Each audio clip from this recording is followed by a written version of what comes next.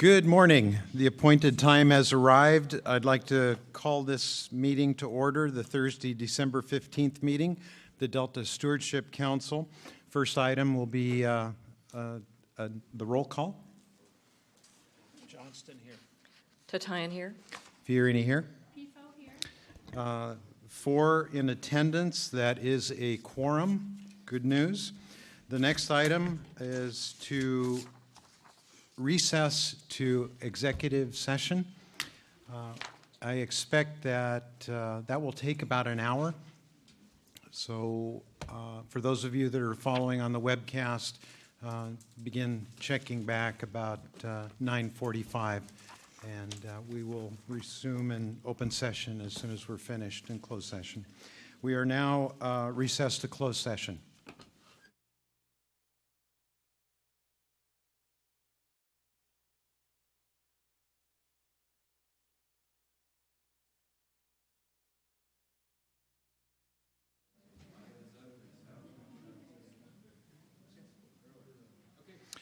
Good morning. Thank you for your patience. We are reconvening in open session. No action was taken in closed session. First item, we established a quorum earlier. The first item, it's an action item. File item number 5, adoption of the November 17th, 2016 meeting summary. I would move approval, Mr. Chairman. PFO moves. Tatayan seconds. Any discussion? The vote. Tatayan, aye. Fiorini, aye. PFO, aye. Motion passes unanimously. Thank you. Chair's report, file item number 6. Maven's report, which many of you follow, has done an excellent job of covering highlights of the Delta Science Conference. And in today's Maven's report, 2 of the presentations that are highlighted are that of the plenary presentation by Dr. Cliff Dahm and our former Stewardship Council Chair, a very entertaining presentation from Phil Eisenberg. So I call your attention to those 2. I have a little bit of an international flair to my chair's report. Dr. Peter Goodwin, via Dr. Cliff Dahm, provided me with this version of the Delta Plan Executive Summary and the Delta Science Plan that has been translated into Chinese. So the reach of the Delta Stewardship Council, Delta Science Program, has reached across the globe. In addition, your chair spent a week in Ghana, Africa, 2 weeks ago. And it's something that I try and do regularly, and that is to travel to a foreign country just to kind of have a mental reset, because I think I feel often spoiled living in this country and having the blessings of all of the comfort that surrounds me. So I had an opportunity to visit villages in the bush who depend upon polluted streams or, in some cases, mud puddles for their drinking water supply. I traveled with a childhood friend of mine who has been working over there for about 20 years, drilling wells and providing clean drinking water. It is an amazing contrast to visit a village that essentially has a polluted water source. Infants from 0 to 5 have about a 50% life expectancy because of the diseases mostly related to water quality issues, and then to visit villages that have received drinking water wells. It was a good reset for me. I come back not belittling any of the problems that we debate and face here, but I come back with a greater appreciation for what we do have. So with that, unless there's any questions, any other council members have anything to report, then we will move on to file item number 7, our executive officer's report. Thank you and good morning.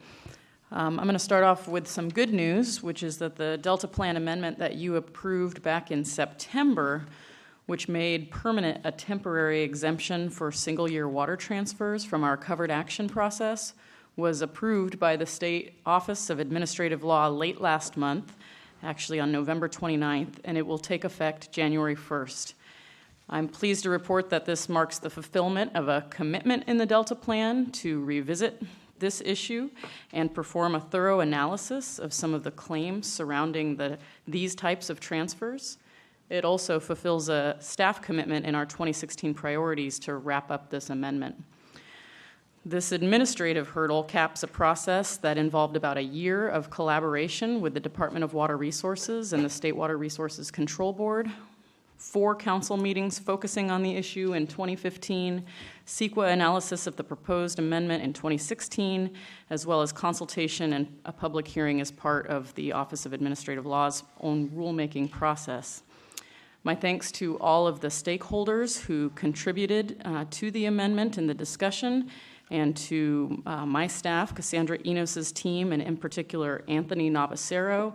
Also thanks to Bethany Payne for seeing this one through to completion, and to Cliff for his technical expertise. On December 13th, the Yolo County Resource Conservation District certified that its project to construct bypass corridors to allow wildlife to escape flooding in the Yolo bypass is consistent with the council's Delta Plan. The 30-day period to appeal this certification ends at midnight, January 12th. The Yolo bypass, which for those of us paying attention, is expected to flood shortly.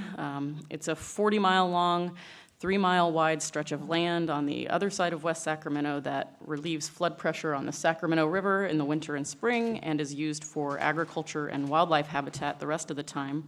About 3/4 of the land is privately owned, and the rest comprises the Yolo Bypass Wildlife Area. The project will restore habitat in 3 portions of the wildlife area to provide year-round habitat and flood escape cover for a variety of migratory birds, pollinators, and other wildlife. One corridor will stretch for 2.7 miles and another for 2 miles.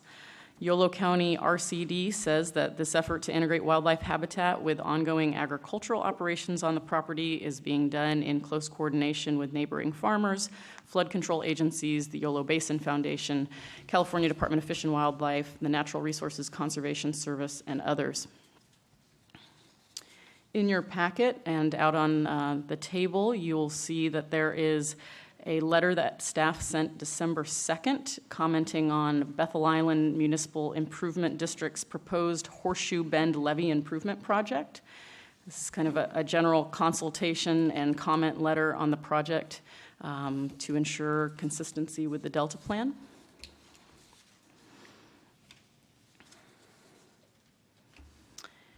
I've got one personnel announcement, and that is that I am pleased to introduce a new staff member, Dr. Steve Culberson, the lead scientist for the Interagency Ecological Program. The position was previously held by Dr. Anka Mueller-Solger and is housed in the Science Division of the Council. Dr. Culberson comes to us from the Bay Delta Office of the U.S. Fish and Wildlife, and he has previous involvement with the IEP, the Interagency Ecological Program. He received his PhD from UC Davis and describes himself as an estuarine ecologist with an emphasis on landscape processes. He has a master's degree in international agricultural development and also spent some time in Africa in the Peace Corps. And he has a BA from Oberlin College. In the few weeks that he's been in our office and in his first IEP directors meeting yesterday, which Cliff and I both attended, I've observed that he's a passionate person who brings great energy to the job, and he has an appetite for problem solving. We're lucky to have him, and I thought I'd invite him up to say hi and also to just kind of give the high-level view of what is the Interagency Ecological Program and how does it relate to our work. Steve? Thanks very much, Jessica. Hello to the board. Thanks for having me. Very briefly, I see myself as a guiding member of what we consider to be the sort of the tip of the scientific spear that you wield in the Delta. I think the charge for the IEP is to document the health and performance of the ecology of the Delta and the estuary at large, and also to get some very real sense of the impact of water management decisions that we take in the Delta and in the greater estuary as a whole. I'm hoping to establish myself as a go-to guy for information check-in and explanations at times, if that be your desire for me. And my role at the IEP is, as I mentioned, is to make sure that what we're doing meshes well with the 1 Delta 1 science idea that you guys are articulating here. I spend some time talking to Cliff about how that's going to be done and how we envision that in the future. And I'm here for you. I hope I can help bring to you information that's digestible and effective for you in your decision making. And I think that's the role, one of the roles of the IEP. That's great. Welcome aboard, Steve. Thanks. Thank you. With that, I think I will turn it over to Bethany Payne for a legal update. Thank you, Chair Fiorini and Jessica. Adam Silva has 2 cases to present to you today. One, I think, will be of particular interest to Dr. Dom, and we picked it just for you. The second is an update on a case we brought to you a few months ago that is a water law case disguised as a state mandates case, and we have an update for you on that as well. Thank you, Adam. Thank you, Ms. Payne. Thank you, Chair Fiorini, members of the council. The first case we'll be discussing today is the Yurok Tribe et al. Versus the United States Bureau of Reclamation et al. This case helps improve our understanding of the concepts of pulse flows or flushing flows. This case was filed on November 29th, 2016 in the United States District Court for the Northern District of California. The suit alleges that the Bureau's mismanagement of the Klamath Project has allowed the parasite Ceratonova shasta, or C. shasta, to flourish to the detriment of the threatened Southern Oregon or Northern California coast, or SONC, coho salmon. Now, the Yurok Tribe's reservation was created in 1855 and is located on the lower Klamath River. The tribe depends on the salmon for subsistence, commercial, and cultural purposes. And the Bureau's management controls the level, timing, flow rates, and overall quantity of water available to anadromous fish below the Iron Gate Dam. And the C. shasta parasite, it thrives in warm water conditions and can be particularly devastating to juvenile coho salmon when they're congregating during periods of low flows. So the suit asks for several things, one of which it seeks an order compelling the Bureau to reinitiate formal consultation under the Endangered Species Act after the C. shasta infection rates exceeded the limits specified in the 2013 Biological Opinions Incidental Take Statement. The suit also seeks a declaration that the 2013 biological opinion for the 2013 through 2023 project operations is arbitrary and capricious because it allegedly lacks a rational basis and is undercut by prior jeopardy findings. Third, the suit asks the court to prevent the Bureau from taking the coho salmon through the increase in the disease through the current management practices of the Klamath Project. The tribe alleges that the current management practices inhibit the flushing flows, which would otherwise prevent the accumulation of the deep and shallow sediment layers where the parasites reside.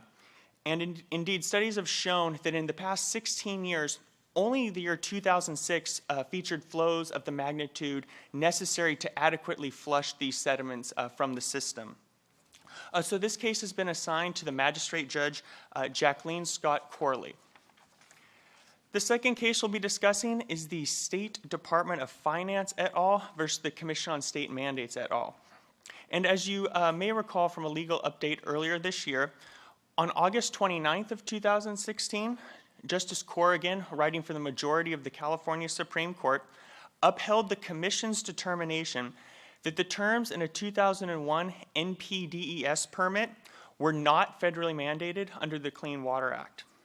Now, the permit terms required trash receptacles and certain site inspections for a stormwater permit that was issued by the regional board.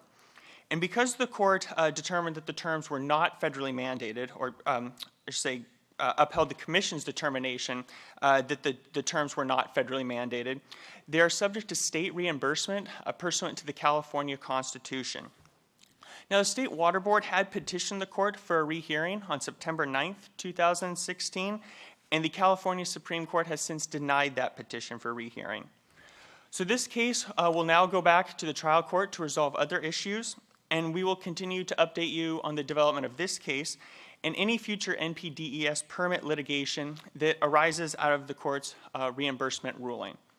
So we'll continue to monitor these cases and other pertinent cases, and we look forward to our next legal update in January. Does anybody have any questions? Questions of Adam? Nicely done. Thank you. Thank you.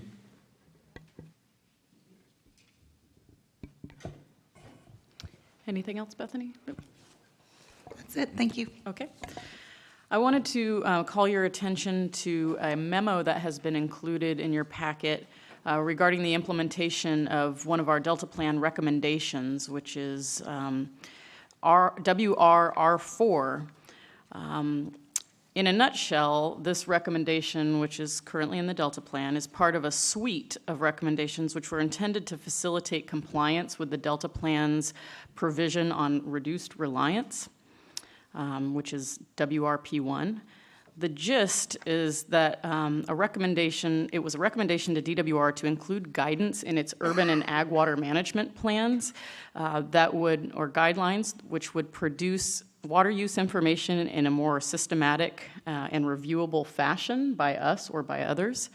Essentially, we were looking to help others understand and help ourselves understand what is happening across the state to reduce reliance or not. Council staff has been working with the Department of Water Resources over the past few years to integrate water conservation measures into planning guidelines, and the memo in your packet outlines those efforts to date. Additionally, the governor issued an executive order which will seek more quantitative conservation information from both ag and urban water users. So as we go forth in implementing the Delta Plan and amending the Delta Plan, we might want to consider that more recent guidance. So essentially, the memo offers a snapshot analysis of one urban water management plan in particular, and concludes that generally with the additional guidance that DWR has put in its planning guidelines, we do think that there is adequate information to review what's being done to reduce reliance in urban water management plans. And depending on the level of detail that's provided in ag water management plans, it may be enough information as well. Unfortunately, currently there's no systematic effort to review all of these plans. DWR has a responsibility to check them for a certain level of completeness of elements. So we don't have any quantitative analysis for you yet, but we hope in the future to dive a little deeper into some of these plans, which have been recently updated. So with that, I'm going to tell you about what's on today's agenda.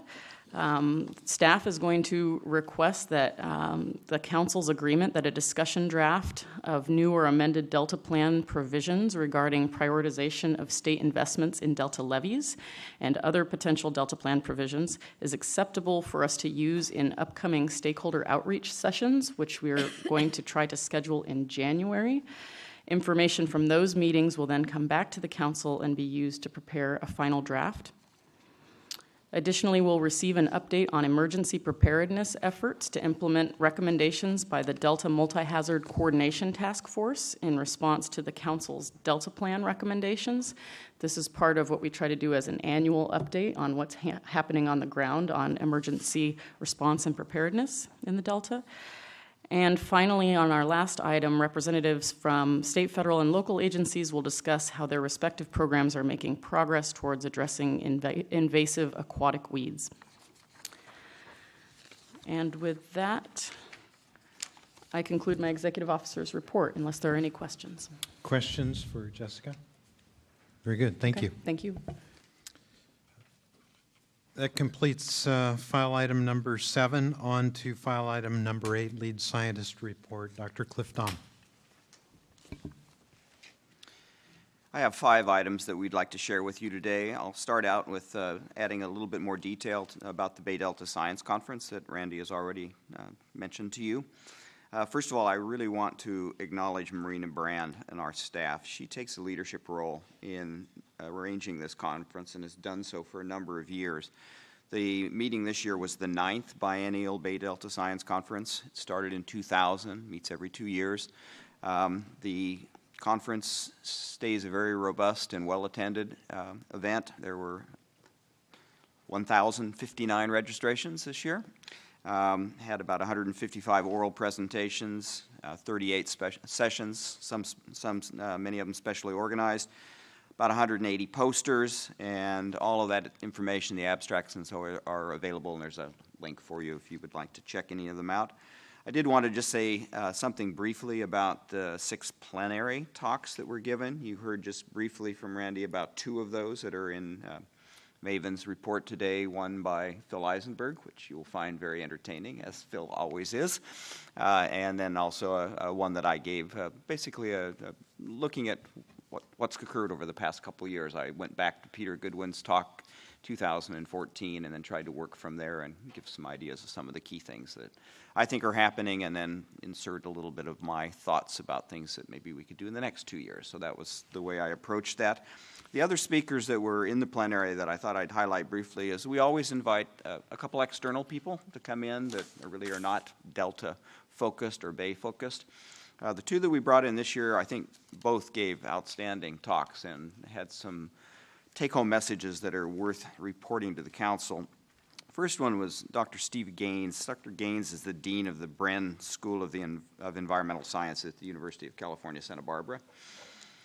He's a Marine person who has worked, actually he's an alum of Oregon State University, my alma mater, and he has worked on marine fisheries issues for a very, very long time. And he wove some very interesting stories about how social sciences and engaging local stakeholders in making decisions on sustainable fish catches all over the world has been done, and how they have learned over the past 2 decades to do this more and more effectively. So some interesting mix of the things that we talk about a lot here, coming up with a good understanding of the biology of the fishes you're trying to manage, understand the catch data and information that's coming in, and then working with the local stakeholders to come up with strategies that basically will either recover depleted stocks or sustain viable stocks in areas where the fisheries are doing well. And he did a very nice job of showing, I think, some clear examples where the social sciences are integral to some of the more biological and ecological sciences to come up with management plans. And it was a very nicely structured talk with a lot of good take-home information. The other speaker was Dr. Daniel Schindler. You know you're getting old when a plenary talk is being given by the son of one of your colleagues. So Daniel Schindler is at the University of Washington. He's worked for a very, very long time up in Alaska on some of the most vibrant of the salmon runs in Alaska. And one of the things that he talked about was this issue of baselines and setting baseline information on which you can then make decisions going forward under current conditions. And he's been working on some systems where human impacts are pretty minimal, yet the baseline is not stable. It doesn't stay the same. Every year is not like every other year. And in fact, these large returns, millions and millions of fish that come back to these systems that he's been studying now for about 15 years, one year the massive number of fish will be going into one part of the catchment. The next year, another part. And they really, for a long time, didn't understand why the variability. It isn't like one area sustains high production. One area can wax and wane dramatically. Another area might be growing fish stocks over a period of time. One will be losing. One of the things that it clearly links back to and that he's been able to document is that ocean condition. Ocean condition plays a substantive role on these stocks. And so with knowing something about the whole of the life history of the fish and knowing about the 3 years or so that they spend in the ocean does help a lot with understanding why the baseline is constantly shifting within the system that he's been looking at. The other speakers were Peter Moyle from the University of California at Davis. He's recently retired. In fact, they have just successfully hired his successor, an endowed position at UC Davis. Has just recently they've recruited their new candidate.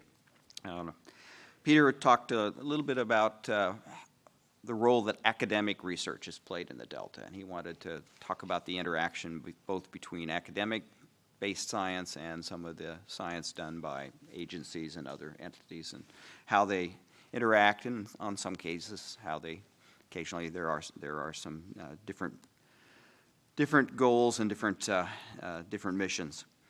Felicia Marcus talked about her perspective on the use of science in making complex public policy decisions, and how to get buy-in on science information efforts as it relates to then making policy decisions. And of course, this is a big issue at the board right now, and so she's hearing a lot of different types of science and a lot of input, and how do you sift through and make decisions on all of the input you get from different stakeholders. So, and then I mentioned Phil.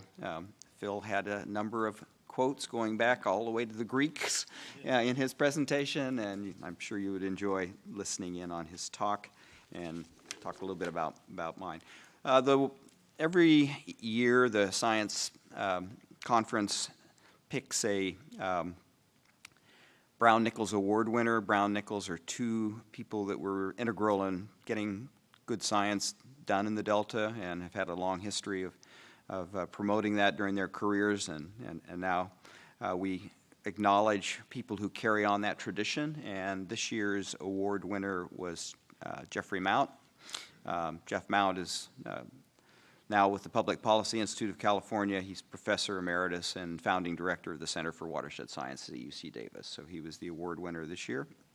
Other things that went on at the conference that were interesting is the linkage of science with art was a theme, and particularly how artists can help us with visualizing data, and that was one of the theme areas. And we had a noontime get-together where we tried to gather information to help with the development of the 2017 Science Action Agenda, which is going to be a major endeavor of the staff moving forward in this coming year. And then we also had one session that I thought was very, very successful, and it was a session called Lost in Translation, the Art of Interpreting Complex Science for Policymakers. Randy masterfully moderated this session. I think you did a great job. We had 5 authors of State of Bay Delta Science publications meeting with people who might be utilizing the information from those summary documents and having a dialogue of about 20 minutes each to discuss whether or not the science was actually useful in decision making, and what it would take maybe to improve that communication between policymakers and scientists. And I thought it was an excellent session that I hope we do many more of as we move forward. So that's a few more things, a little more detail on the science conference, but again, big undertaking every 2 years. We put a lot of time and energy that we co-sponsored it with the U.S. Geological Survey and the Delta Stewardship Council, and I think it was a very successful gathering. The science communication piece that I wanted to share with you is mercifully short. It's a 4-page document. It's also written by a close friend and colleague that I've worked with for a very long time. And his name is Stuart Bunn. He was the longtime director of the Australian Rivers Institute. He's based in Brisbane, Australia. He's really one of the leaders on thinking about streams and rivers and their management worldwide. He's worked all over the world, actively, very, very actively now working in China, where water resource issues are a big deal, and they're also embarked on a major dam building efforts throughout China, so he's helping with trying to come up with the operations side of things to try to keep the environmental impacts as low as possible. He's written a little document called Grand Challenge for the Future of Freshwater Ecosystems. Starts out the document by pointing out that worldwide, and this kind of goes back to what Randy just told us about Ghana, 80% of the world's human population is exposed to high levels of water insecurity. In some cases, this is lack of water. Sometimes this is flooding problems. Sometimes this is water quality problems, like Randy just talked about, relative to some of the issues in Africa. He goes on to talk a little bit about the challenges of dealing with the human needs for water and the human demands for water. And one of the things that has, I think, become well documented over the last couple decades, and that is worldwide, 1% of the Earth's surface, actually less than 1% of the Earth's surface, is actually covered by freshwater ecosystems. But yet 6% of all the plants and animals that are known to science reside in those habitats. So you have a very biodiverse suite of habitats in these freshwater systems with very high human demand for the use of these systems. And that obviously generates conflict, and his piece is basically trying to posit some pathways forward where we can actually think of ways to keep those two competing demands from causing too much problem on either side. And they are big challenges, and that's why he dubbed it a global challenge. And yeah, if I get Stewart over this part of the world sometime, I'd love to have him come speak to the council. He's quite a compelling speaker, and he's done, I think, really important work worldwide. The article I wanted to highlight today in the San Francisco Estuary and Watershed Science Journal, the journal supported by the Delta Stewardship Council, is one of the series of papers that have been issued for the state of Bay Delta Science. This one is written by Jay Lund, the chair of the Delta Independent Science Board. Its title is California's Agricultural and Urban Water Supply Reliability and the Sacramento-San Joaquin Delta. As always, Jay has lots of interesting things to communicate. It starts out with a discussion of what we all know is a highly variable in space and time water supply that makes it very challenging and has made it so that California has taken a lot of time and effort to basically deal with moving water from where it's more commonly to be found to areas that need it. So we have this very complex physical infrastructure that's been established and supports reliable water supplies for California's and delivery systems to make that happen. He then goes into talking about some of the challenges moving forward, and one of the ones that I know the council is very aware of is that we are seeing more rain and less snow. So this is something that you'll probably hear about shortly from Yamani, from Lauren Yamani when she gives you by the numbers. But we're getting a lot of rain this fall, but still snowpack is a bit below normal. So he talks about that and the challenges that that has in terms of water supply. He also talks about some of the options that we might have for ensuring reliability in a changing climate. And he also points out the very important role that models and modeling plays in making decisions. This is a very complex system, and being able to get all the pieces and understand how all the pieces interact depends on some very good water accounting and water modeling frameworks that have been developed and are applied widely. And he ends up with a conclusion that that this diverse and complex infrastructure that California has developed in the regulatory system that they use to manage it is faced with challenges moving forward in keeping it reliable and robust, and that a portfolio of methodology he recommends of management options, keeping options on the table, are going to be key to ensure the continued reliability of the state's water supply system, including the water that gets exported from the Delta.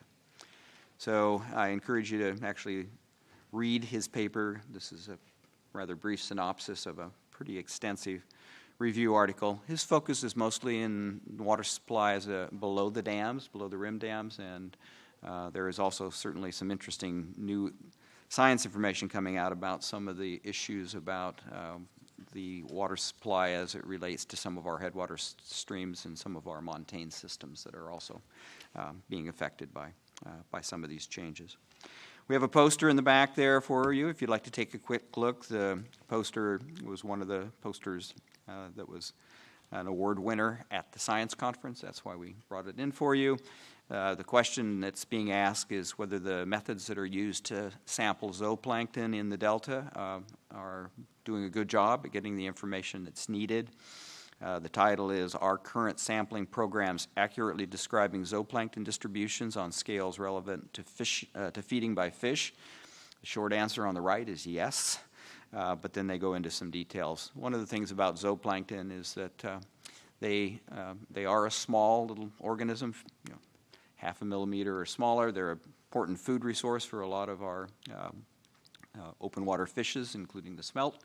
And they are not just passively engaged in being transported by the currents, but they actually have some ability to swim. And so the question is whether or not they're actually moving vertically or moving into various refugia at different times, and whether that is affecting the way our estimates on their abundance. And the answer to the paper is that although there are some things that probably could be improved, that in general the data is pretty robust. So those are my items that I wanted to share with the council. I'm happy to answer questions we have by the numbers, and I invite Lauren to come on up and update you on where we are within the water year.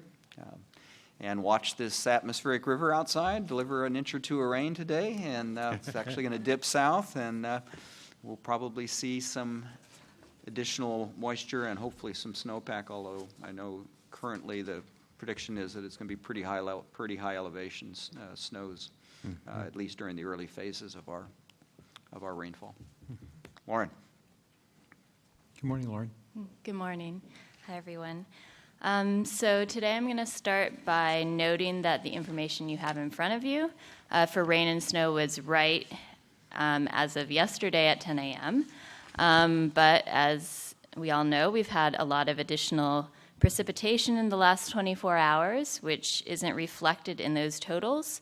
And also the data sources that we use from the California Data Exchange Center also were not updated with this new precipitation as of 8 this morning. So this is all numbers as of yesterday. So the Northern Sierra had gained an additional 10.7 inches of rain since last month's report, and now is at 180% of the average for this time of year. The Central Sierra has increased by more than 5 inches since last month, so rain for that region is at 123% of its average to date. Snow, as we know, has been starting to accumulate in the Sierra, and this is the first time that I'm reporting on it for the year. In the Northern Sierra, snowpack was around 5 inches in snow water equivalent as of yesterday. This makes snowpack there 71% of the average for this time of year. The Central Sierra has a little bit less at 4 inches as of yesterday, and so now it's at 53% of the average to date. And statewide, the average for snowpack is 55% compared to the normal value for this time of year. Taking a look at water supply, average storage at Shasta Reservoir in Oroville is comparable to last month's numbers, but up by a few percentage points each. Shasta storage remains good, while Oroville is on the threshold of getting a fair rating for this month. San Luis Reservoir continues to increase. It's up by almost 20% since last month, so it's now at 82% and garners a rating of fair. Flow at the Sacramento River at Freeport compared to the monthly average decreased over 30%, so its rating this month drops from good to fair, but salinity there remains good. Flow at San Joaquin at Vernalis last month was up 50% of its average to date, and so this month is back down now by 40%, so it's now at 34% of the average. Salinity at Vernalis has increased an additional 122 electrical conductivity units since last time. So it's up to 832 microsiemens per centimeter, and now that very approximately converts to around 500 parts per million if you want to convert to total dissolved solids. Flow at the Central Valley and State Water project diversion sites is up 13% for the monthly average, and salinity at the Bank site increased by around 100 electrical conductivity units.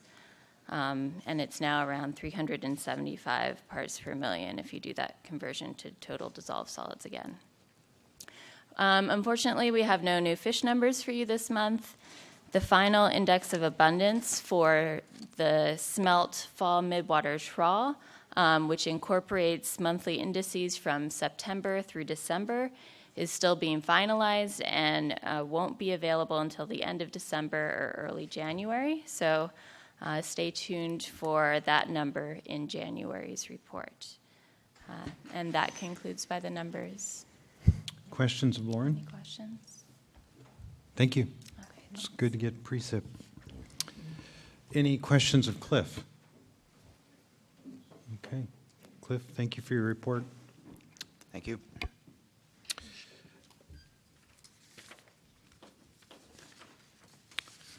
So Jessica, that completes file item number 8. We're on to file item number 9, which is an action item related to the discussion draft of the Delta Plan revisions regarding priorities for state Delta levies investments. Yes, and with that, we'll invite up to the table Chief Deputy Director Dan Ray and also Dustin Jones on staff. And there's a draft, a discussion draft that will be the focus of this discussion, which is included in your packets, as you said, file item 9. The draft is the snapshot or the culmination right now of the 1.5 years plus, really, of discussion, stakeholder input, and the development and use of a pretty sophisticated decision support tool to understand the relationship between Delta Islands and tracts to state interests. We had a joint meeting on this summer with the Flood Board, and staff produced an August draft for your input. What you have now is a revised draft, which we hope you'll find responsive to your comments and questions and to those of partner agencies and stakeholders. There's also a thorough staff report included, which tracks the changes from the August draft to the draft that we'll be discussing today and explains reasons for those changes, and in some cases offers some alternatives, which we may discuss throughout this agenda item. So with that, I'm going to turn it over to Dan Ray to lead the discussion. Thank you. Yeah, we are presenting today to you a discussion draft of the proposed Delta Plan levy investment strategy amendment, and we've prepared today a draft that includes language for the provisions that would change the recommendations and regulatory policies that are in Chapter 7 of the Delta Plan. And this would be a way to carry out the Reform Act's requirement that we promote strategic levy investments and that reduce risk to people, lives, and property and the state interest in the Delta, and recommend priorities for state levy investment. And this is going to replace an interim regulatory policy that's been in the Delta Plan since its adoption.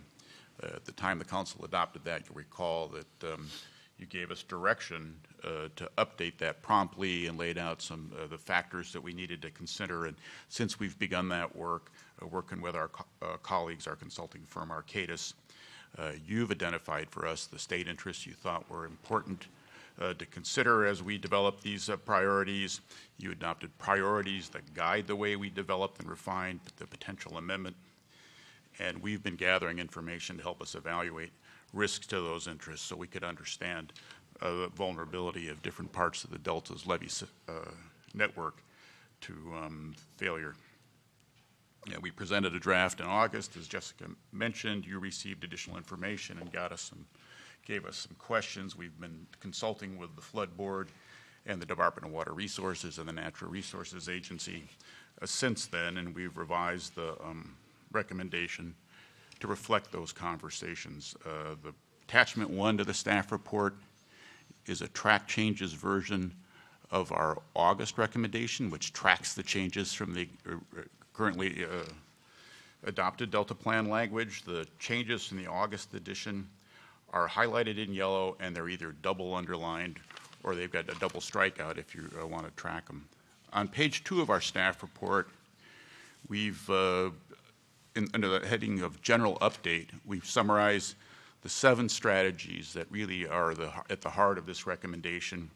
You'll recall that the Delta Plan is organized in each chapter around implementing strategies. The 7 we've identified here are an update and revision to those that were in the Delta Plan as it was adopted. They're a little different from those that were proposed, but we're trying to highlight what we think the key elements of the recommendation we're proposing are. And as we move forward and bring, hopefully in February to you, a final draft, a staff recommendation of an amendment, we'll be revising the Delta Plan narrative and formatting the policies and recommendations we're recommending to emphasize these core strategies. And at that time, we'll also present a list of issues for future consideration as each Delta Plan chapter has, as well as some science and information needs and performance measures that we would suggest you add as well. So with that, unless there's questions about the basic memo we've provided to you, I'm going to turn it over to Dustin, and he and I will kind of walk through the recommendations and the changes from the August agenda, the August item. Dan, just a reminder to the council, what action are you seeking from us today? We're asking you to approve the discussion draft as being suitable for us to then take out for workshops in the Delta, which we hope to hold next month. And we'll also have discussions scheduled with a variety of other stakeholders and state agencies that really kind of want to know before we start talking with them, hey, is this close enough that it's worth their investing time? We've got meetings scheduled, for example, with Caltrans and others who want to understand where is this likely to go and how it would affect their facilities. So we're just trying to make sure, hey, let's get a draft we can use to move the discussion out of meetings with other state agencies or beyond this hearing process out to the public where we can get more fuller input. Good. Thank you for that. Dustin, welcome. Okay with that. Thank you, Chair. I think the easiest way to do this is if I could draw your attention to attachment 1, and I will lead the council through the items that have changed since August, and then I can summarize the critical points from the staff report. That way you don't have to flip back and forth. I've summarized the items as we go through them, and then we can pause after each item as we go through it if there's any additional discussion. Mary has a question. Just a quick comment, Mr. Chairman. I wanted to thank staff. It was very helpful, the presentation of this information, and really made it simple or simplified it in order to track the changes and track with you in the discussion you're about to introduce. Dustin, I apologize for interrupting you. I just wanted to compliment you on the information that's before us, and it's made it much easier, I know, for me and certainly for the public to understand and follow. Thank you. You're okay with compliments, right? Yeah, I'll take it. Thank you very much. And a lot of this is also I have to give credit to Dan also, how we could simplify this. So we tried to figure out a way that was easiest as we go through these iterations to follow along. So hopefully this works.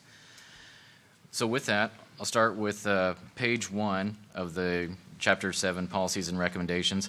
And the only other thing I will reiterate, just building on Dan's description of how we laid this out, just so everybody is familiar with this as we've gone through it a couple times. The text that is in the document that has no underline, no strike-throughs, or anything of the sort is the current text within the 2013 Delta Plan. So I just want to remind folks of that.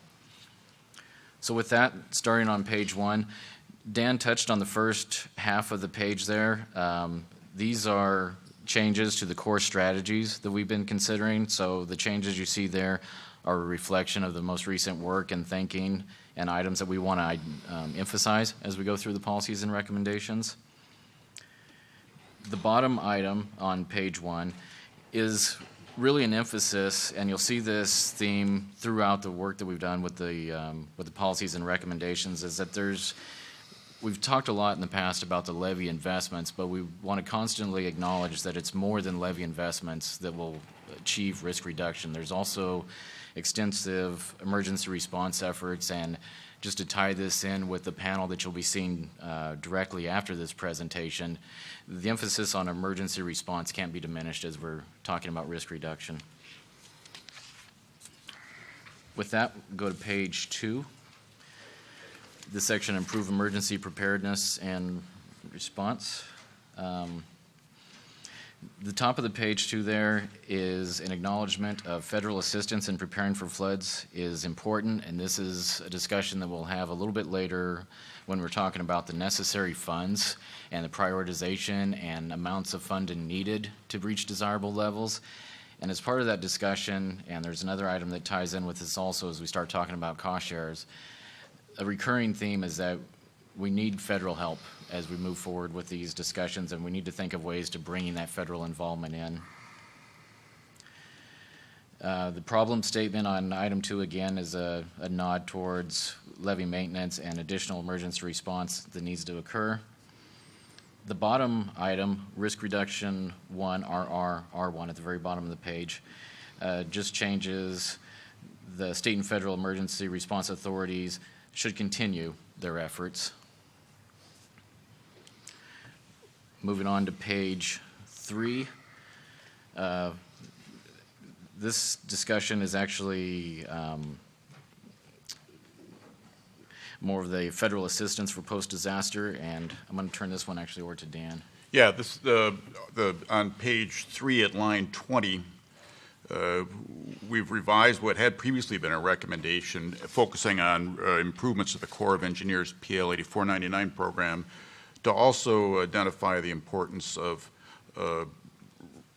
renewing the state's hazard mitigation assurances from FEMA. This is partly spurred by conversations with the Central Valley Flood Protection Association. Melinda Terry, I have to thank her for sharing with us information that she gathered from conversations with OES officials that made it clear that the state doesn't really have a clear set of assurances about what, if any, help we would get from FEMA recovering from a disaster. And it's partly because the hazard mitigation plan that had been in place for several decades was not renewed. And you'll recall hearings here before the council in October of 2013 and February 2014 where the FEMA officials were very clear they were not going to be renewing that agreement.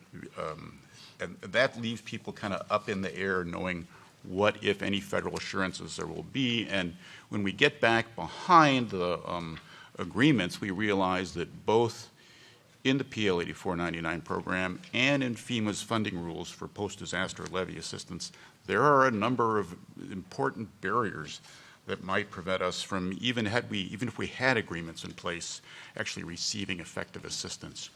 And so I think what this is a call, this recommendation is a call for all the interested parties in the state, the Council, OES, DWR, the Flood Protection Board, and the Delta Protection Commission to advocate for reforms in these essential post-disaster recovery programs. We know no matter how much we invest in these levees, there is the potential for a flood or an earthquake that could happen tonight that would leave us with damages in the Delta that we couldn't afford to repair on our own. And it's important that we get federal assistance and an assurance of federal assistance so we know how the funds that we're investing, which are substantial, are going to result in responses from the federal agencies when we need it. So that recommendation is there on page 3 of the discussion draft.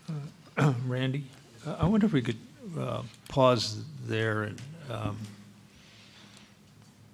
reflect with, I see Gil among others who might have a view of this. The judgment made in this document is that meeting the PL 8499 standards are not either possible or relevant to assuring federal financial support in the case of a flood, a disaster, right?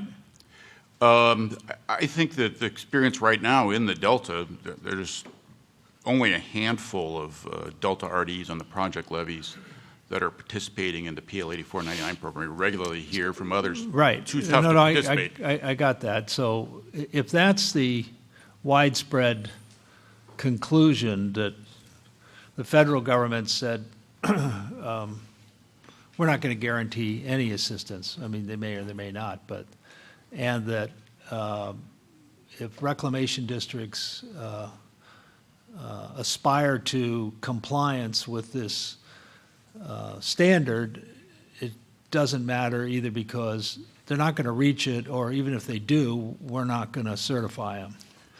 And equally important, based on the experience. Yeah, and equally important is are the FEMA programs, which would be probably more attractive to many Delta levies and more easily relied, more easily. A hazard mitigation plan might be able to be put together that would be more easily implemented. So two things. One is by decoupling the 8499 standard from federal support, where does that leave the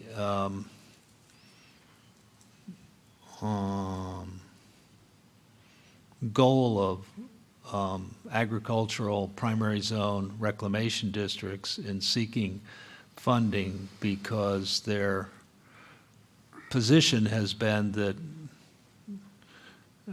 state funds ought to be sufficient to raise all levies on all those islands to that level, or at least work towards it. But if you can't, and part of the argument in favor of it is that then they would qualify for federal help in a disaster.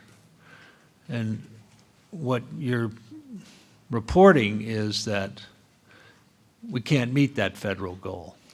Initially, too, if the current regulatory policy in the Delta Plan actually is focused on kind of progressive movement through the various federal standards. That was sort of how we talked about things at the time.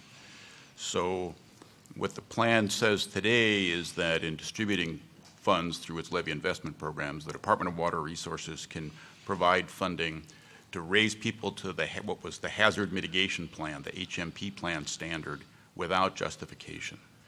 And that was to help the Department of Water Resources meet the terms of their agreement with FEMA that called for moving all the Delta levies as rapidly as possible to the HMP standard. And we can see substantial progress had been made towards that goal over the period when the special projects and subventions program were in place.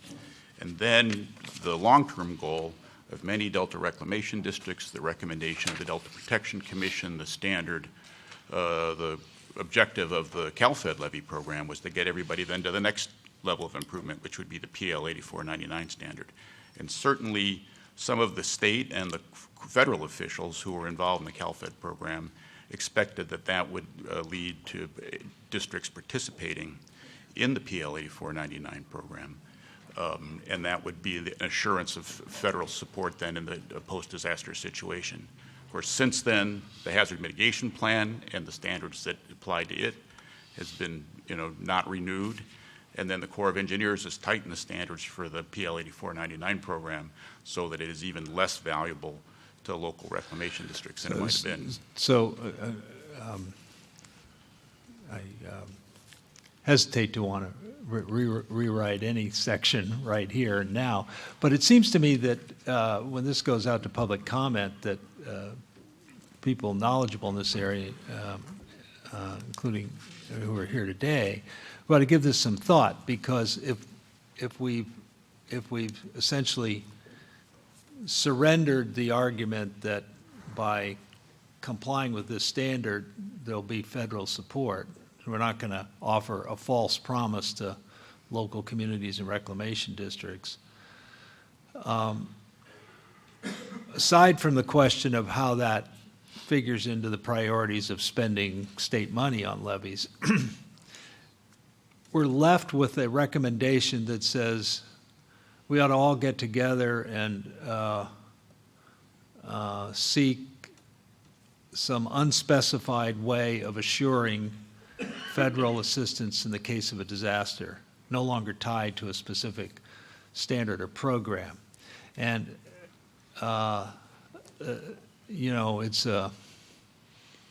it's an understandably vague aspiration that we might be better figuring out how we might go about that. By we, I mean collectively. That's the state and reclamation districts and everybody else who's at stake in this issue.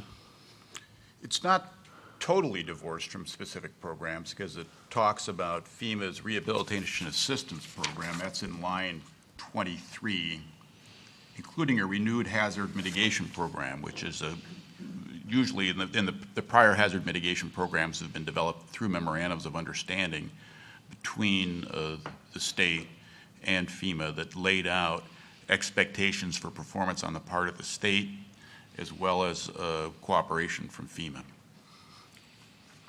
Yeah, so, but the verb in this sentence, I think, is should advocate for reforms, including a renewed hazard mitigation. Are we reforming the renewed hazard mitigation program, or we're emphasizing it, or expanding it? The reforms would include a renewed hazard mitigation program. So what's one of the key things we ought to be trying to seek is a renewed HMP with FEMA that would provide guidance about what their expectations would be. We weren't involved in the detailed discussions that led to the FEMA withdrawing its support. My understanding is there was a disappointment on their part with the progress the state was making towards in implementing the agreement, as well as concern, kind of post-Katrina concern and post-Hurricane Sandy concern about the budget impacts that these disaster responses were having on FEMA and the Corps. And so I think both of those things probably fed into that discussion, as well as their detailed rules about what kind of assistance they'll provide. And one of the things that they don't do, neither of them really consider the value of the water supplies that are exported when they identify, hey, here's criteria for us approving funding. And they don't consider impacts to the ecosystem necessarily. So the value of the levee network in terms of protecting water quality throughout the Delta for fish and wildlife as well as water users are discounted. And so I think what we're trying to say is, hey, let's get back together, look seriously at the progress that California made, look seriously at the threat that's posed, and figure out a way to give us some assurance, if not for the whole Delta, for parts of it, where substantial improvements have been made, that if these levees fail in a disaster, you know, the United States is going to be there to help us. Congress didn't create these programs so that nobody would get help. And I think we need to be working together, you know, through our congressional delegations and the administration to, you know, remind these agencies of that so that we've got some assurance. And it'll help shape the levee investment strategy, too. We used to rely on those standards as the targets for our improvements. Now, without any promise that they're going to get anything through that investment, you know, we've stepped back from that in the guidance we're providing here.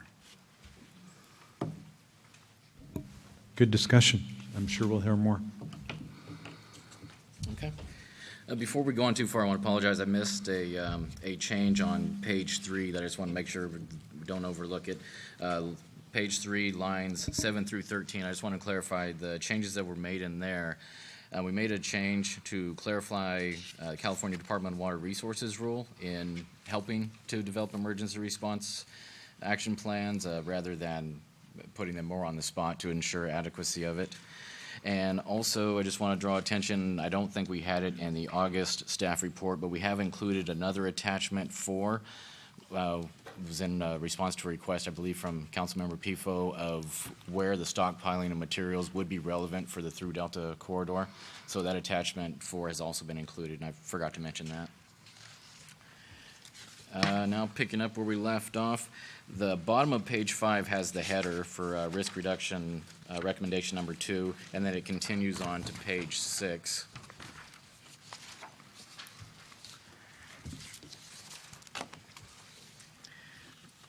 So this is an item, as you know, we've been discussing with other parties as well. There was a presentation from Delta Protection Commission staff, I believe, in October regarding the findings of the Delta Flood Risk Management Assessment District feasibility study. So building on that, and we'll talk a little bit more about this on the next page also for risk reduction recommendation number 6. But basically what we're saying here is that the feasibility assessment is not the one shot that we need to go through to solve these problems.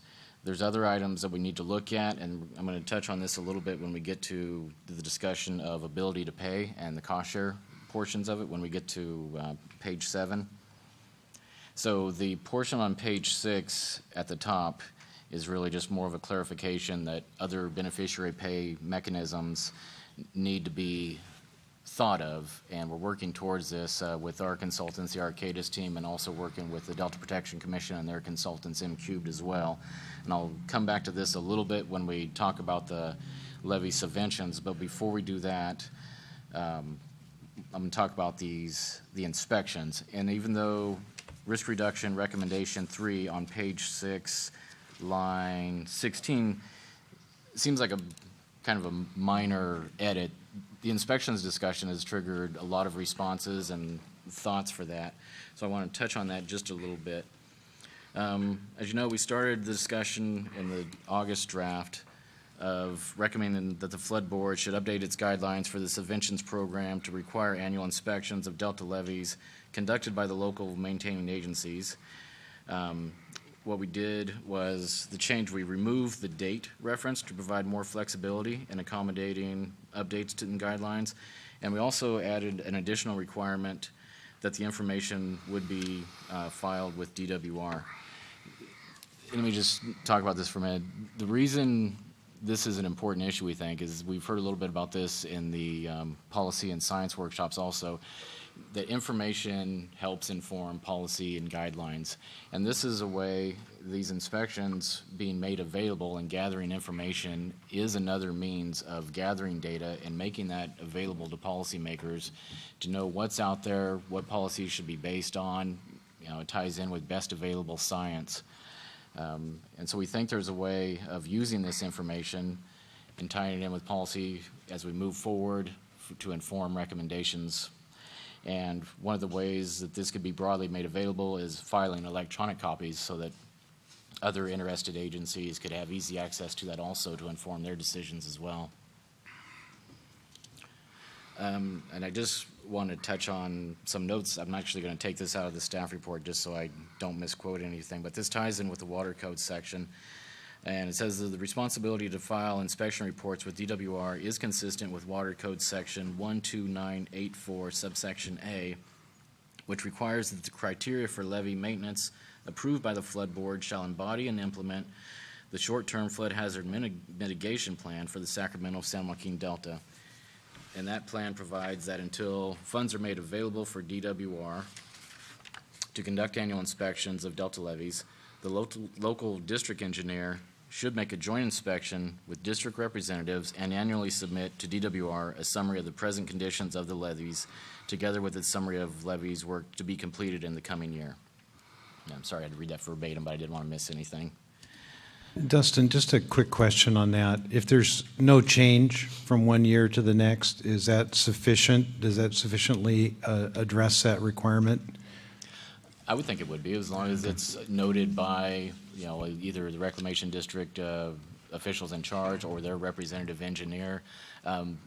That information alone would be informative to know that the status that we've seen previously is still there, that it hasn't degraded, and that is useful information as well. And the details should be provided about those sorts of issues. That ought to be, you know, dealt with by the Flood Board. They had the most experience working with the local reclamation districts, not just in the Delta, but upstream. And so the real way that this would be implemented is through the Flood Board's regulations concerning the subventions program. And I don't think we want to be presuming how that detail would be handled. Okay. If there's no additional discussion on that one, I'm going to turn over to Dan for the bottom of page 6, the strikeout of acquiring easements to reduce subsidence. Yeah, this has been an issue that received quite a bit of discussion about. This is kind of a legacy discussion from the CalFed era period when people were promoting implementation of a provision that's in the water code now that on its face would seem to require purchase of these easements, but also gives DWR the discretion to determine where they're necessary.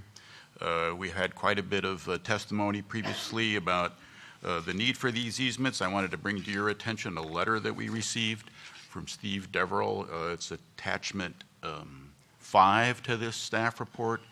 Mr. Deverell's a pretty well-respected hydrologist who has worked on these issues for a long time. He's actually written one of the co-authors of the chapter on levees that's in the State of Bay Delta Science report.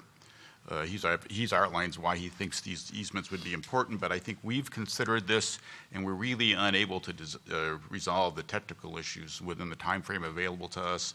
And I think we're convinced by the conversations we've had that the costs of implementing this sort of program and administering it are probably higher than it would be worth doing now. So I think this maybe is an issue that needs some further consideration in the future, but it's not timely today, and so we're recommending that this provision of the amendment would be deleted. Okay. With that, move on to page 7, the red text in the center of the page there. Well, actually, just back up, just as clarification, risk reduction recommendation 5, recommendation for the state to fund hazard mitigation program. No changes to that one.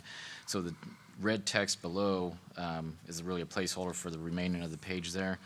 And just a clarification, the red note describes there's information on page 4 of the staff report, but there's also some additional information on page 6 of the staff report also, just for clarification.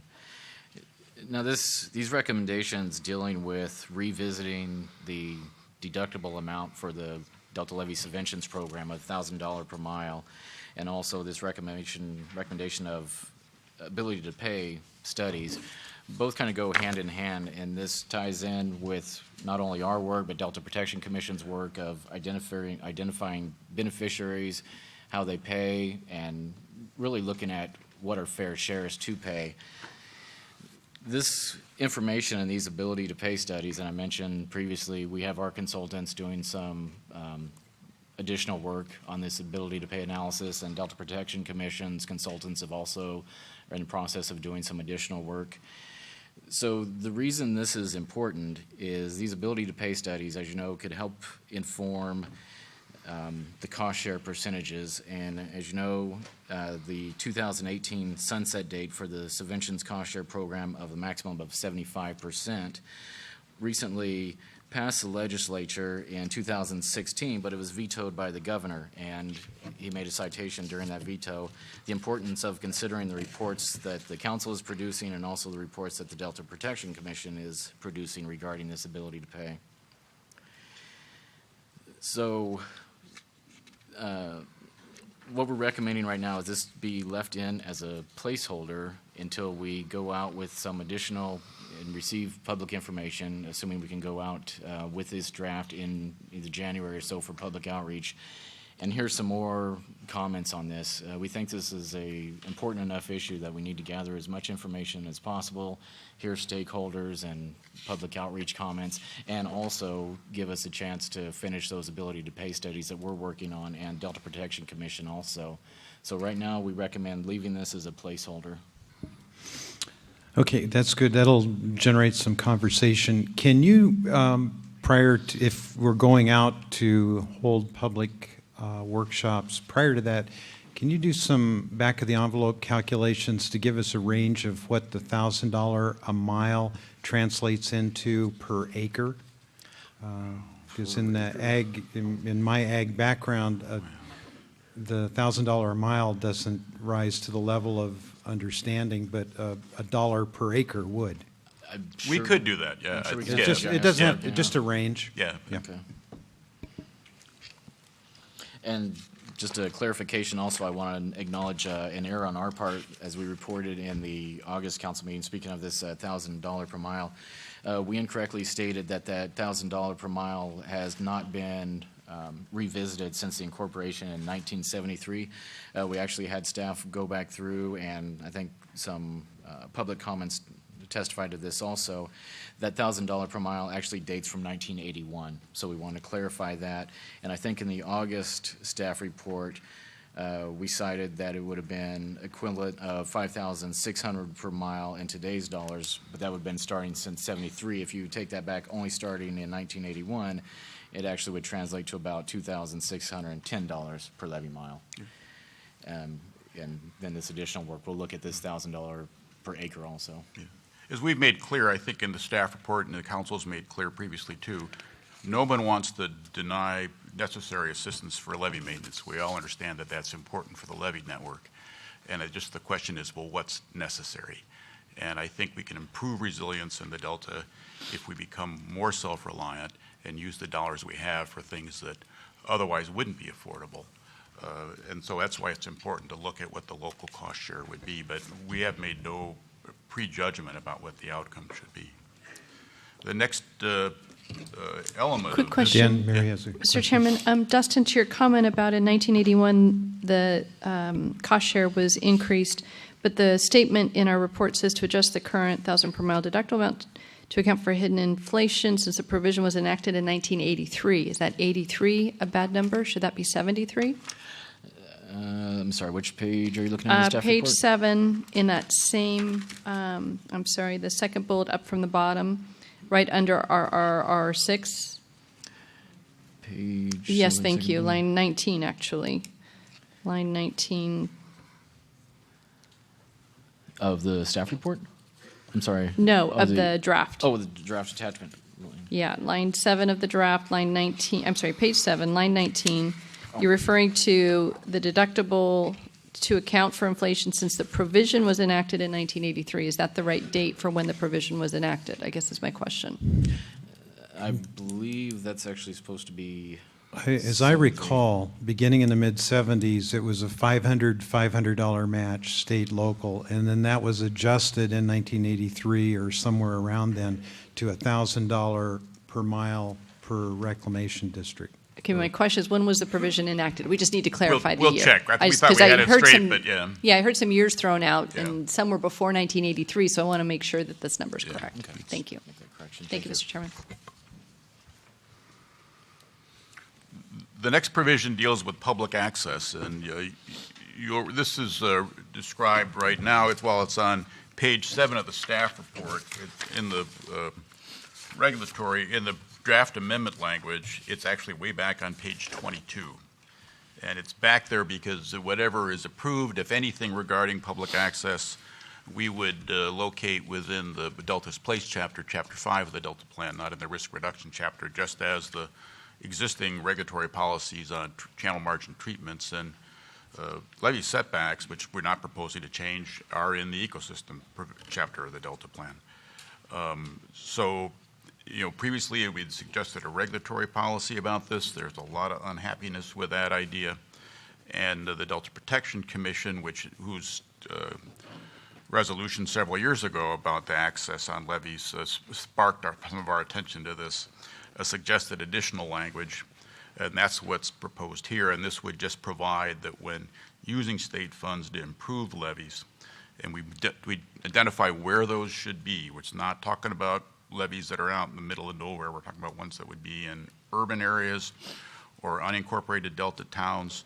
And those are mapped in the Delta Plan, so we know where those boundaries are, or in areas that are adjoining state highways. And often Caltrans is willing to think through how they can provide access from their right-of-way to an adjacent public water body. We see this all along the coast, for example, and you can think of stretches of Highway 160 where the right-of-way is immediately adjacent to the levee in the Sacramento River, as an example, that the levee designs and the associated land purchases should support public access.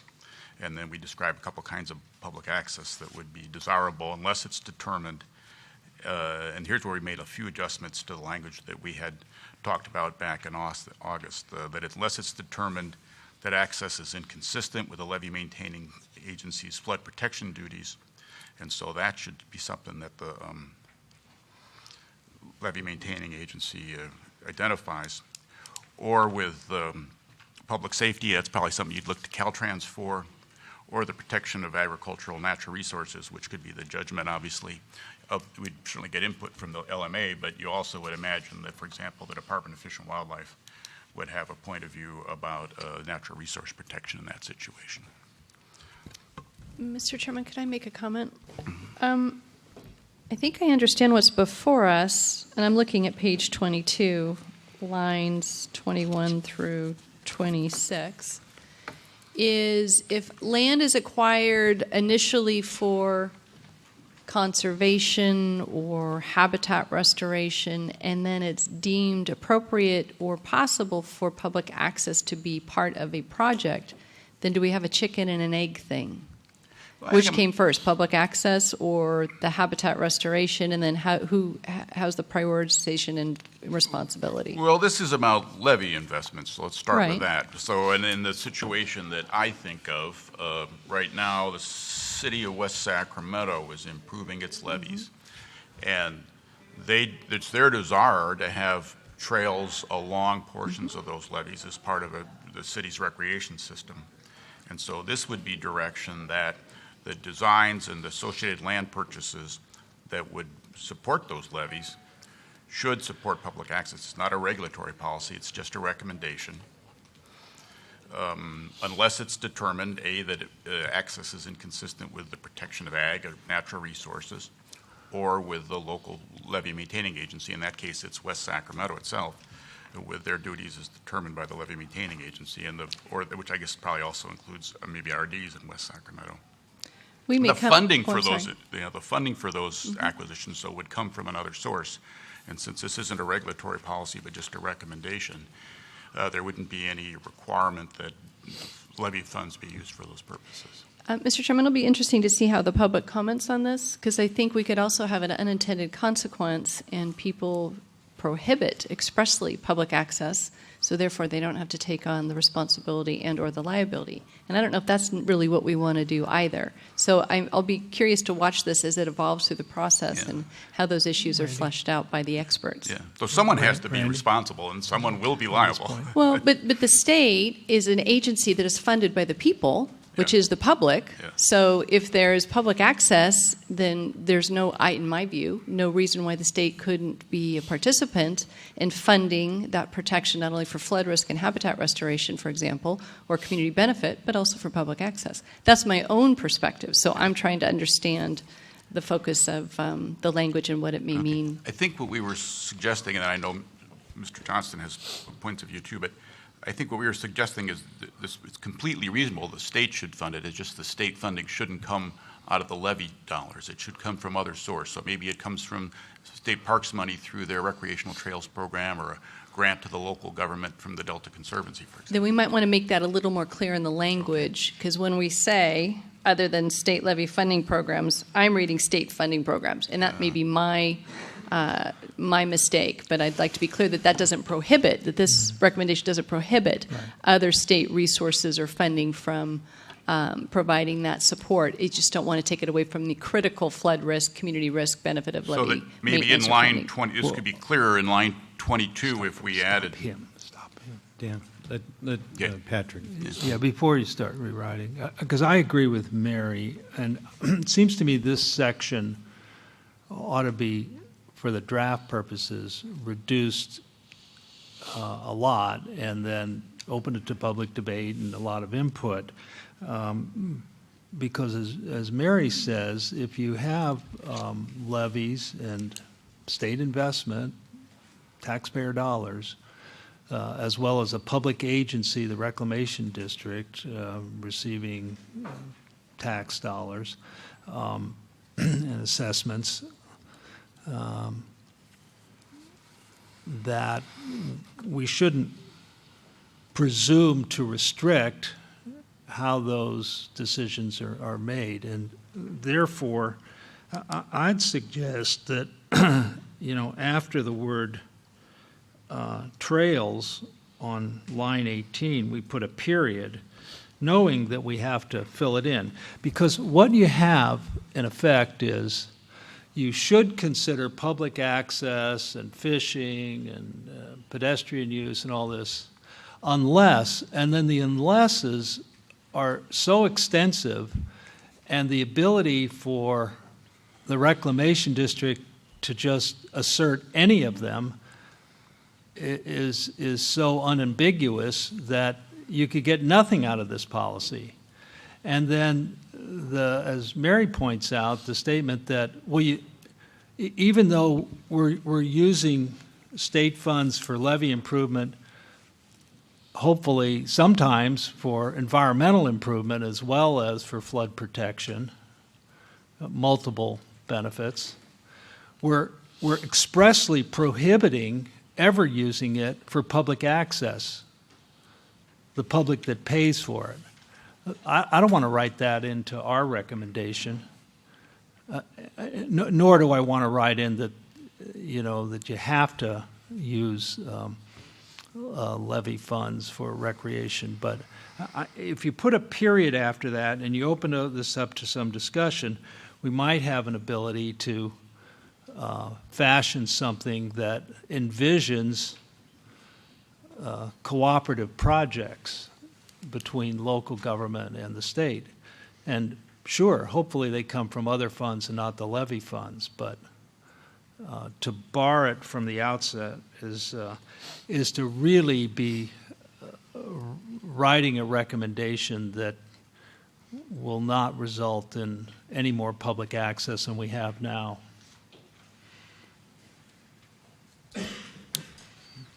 Any other comments on that matter?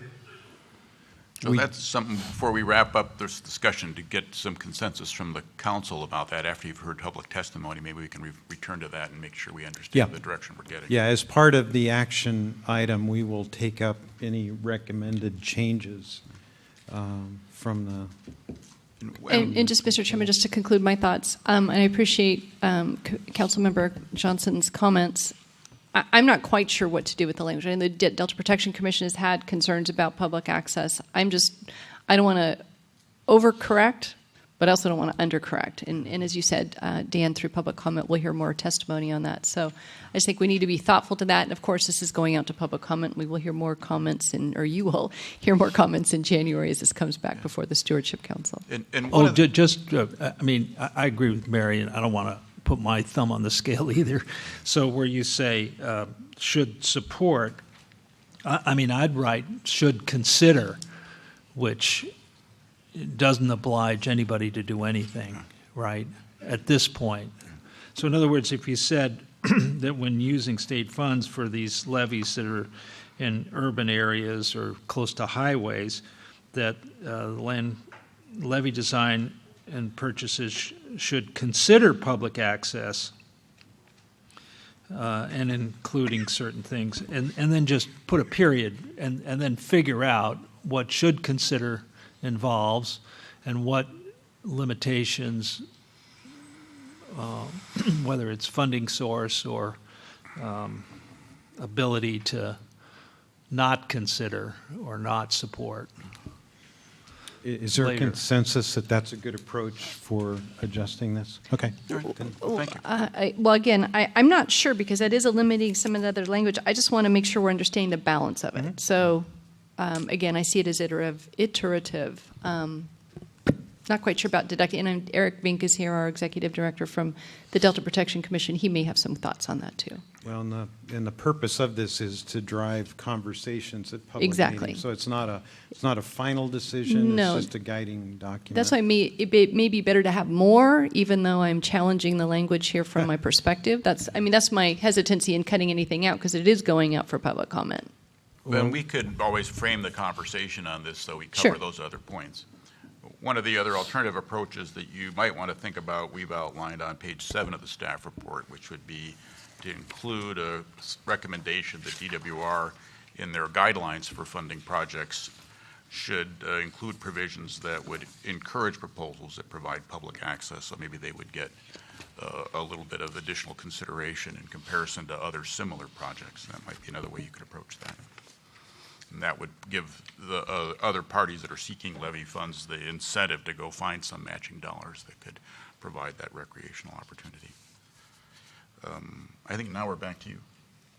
Okay. All right, now we really get to the kind of the meat of the effort over the last couple of years, talking about the levy prioritization and the investments. So referring back to starting on page 9 of attachment 1, the yellow highlights at the top there, what we want to frame, and there's been some changes to the prioritization, but I want to frame the discussion also of why are we doing this and what's the benefit and what's the outcome that we hope to accomplish with this. So as you know, as we revisit this, the Delta Plan is required to promote strategic investments in levees according to Water Code Section 85305 subsection A, and recommend priorities for state investments in Delta levees per Water Code Section 85306. And there's a lot of numbers that we've added to the staff report, and I can touch on those a little bit. This is some additional information that our consulting team at Arcadis has been able to put together for us. And we can dive into those numbers if we need to, but really the crux of the conversation is you can see there's a high amount of dollars needed to reach desirable levels, and some required levels also if you look at the urban requirements for the urbanizing areas that need to reach 200-year level of protection. So I can touch on some of those numbers. The total cost to improve levees on very high priority islands and tracts total about $1.8 billion. According to estimates from both reclamation districts and information gathered from the Central Valley Flood Protection Plan and regional flood management plans. Of that amount, about $1.8 billion is attributable to urban areas and about $35 to $75 million for improving rural islands and tracts towards desirable levels. Our consulting team reports that the total cost to bring non-project levees on the high priority rural islands and tracts to desirable levels is estimated to cost an additional $1.9 million to $268 million. I'm sorry, $109 million to $268 million. And costs of improving rural project levees, including the Yola Bypass and Paradise Cut, are hundreds of millions more. So there's obviously an extensive amount of funding that's necessary. There are state funds for urban levee improvements, and those are available from existing Prop 1E urban flood risk reduction funds, and some matching funds from the Corps of Engineers and also local flood management authorities. $155 million of special projects and subventions funds remains available for rural delta levees from Proposition 1E and 84 bond funds. And we have an estimate here, and I'll throw this out for conversation. If these funds continue to be allocated at 60% for special projects and 40% for subventions, the subventions programs have typically averaged about $8 million annually, then these existing funds would be sufficient to cover approximately $93 million of the roughly $144 to $343 million necessary to reach desirable levels.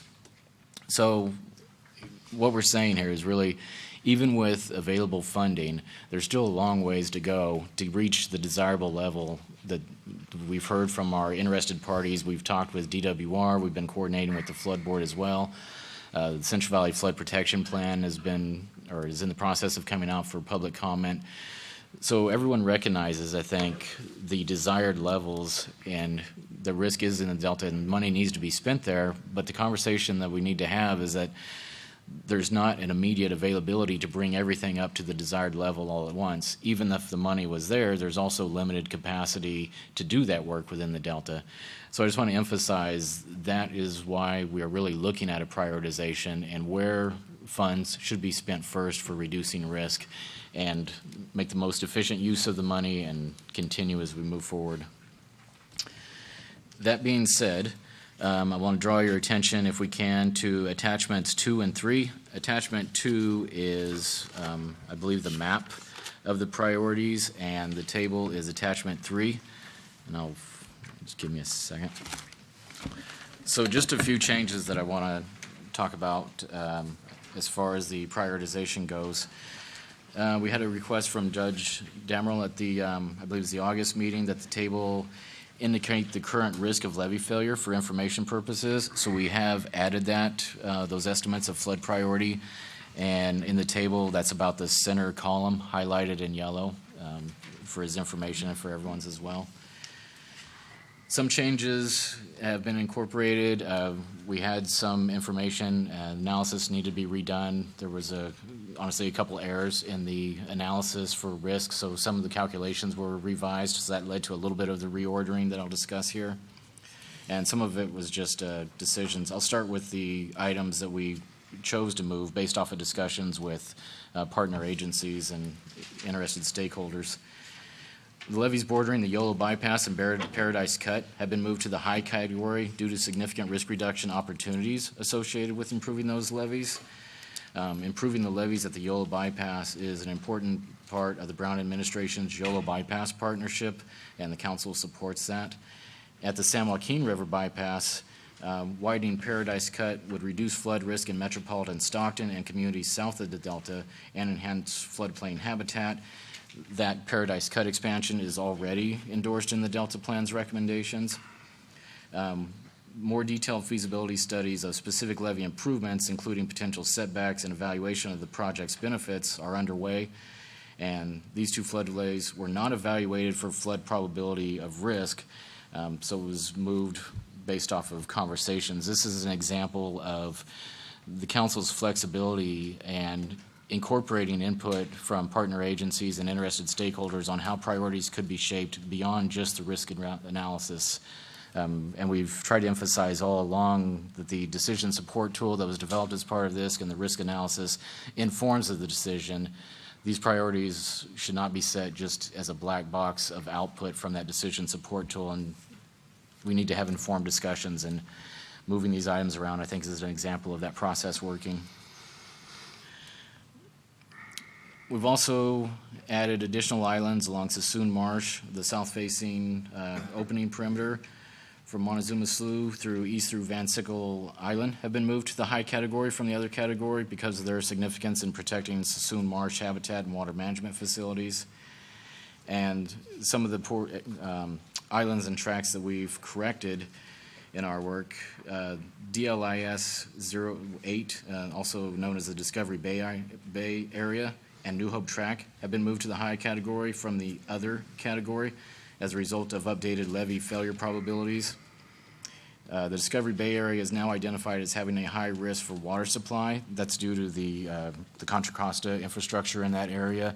It was always there, but previously the calculated risk was lower. You mean the Contra Costa Water District infrastructure? Yes, I'm sorry. Yes, thank you for clarifying. That's okay.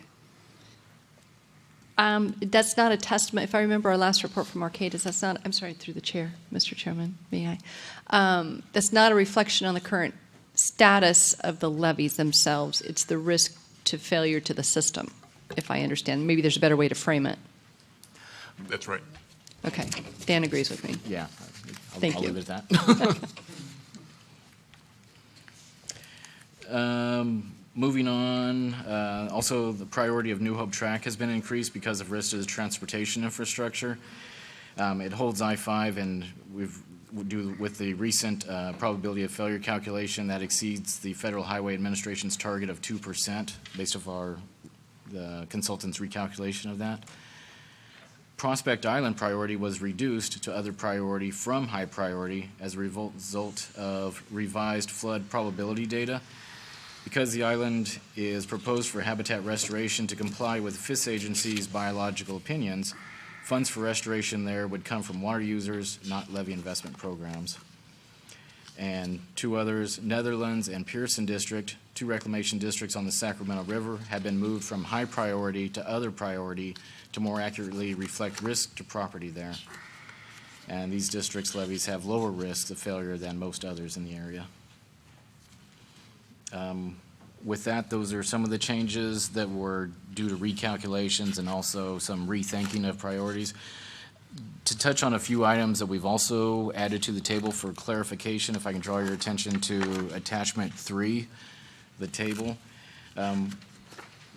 We've added a column here to add some additional clarification and also to extend the coordination effort with DWR and our other partner agencies, so Central Valley Flood Protection Board as well.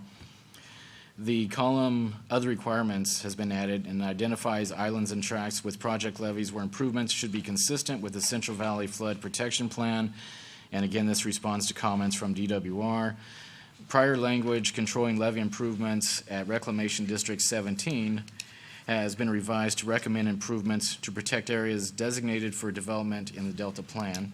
And this is a response to comments by the San Joaquin County Flood Control Agency which expressed concern about the previous language that would limit levee improvements to protect existing development only as recommended per pending Department of Water Resources feasibility study. And some of those changes you'll see have been highlighted in yellow on the other requirements column. Finally, the last change to the prioritization, I'm sorry, not the prioritization table, but to the language itself. We've proposed language in the discussion draft that would increase the Department of Water Resources flexibility in implementing the prioritization of levee improvement funding. This would allow DWR to vary from the specific guidance of the policy when necessary to protect lives, property, water supply, or the Delta's ecosystem, so long as it provides an explanation for the variance. And the draft proposes that this determination would be subject to review by the Council on Appeal. This revision is proposed in response to concerns from the Department of Water Resources and others that the regulatory policy provided too little flexibility for the Department of Water Resources to respond to unanticipated levee conditions and risks. And that's maybe worth of discussion if anybody wants to bring that up, or if not, if that's clear enough, we can move on. Okay. So moving on, that takes us up to, I believe, page 12 of the attachment. And in the highlighted area there, I'll just briefly say that we've added some definitions for levee maintenance, rehabilitation, and improvement. And these definitions were derived from information that we found in the Delta Levees Maintenance Subvention Program guidelines and also the recent Special Projects Solicitation Package. The Subventions Program guidelines was of August of 2016, and Special Projects was February of 2016 as well. Or I'm sorry, within 2016. So we're trying to be consistent with the most recent guidelines and information available. And of course, the maintenance definition is derived from CEQA's definition of maintenance, right? So that those projects are categorically exempt from CEQA compliance. Mostly Subventions Program. Yeah. Okay. Actually. With that, I think Dan touched on the last items. Are there questions about the priorities and the changes that have been suggested? Susan? Dustin, I just have a question at the top of page 10 in the staff report. I'm not sure I'm understanding the last sentence in that paragraph. Just to clarify, the staff report or the attachment? In the staff report. Staff report, page 10, okay. Well, this in part responds to a concern that we've talked about, that there may be islands and tracts where there have been substantial investments made in levee improvements, and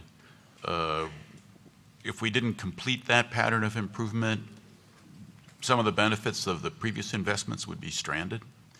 So we've tried to look for areas where, with a modest additional improvement, we could complete a system of improvements on a particular island or tract.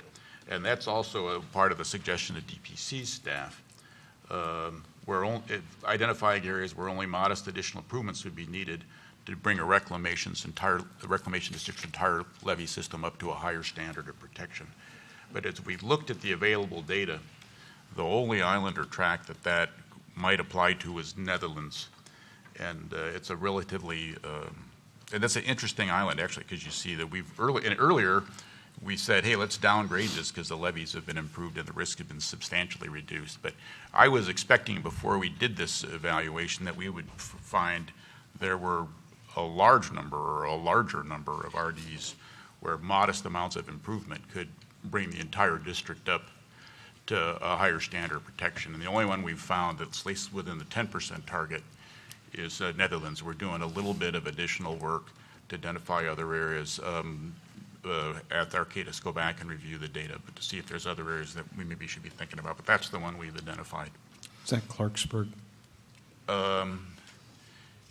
It might be north of Clarksburg. We probably got an RD engineer who knows why I'm as befuddled about that as I shouldn't be. That's okay. Yeah. That's okay.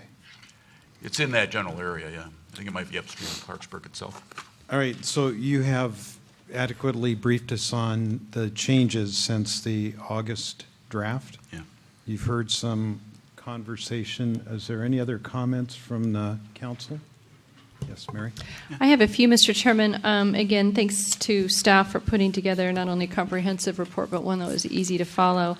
From a Delta Protection Commission perspective, we want to make sure that the Stewardship Council continues to understand the unique Delta values, cultural, recreational, natural resource, and agricultural, that they be considered for all levy funding decisions.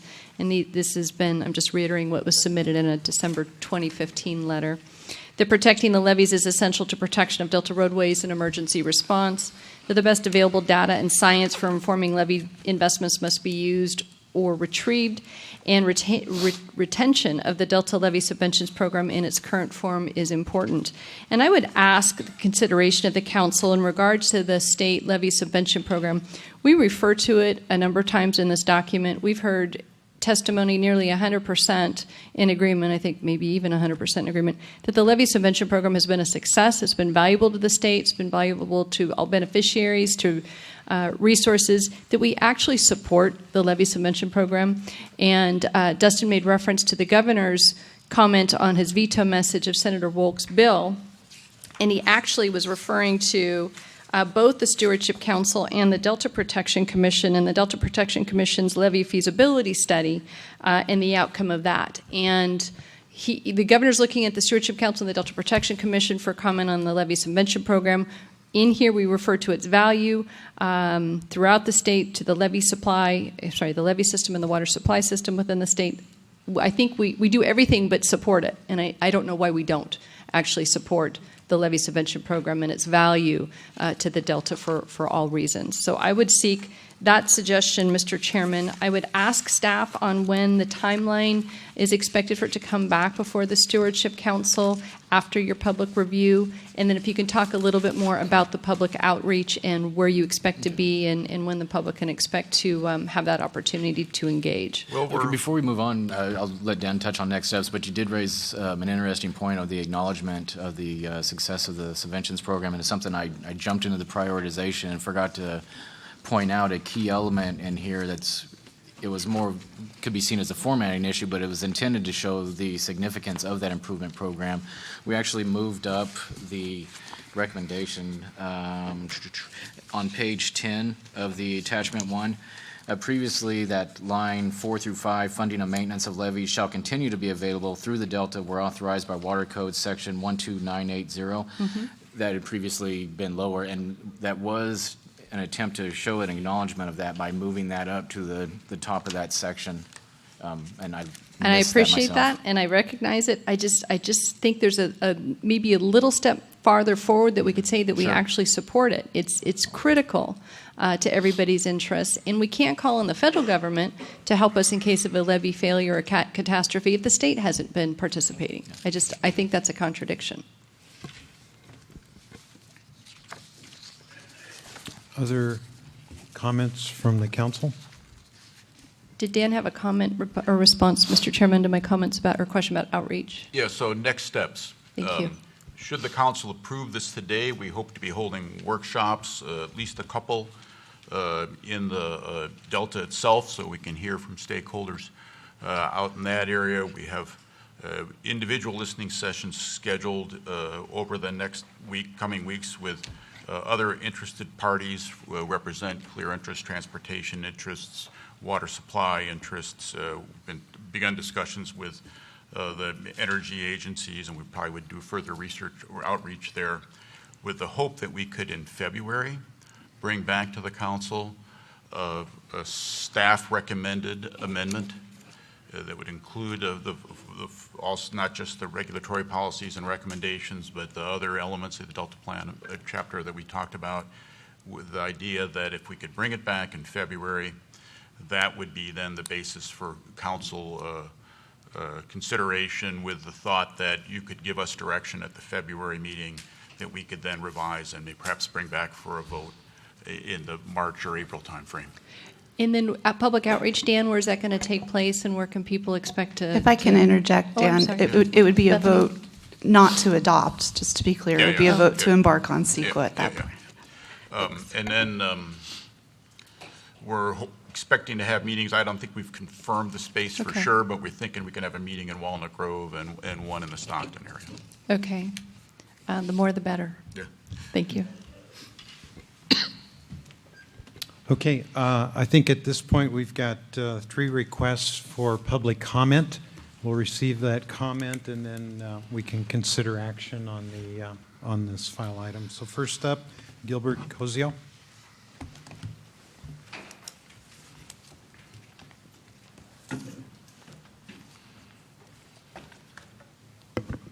Good morning, Mr. Chairman and members of the council. Gilbert Cosio, MBK Engineers. We represent 30 reclamation districts in the Delta and 2 over in the Suisun Marsh. I want to keep my initial comments brief because I really appreciate the changes your staff has made in the document. As you know, I last addressed you in August, and I had a lot of concerns, and I kept pretty calm, but before the meeting, I probably wasn't as calm talking to some of your staff, but they've lived through it, and we'll all move on from here. And after my comments, I want to talk a little bit about what Mr. Johnston brought up, because there is a long story in the development of Bulletin 192 and PL 99 and why we are no longer have access to that emergency funding, which we would appreciate, and it sounds like you guys would appreciate getting back also. Like I said, my comments are fairly brief. I want to just walk through more of the staff report because there's a little bit of difference between the staff report and then the strikeout red line version of the changes to the Delta plan. In general, like I said, I really appreciate the changes that you've made. My first comment has to do with emergency preparedness. We are working a lot on that. You'll hear from Mr. Pash and the panel after this item how much they've been working. And so there's a lot going on. So I'm not sure how you want to word your section in there because a lot of it would be more acknowledgement of what's going on. We have developed emergency action plans on pretty much every district in the Delta through grants from DWR. And our next round of grants will be actually supplying depots with flood fight materials so that districts have access to them in the future. So there's a lot going on there, not just some of the stockpiled rock that you've heard about.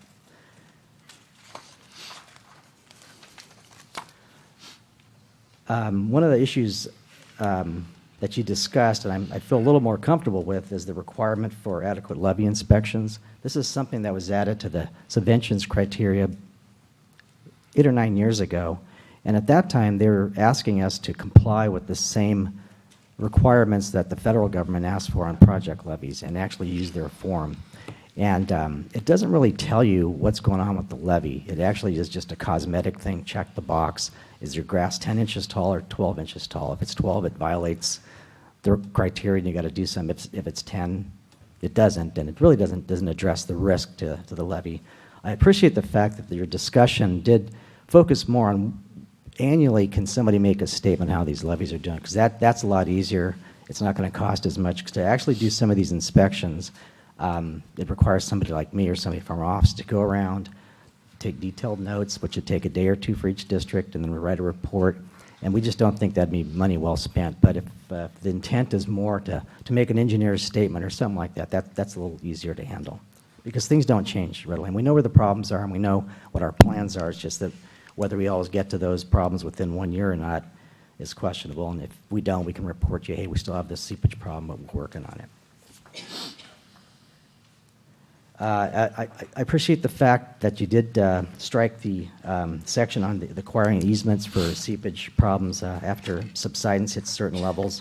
I don't disagree with Dr. Deverell's theory. However, to spread that theory as expansive as it does, probably needs some more information as far as where it actually occurs. So when you do reopen that issue, we'd really enjoy sitting down with Dr. Deverell and others to kind of talk about where it could be happening.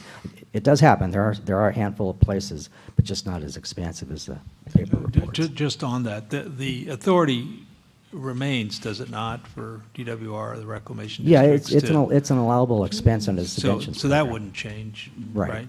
Right. Okay. We just have only used it once in the 30 or so years.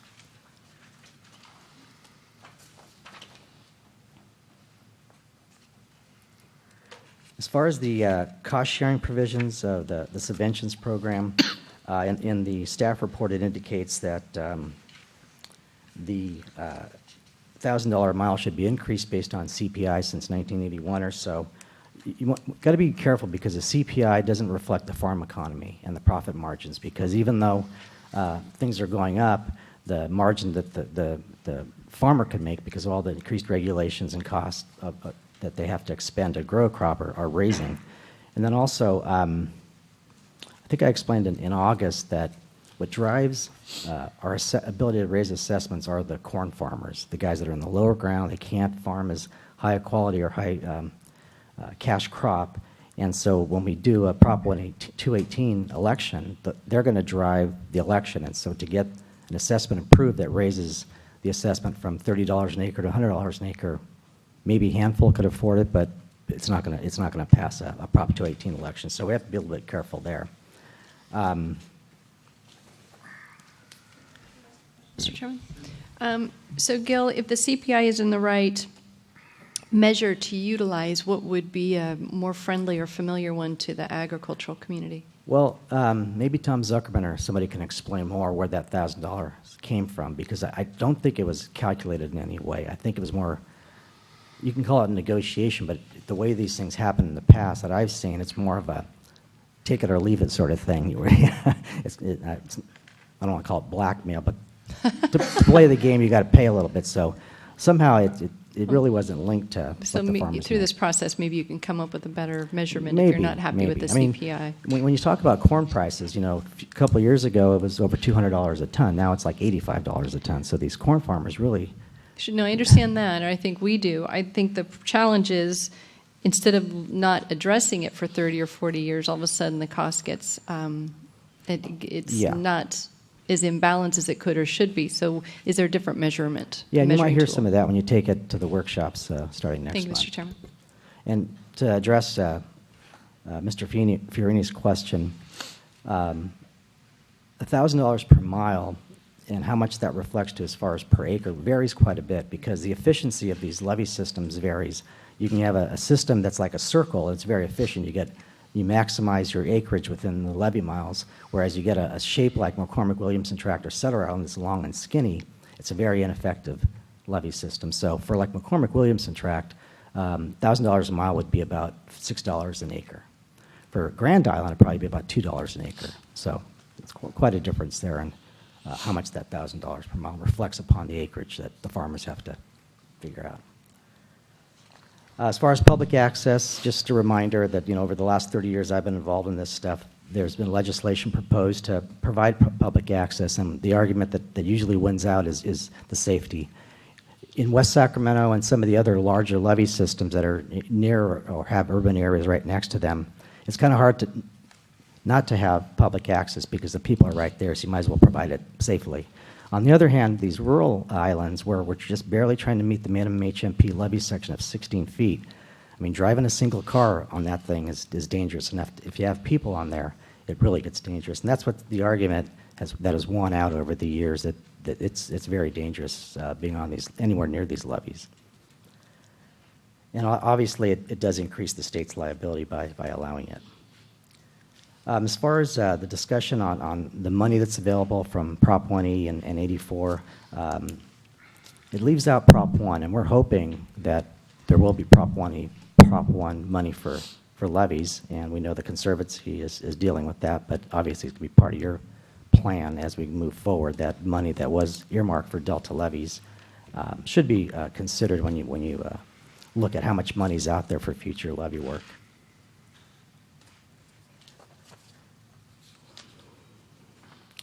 And that's about all I have for the staff report. Like I said, I appreciate the changes that have made, especially the rewording of the section on the subventions program. As Destin explained, it's got a little more priority. However, like Mary described, it isn't quite there as approving the whole thing. And one of the things I'm concerned about is that the changes in the Delta plan also start throwing in some descriptions of what's maintenance and what's rehabilitation. And I'm a little bit concerned that if the subventions program is thought of as a maintenance program, we're going to be stuck to that definition of maintenance and rehab. And on page 12 of the red line version, it talks about those two. And in levee rehab, it talks about the work that we have to do to maintain a certain level of freeboard or stability because of subsidence or consolidation of the foundation, you tend to lose. Now, I want to remind you that in the HMP, that was called maintenance, because when we hit HMP, we were told that every 5 years we had to survey our levees, and if we didn't still meet HMP, we had to maintain the levee by bringing it back to that section. So be a little bit careful in how you define this, because it might really change that subventions program. And then that's our biggest concern, is that it isn't tied down precisely. We do appreciate the fact that it's highlighted, that it's an important program, but we're not quite sold that it's going to satisfy us. Jessica, do you have a Gil, comment? would you be willing to provide language? Yeah, I can help you with that. Thank you. Great.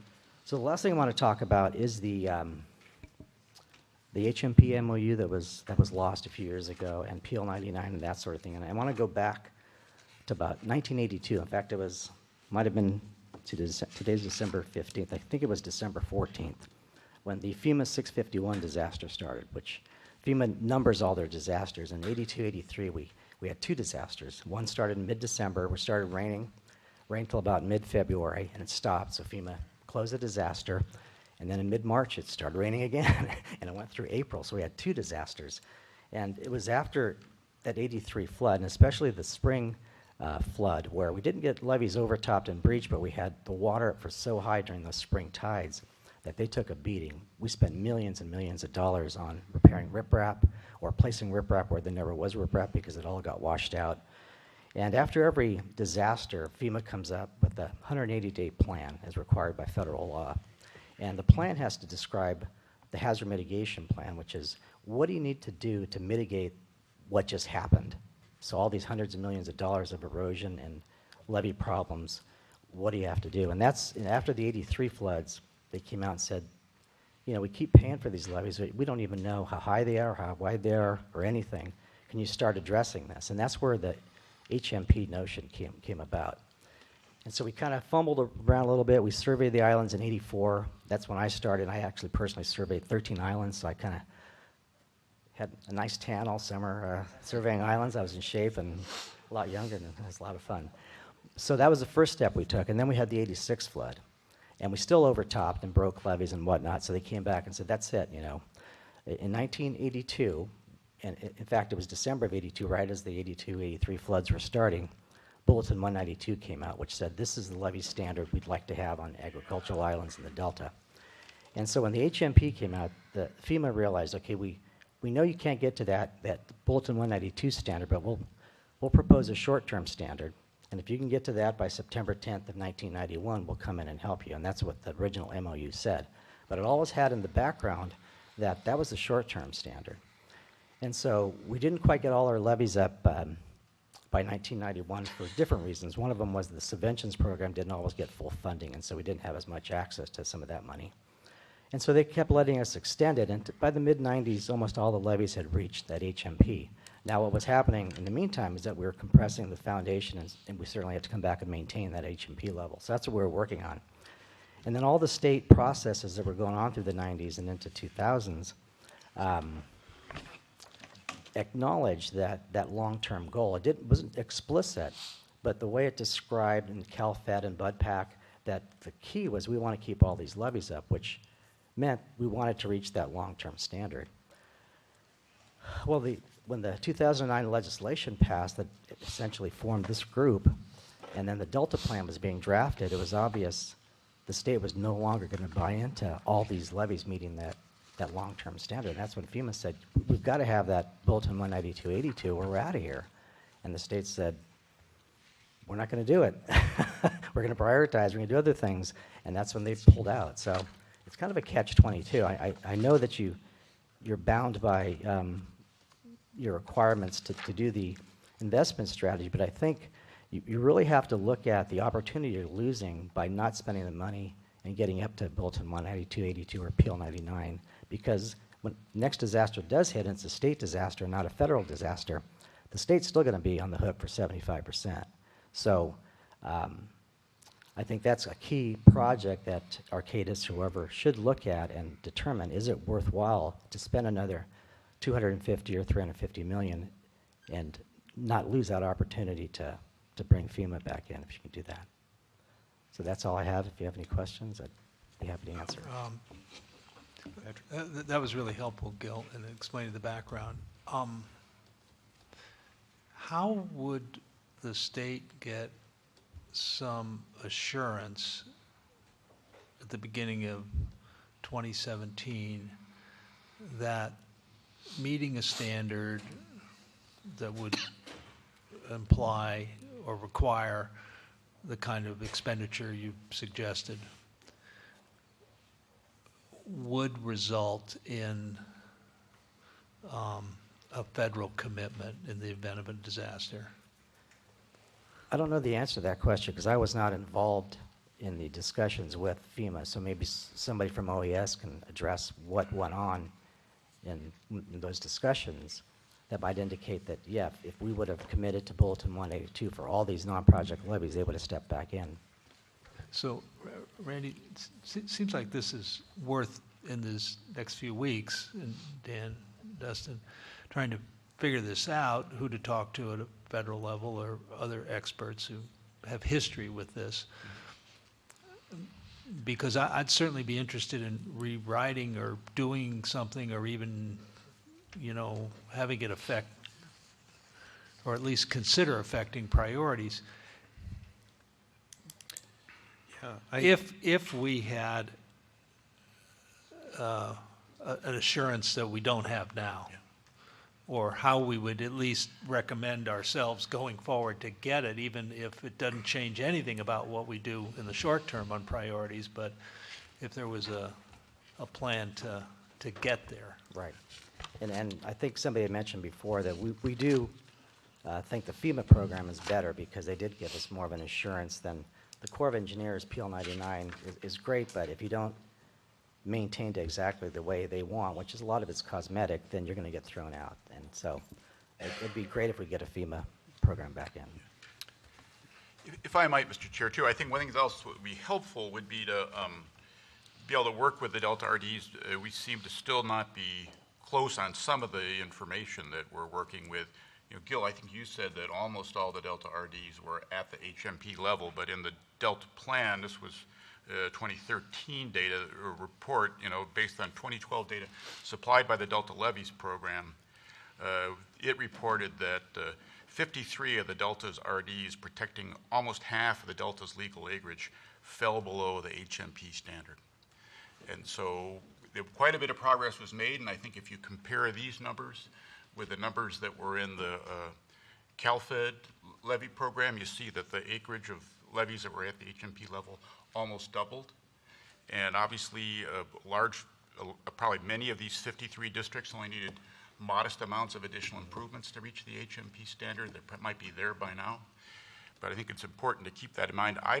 My understanding from conversations with FEMA staff and thinking through actually the presentation we heard from the FEMA staff here is their target has been the PL 8499 program, not the Bulletin 19282 standard. They're interested in the Delta-specific PL 8499 program, which is not as substantial in a levy cross-section as what the 19282 standard proposed.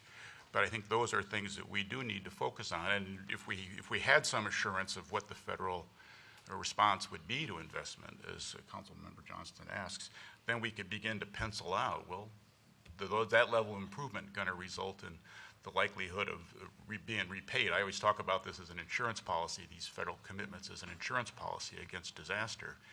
But you always make sure the insurance policy that you're paying for is going to get you the cost of your house. And so that's the question we can't answer right now. So Dan, Councilmember Johnston has asked for a little more research on that matter. I know you and Dustin have been working with others and trying to accumulate up-to-date information. Maybe we can set the first public workshop as sort of a deadline or a goal to have additional information that can be used for the introduction of this matter then. We're doing our best. It's partly up to other agencies, of course, to get down with us. Of course. Yeah, and if I can comment on that section that Dan just read from, when those numbers were presented by DWR, we had actually been talking to DWR about the numbers. They're based on the 2007 LIDAR survey, and so they put together a computer program that estimated, just based on geometry from the LIDAR, which levees complied with HMP or PL99, that sort of thing. And they had a lot of problems. And one of the problems was the LIDAR missed or had inaccurate information in certain areas, and so the computer models pulled that out. And in doing that, they threw the whole levee out as meeting HMP. Well, some of those are federal project levees, which are much greater than HMP, and we tried to get them to, and we thought we had them convinced, but then when they made the presentation to you, all that bad data was still in there. So I don't think it was as bad as they presented. And then since that time, we've had a lot of the Prop 1E money spent. And so it would be good, and we've been trying to get that information. We've talked to DWR of maybe helping us produce more additional versions of our 5-year plan that we did 5 years ago that are now obsolete. If we can go out and get more data, some of it we already have because the projects we're doing now, we're doing as-built surveys, we've got good survey data, we just need the money and the effort to put it all together in a report that helps you out as far as figuring out what's out there. Yeah, and you guys have helped us sort of through a almost crowdsourcing process and updating the data that Arcadis is using, of course, too, so that we've got a lot of that temporary information. But a lot of that is more thumbnail, what we think's happening. We haven't actually gotten all the data we need. Gil, thank you very much. Well, thank you. Appreciate it. Next up, Ella Strain, Office of Assembly Member Jim Frazier.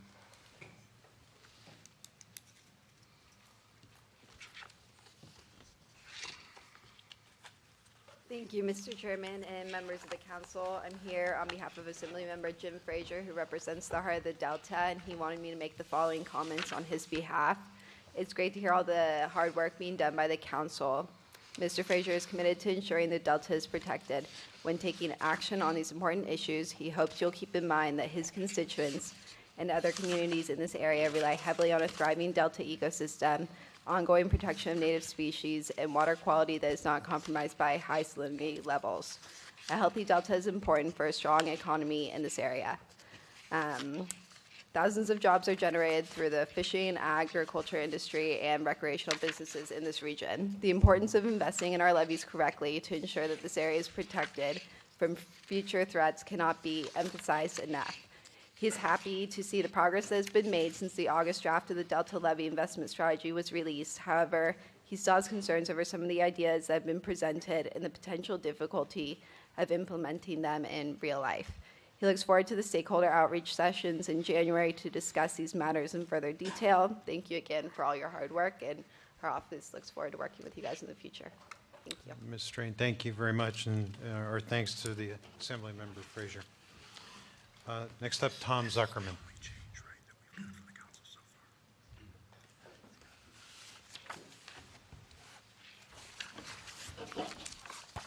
Thank you, Mr. Chairman. I am Tom Zuckerman, Central Delta Water Agency. I'll be brief because the comments that preceded mine, particularly Gil Kosyo's, I support, and they covered many of the topics that I might otherwise have addressed. I want to start, however, by saying that thank you, Mary, for your work here, and I think your suggestions of trying to clarify the council's position on the subventions program would be very helpful at this point. It was a lot of hard work goes into getting a bill through the legislature, and when you get a veto message that, first of all, appeared to be inaccurate, if at least misleading, it was very disheartening. And maybe the two of you can get together and pen a joint letter from the Stewardship Council and the Protection Commission to the Governor's Office, along lines of, although it's true we continue to work on long-range problems, we're in support of the subventions program and strongly encourage that it be extended. Something of that nature, I think, would be very helpful to us, because we're going to have to go through the same process again. The program will daylight or sunset or whatever you call it shortly, and we need to get it done. I'd appreciate it if you would give that serious consideration. I think a lot of the concern that you're going to hear when you take your plan out for public participation and comment has to do with what I will call a certain amount of confusion over what money you're talking about in terms of prioritizing.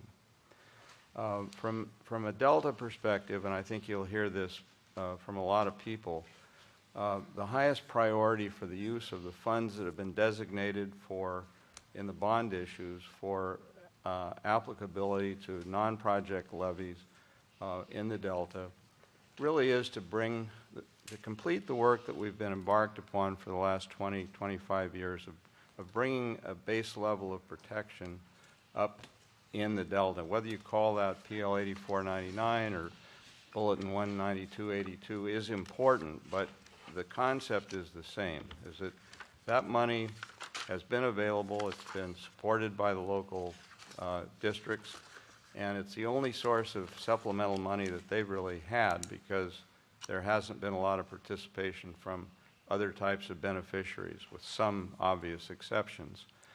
So we want to complete that work. We'd like to see the money that is available from those bond issues devoted to that task of getting that base level of protection completed. We're not that far away. It's not a huge amount of money. When the Arcadis talks about the money that it takes for the very high priority islands and so forth, you're talking about urban levels of protection in many cases, which are 200-year flood protection, which is a completely different standard than what we're working on in the Delta. And the money that's involved to complete that work is not overwhelming. And if it requires an additional effort of bond issue and so forth, you'll find very hard support for that coming out of the Delta area itself. So the concern is that somehow or other you're talking about those funds when you talk about protecting the very high priority islands. And they all have other sources of funding available to them, the very high priority things that you've done, or at least most of them do, whether it's urban funding, whether it should be support from the water export people, whether it's from the utilities, whether it's from the environmental funds that have been authorized through state bond issues or otherwise. We don't enjoy that kind of support out in the non-project levy Delta, and those funds are really important to our success, which has been considerable. I've reported on this many times here, that every day that goes by, it seems to be more important that we really have not had a flood event related to storms or earthquakes or anything like that for 20 years in the Delta, notwithstanding the predictions that were made by the Dreams report and so forth. And that is largely attributable to the efforts that have resulted from the partnership between the local districts and the state under the subventions funding and the special projects funding. That's been a tremendous success. And I would go on to say that it's probably the most efficient expenditure of money of the state nature that I've experienced in my long career, because you have the local districts which are in charge, spending their own money. They're advancing the money that they hope will be reimbursed from the state program at the end of the thing, as long as the inspections indicate that they've done what they're supposed to do. And they don't waste a lot of money. It's a very efficient process that should continue. The other thing I think deserves some comment is this question of state liability for levee failures. I mean, there's two aspects to this. One is that if you don't have a levee failure, you're not going to have a liability. So it's important to take the money that is available and apply it to the levee stuff. And every time you add some additional requirement onto the local districts, whether it's an annual inspection, as Mr. Cozio pointed out, or whether it's increasing the amount of money per levee mile that the districts have to spend before they can avail themselves of the other programs, you're reducing the amount of effort that can be financed locally, and everything is based upon the local share. It's all leveraged off of that. So be careful before you start imposing requirements that may not be all that important anyway, that further reduce the ability of the local districts to leverage the monies that are available to them. I was just going to say something about the public access thing, but I think Gilbert really pretty much covered it, that if you've spent any time out in the agricultural delta and think about public safety in terms of opening those levee roads up to public use, you will understand that it's probably not a very good idea. They're pretty good flood control levees. They're not built to levee standards and road standards that would be appropriate to a lot of public use in most instances. So be a little bit careful about that too, if you will, please. I think that pretty much covers what I intended to say today, and thank you very much. Tom, thank you. On two things, Patrick. Tom. The language that Dan presented now says levees in the delta that border urban areas and unincorporated delta towns. So I think they're trying to deal with that, and maybe it could be tightened up, not all the rural ones. But if you look at Wright Elmwood and right by the Brookside, development, and right by the yacht club and all that stuff. Well, that's used all the time, and it's a mess. And it wouldn't be fair for the reclamation district to do all the work, but nobody does any work, so there's no garbage pickup, there's no attention, there's not much of anything. So that's de facto a problem right there that reclamation district ought to be part of the solution and probably has to cope with it more than anybody else. Not the interior levees, and I think you make a good point on that. So maybe we could work on. Yeah, well, it's obvious if you go along the county roads, where there is public access out on Jones Tract, for instance. And there's a lot of fishing, camping, one thing going on. And you see people have gone in and built fireplaces or one thing or another out of the rock that's been placed on the levee, and then they're parking their cars halfway out into the levee road, on foggy nights and stuff, and with all kinds of farm traffic and duck hunters or whatever the case might be. It's really not the kind of situation that you wouldn't expect there to be a lot of calamities, and so you have to be careful with that and how to promote safe conditions in those areas where you are going to provide public access is a big problem. You recognize that. I'm preaching to the choir here. I'm sorry. Yeah, we get it. Thank you. Tom, thank you. Next up, Justin Fredrickson, California Farm Bureau. And as Tom did, if you, previous commenters, if you're in agreement with them, that would be sufficient. If you have anything new to add, explain. I think I might be, I'm Justin Fredrickson with the California Farm Bureau. I think I'll probably be echoing some of the same points, but I'd like to say it differently if I can, and if I happen to be duplicating, then... Yeah, be cognizant of the time. Or I could just say ditto, but I might have something new to say. No, it's your time. Thanks. So I just want to explain again our Farm Bureau's interest, the state Farm Bureau's interest in the Delta levee specifically. Delta's a complex place. It's a lot of things to a lot of people. It's controversial in many ways, but when you look at the Delta unto itself, it's a agricultural jewel. It's a lot of land, a lot of acreage, and much of it, or just about all of it, is behind levees. So anything that is shuffling the deck and potentially making it harder to maintain those levees long term makes us nervous for our members in this area. I wanted I read through the draft today, and I noticed there were a number of places where it mentions there was stakeholder input incorporated, and a lot of that looks like it has improved the draft. And then there are other areas where it indicates that there's additional work to do and additional public input, and so we're looking forward to seeing further improvement. I think it's mentioned somewhere that it's been 2.5 years that the Stewardship Council and its consultants have been working on this, and I think in the beginning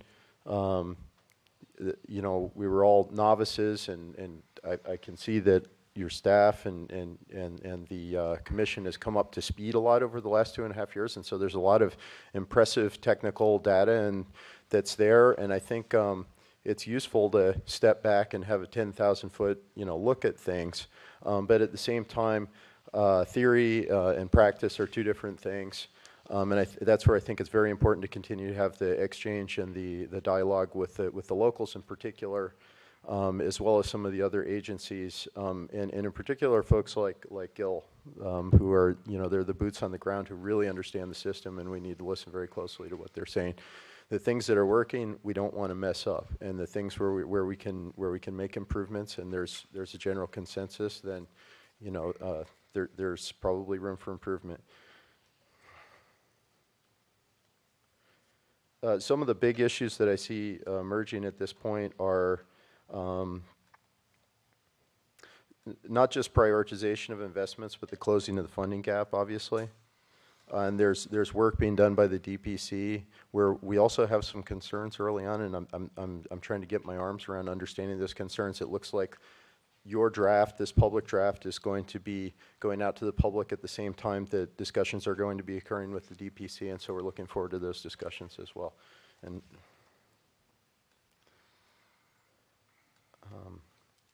I'm just going to mention, I think that I agree with a lot of what Tom said as far as the apples to oranges, where we're in terms of the categories, where very high is basically urban, and the other categories are basically rural.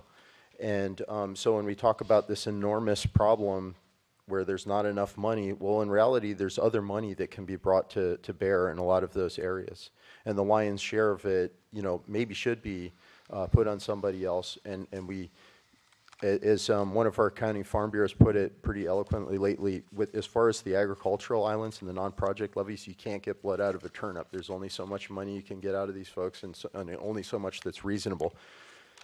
So you have to be careful about how we characterize the problem. Also, I wholeheartedly agree with a lot of what's been said about the subventions program, which is just a glowing success, and I'm happy to see that there's a qualified endorsement or a partial endorsement of the success of that program, and I would like to see that strengthened. And so I think there may be goals that the state has, whether it's some sort of inspection that makes sense or emergency planning, a lot of which already seems to be occurring. And it's just a matter of the state tracking what is happening at the local level. Maybe that could be tied to some sort of general fund, permanent funding yearly for the subventions program. Because Tom's absolutely correct. It's a minuscule investment in a program that's been hugely successful, and I mean, we talk about $1.8 billion for the very high priorities, but meanwhile, for the other non-project levies in the rural areas, it's $8 million a year. So it's a huge bargain, and I'm taken aback a little bit by what feels like the stinginess in the way it's portrayed, that, you know, we can't spend money on a program that's been so successful. Is that legislation that Farm Bureau will be sponsoring soon? Well, we backed the bill that was vetoed last session, and so and the reason for the veto, the veto statement, was that this process was going to bring something additional to that. So hopefully, what we can bring to that is a affirmation of the success of the program. But your comment suggested that there were other sources of money, and you mentioned the general fund. Is that something that Farm Bureau is going to be supportive of and seeking additional funds? I guess the devil's in the details, but as far as the subventions program, if we're talking about there's not enough general, there aren't going to be, the way it's portrayed in the staff document is, you know, the problem is, right now we're going off general obligation bonds. We may not have those as often or as much in the future, so we need to look at other options. And so we're looking at, you know, other sources of revenue, but there are only so many options. Tom indicated the challenges with 218 and raising assessments, and And then there's the general fund. There are real public benefits that are flowing from this program and should be. Okay, so you're still yeah. looking at it? Yes. Yeah, I- good. Okay, Yeah. thanks. Okay. I'll just close there. Thank you. All right, thank you very much. Next up, OSHA Reserve. And that's, Pat, this is the last blue slip that I have? Okay. Good afternoon. I guess it's after lunchtime. I'll try to keep it short as well. My name is OSHA Reserve. I represent local agencies of the North Delta and other interests in the Delta. That's about 18 special districts out there that are concerned with flood control and water supply. And we also appreciate the revisions to the plan language and had submitted comments back in October, and many of those things have been addressed. I appreciated Councilmember PIFO's request for a clearer tie-in to DWR's existing successful program. I think it's really important maybe for educational purposes as well as others. And also, in terms of the way the policy has been revised to allow DWR the needed flexibility and not dictate a priority that's static. We know how long it takes to update anything in the plan, so that's important. I would say, having been talking to you guys for almost a decade, and no one's mentioned, but I think is a little confusing, and I wonder if we might want to look at it through the staff, and I'd be happy to discuss it further, is the consistency in the appeal provisions on page 10. They seem to assume that a funding decision by DWR would be a covered action. There's a sort of a confusing definition of covered action in the statute.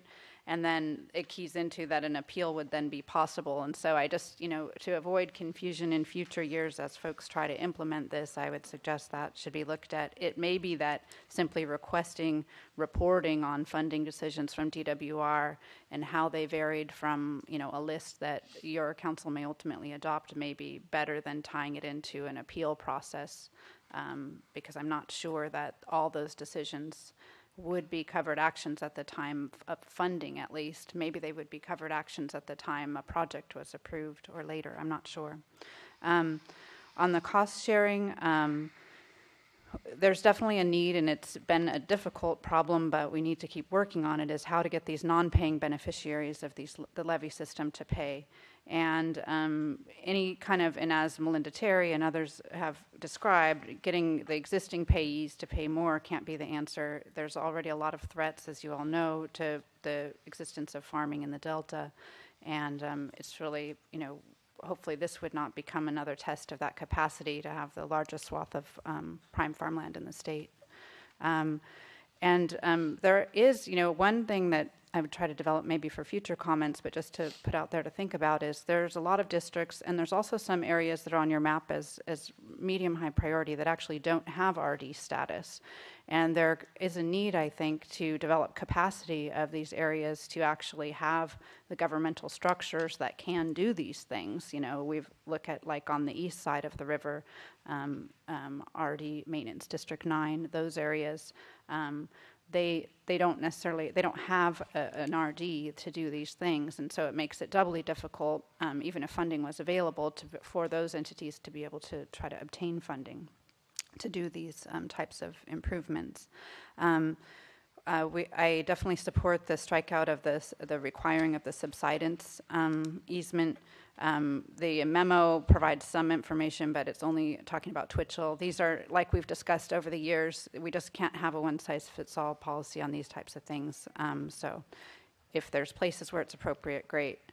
In terms of who pays, I was a little concerned with the YOLO bypass and also the McCormick-Williamson Act, or McCormick Tract, rather.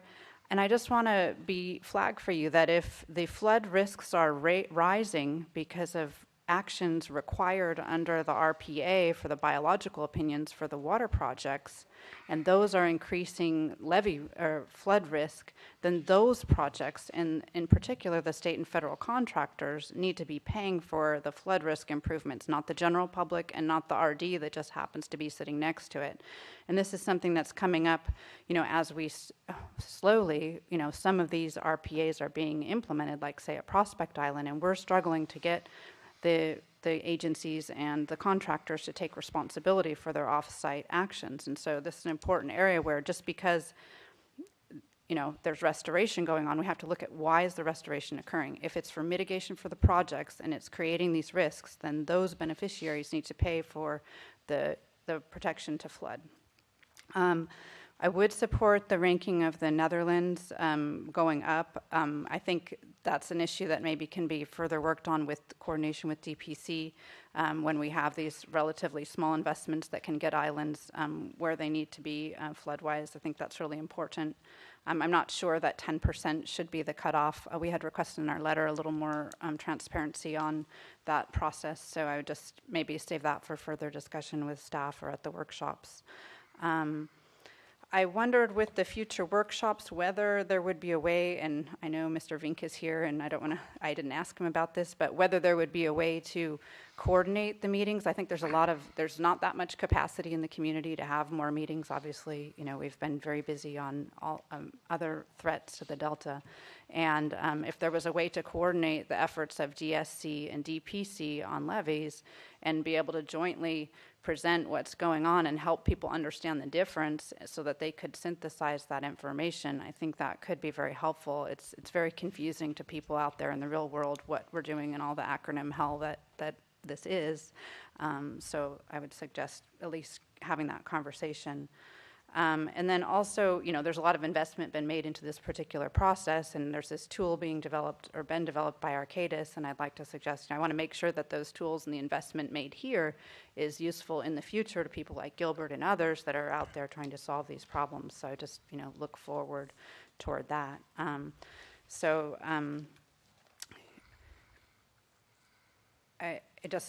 think we support getting the resources needed to get the levees up to a good standard. We've made good progress, and I'm happy to see the council helping in that.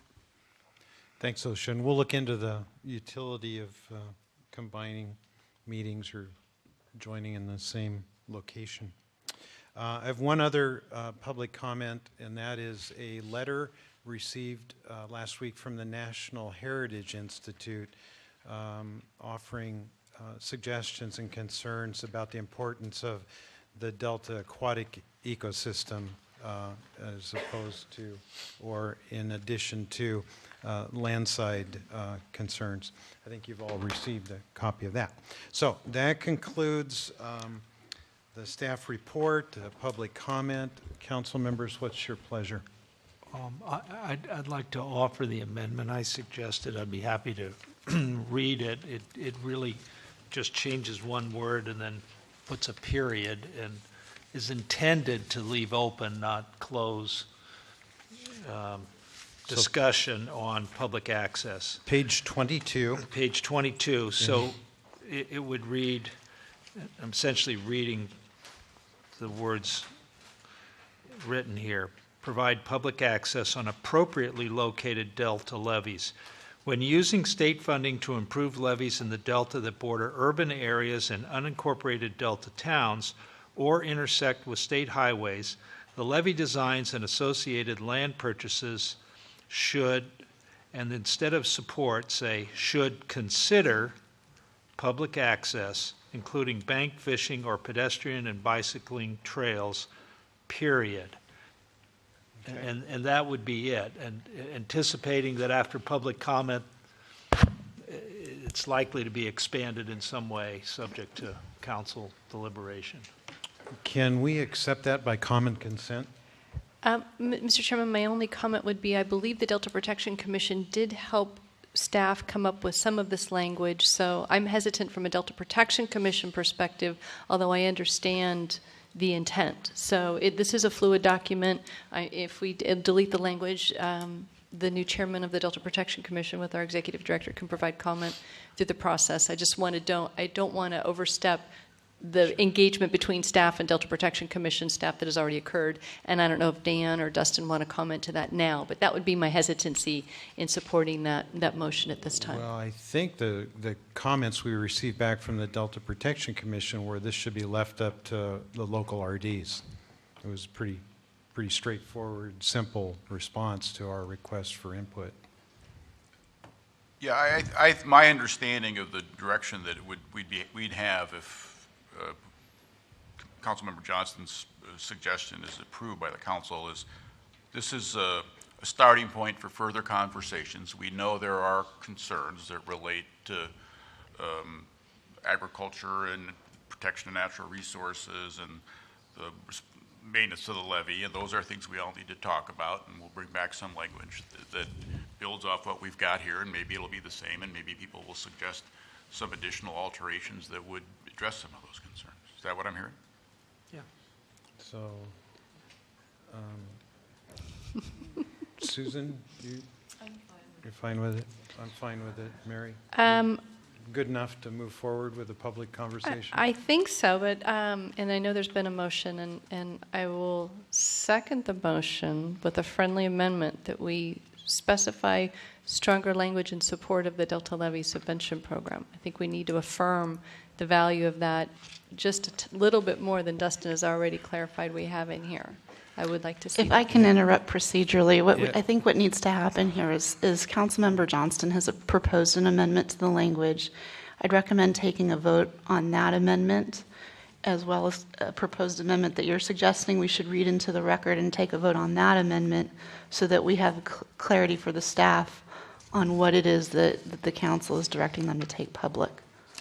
And then have a motion to approve the document as amended with whatever motion is approved. It is possible for a council member to vote against the amendment, but when the motion is made as amended, to choose to support the entirety of the proposal. Right? Correct. Well, we have conflicting, my understanding, do we have conflict with I don't know. Member Johnson's language? No. Were you making That's your why approval conditioned on approval of your? How about if I withdraw my second, and we'll go back to original motion, clean it up? So, to my comment, Mr. Chairman, it was the support for the levee subvention program I'd like to see beefed up in here somewhere. I don't know if council or staff have a suggestion where that might be. We've supported it in essence. I just don't think we've actually said we support I think it. each of us have enough leverage that if we vote on mine and then you make your motion. Yeah, I think it's cleaner to look at each piece if there's disagreement over that, and get a vote on each piece and then move from there. So I would move my amendment. Okay, and the Johnston amendment, if seconded, strikes the word support on line 17 and places a period after trails on 18 and consider deletes them. instead of support says consider, and then a period after trails on And line then would 18. delete the remainder of lines 18. Delete the remainder. Yes, and delete the remainder. Okay, so that's Thank clear. you. Do we have a second? Okay, to tie in seconds. Any comments on the amendment to the staff draft? Ready for the question? Are there any objections to that language that we need to get reflected in the vote? Okay. All right. Johnston, aye. Fiorini, aye? PFO, aye. Okay, so that carries unanimously. Any further? So, Mr. Chairman, I would like us to look at page 10 of the draft, lines 4 and 5 in language. And I don't know with staff if there's a better place to put this, but this is where Dustin referred to us earlier on the support for the, my word support, that funding for maintenance of levees shall continue, this is existing language, funding for maintenance of levees shall continue to be available throughout the Delta where authorized by Water Code Section 12980. I might suggest that language be included that funding for maintenance of levees is supported and shall continue to be available through the Delta. Again, I'm looking for language to indicate support of the levee subvention program. This may not be the best place to suggest it, but that's the best one I could come up with, again, based on Dustin's reference earlier. Mr. Chair, if I may, I would ask for some flexibility for staff to look at where it best fits, and whether that be in regulatory language, recommendation language, or in the narrative of the plan. I think we should do some exploration on that about where it fits best, but I don't have any problem with the sentiment. But it's a draft, so I can certainly support that, and then if you determine with council that it belongs somewhere else, it can be there, and Skip or the rest of us can review it. If that okay, Madam Counsel? If there's a change necessary. Sure, if you're proposing language and you take a vote on that and agree, and that with the understanding that staff has flexibility, that's certainly fine. Could I offer I agree with the support concept, and I agree that staff should have leeway to determine where that language fits best. My only concern is that we not send mixed signals, given the language on page 7, starting at line 16. So we support the program, but we think that we should update it. And I leave it to staff to reconcile such that the message is clear. And we had talked about, and we've discussed with you a little bit, of the idea of a companion report that would be a report to the legislature from the council about the levy programs, and several of the issues that have been talked about today, including this one, would likely find their way into that sort of report. We'd have imagined doing that, drafting something on about the same pace that we do the amendment, partly as kind of a workload and how quickly issues get resolved, a question of those things. But that would be another place to make that recommendation. Tom mentioned the veto was about extension of the subventions program. The subventions program is authorized. The real question is about the sunset for the 75% cost share, returning to the original 50%. So that's the immediate decision before the legislature in the coming year. And the motion I'm making is not specifying what level of subventions, it's just referring to the levy subvention program in general.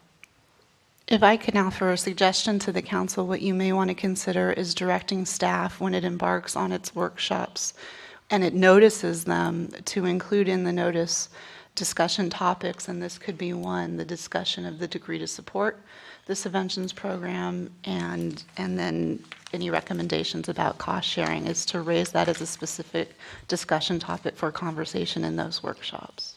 Well, Mr. Chairman, I would offer again that, as we have discussed today, that the governor's office has looked or is looking to the Stewardship Council and the Delta Protection Commission for input on this. So I think it's really relevant not only to the body of the document, but to the policy direction that the council is giving. So I think we need to, there's a number of references to the success in the, to the subvention program and its value to the Delta. We've said everything but we support it, and I think it's very valuable that we do actually cross that line. And according to Dustin, staff's intent was to do that with the existing language, but again, I don't think it quite met the mark, nor do I feel that this would meet the mark if I were the governor's office looking at this about what the value is of the subvention program and the Stewardship Council's guidance accordingly. The sunset of the current subventions program is 2018. So my impression of the veto message was that there was adequate time to address this matter before it sunsetted. The language here says funding for maintenance levies shall continue to be available.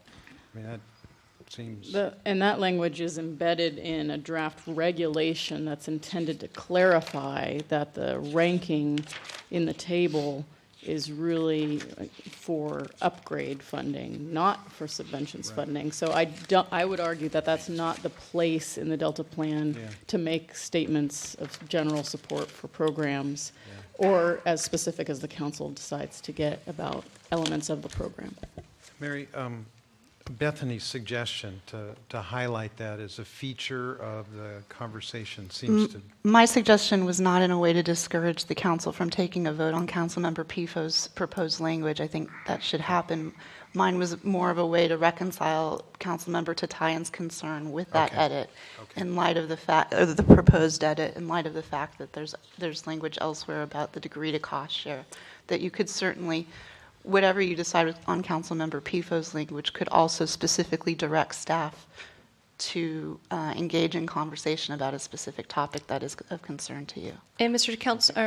Chairman, I'm open to staff's suggestion on where to input that language. Look, of course, Jessica to my left and Dan or Dustin. Or we could move a general motion, I could move a general motion that suggests we find language to find the words support of the state's levy subvention program in this document, and if that's supported with direction to staff of finding the appropriate place to put it in there, I'm comfortable with that. Okay. All right. That seems like a good approach. Okay. Is that a motion to direct staff? Yes. We have a second. Discussion on the amendment or on the motion? Johnston, aye. Tatai and I. Fiorini, aye? PFO, aye. Good. So ordered. All right. Now we are back to the original request, and that is concurrence on the discussion draft to be used in stakeholder outreach sessions as amended. I would move that, Mr. Chairman. Okay. Motion, second, discussion. Vote. Fiorini, aye? PFO, aye. Motion passes unanimously by the narrow margin of 4-0. Okay, thank you all for your patience, for your input, for the encouraging and supportive comments of progress that has been made thus far. That's reassuring. It is now 1:08. We will break for lunch and return at 12:30. 1:30. 1:30. Ah, got it. 1:30. Okay.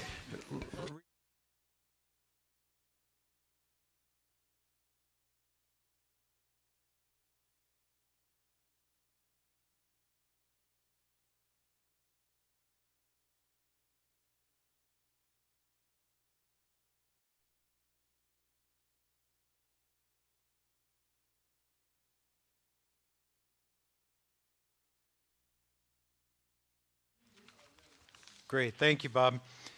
We'll hope everyone had a good lunch. We'll reconvene now and take it up from file item number 10, preparations for the flood season and implementation of the Delta MultiHazard Coordination Task Force recommendations. Okay, well, I'm just going to turn this one over to Dustin Jones. Dustin? Thank you, council members and Jessica. With me today, let me just give a little bit of background before we get into this, and then I'll introduce our panel members. You just heard a lot of discussion from our previous agenda item, talking about risk reduction within the Delta and policies and recommendations. And one of the things that I tried to emphasize during that presentation was the role of emergency response in addition to levy investments for reducing risks in the Delta. And just to draw your attention to one portion of the staff report here, as mentioned in the second paragraph of the background, to carry out the Delta Reform Act's directive, the Delta Plan shall attempt to reduce risk to people, property, and state interest in the Delta by promoting effective emergency preparedness, appropriate land uses, and strategic levy investments.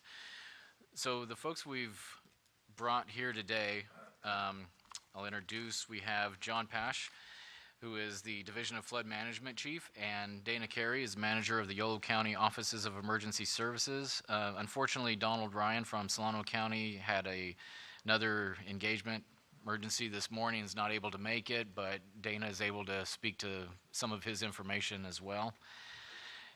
So the panel members here, and we also have an attachment that we will come back to. The panel members are each going to give a presentation on some of the progress that's been made over the last year as far as emergency response.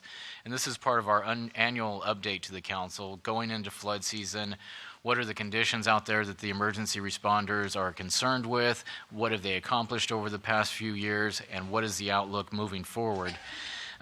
This ties into Senate Bill 27 that created a multi-hazard task force and directed that task force to develop recommendations for emergency response and coordination within the Delta.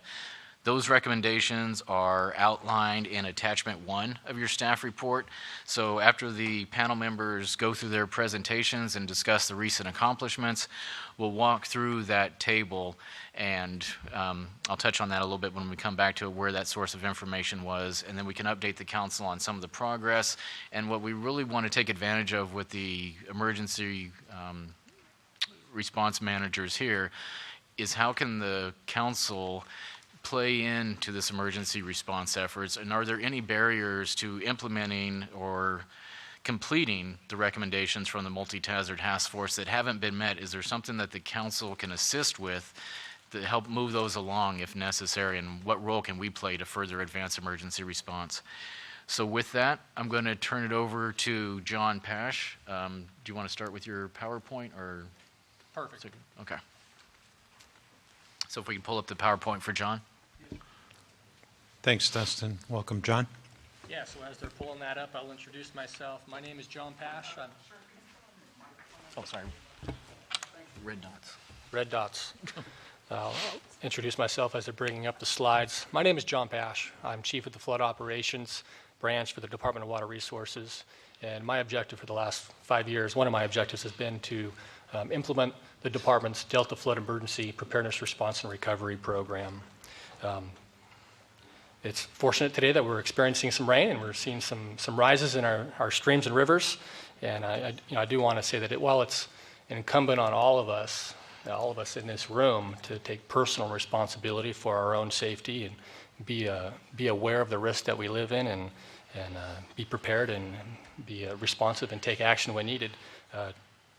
There's a vast group of professionals that are working day in, day out to improve flood response in the Delta. The levees in the Delta are operated, maintained, and patrolled and defended by professionals, and it's my privilege to be able to speak to some of the accomplishments that we've made improving flood emergency management in the Delta.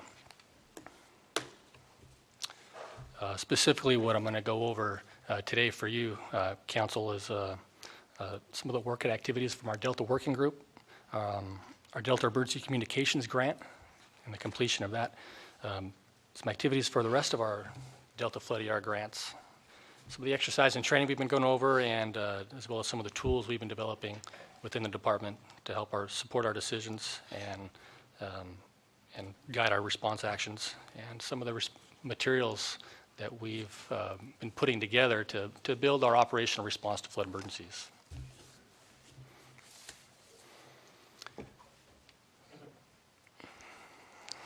Got a chuckle out of this one. So here's a photo of our Delta Working Group coalition at our meeting in 2015 in Contra Costa County at Big Brick. Maybe some folks that are familiar with the Delta or have been to this location out there. Great spot.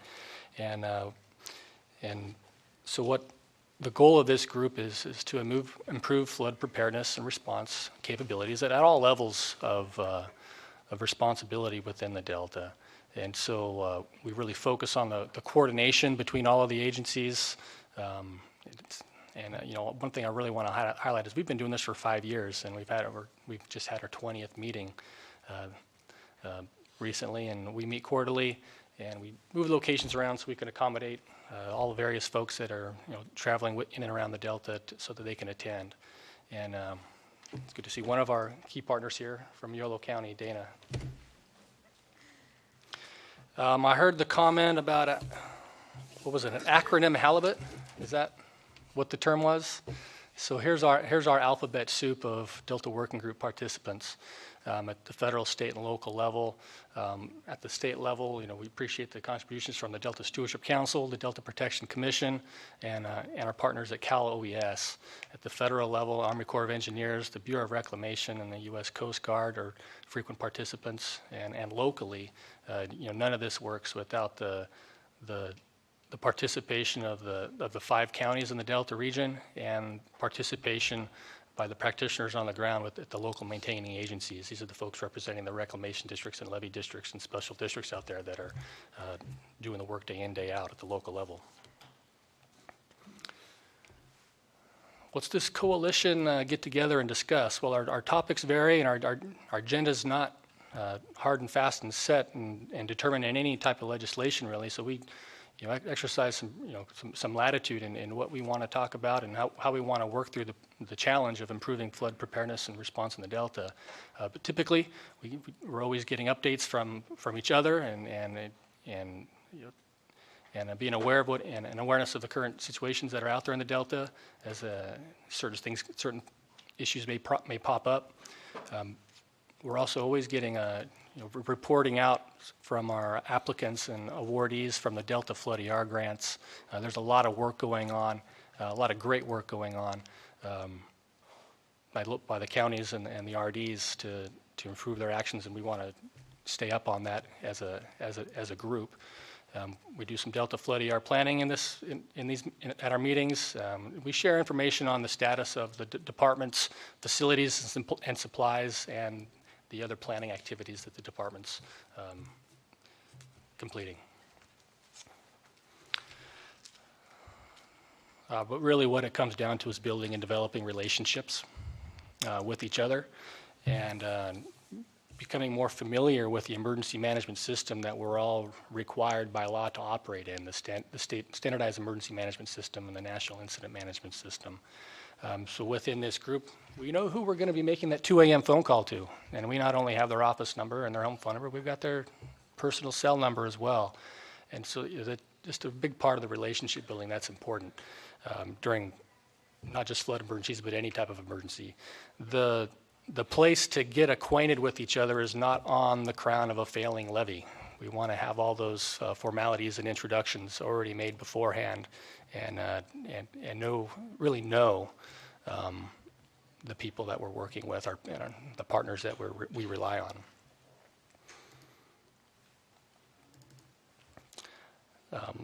A different piece of the department's activities is our grants, and one of those grants is the Delta Emergency Communications Grant, which implements one of the SB 27 task force recommendations, and this was a $5 million one-time funding allotment for the 5 Delta counties to implement an interoperable communication system throughout the Delta. And this was initiated in 2012, and I'm proud to say that it was completed in 2016.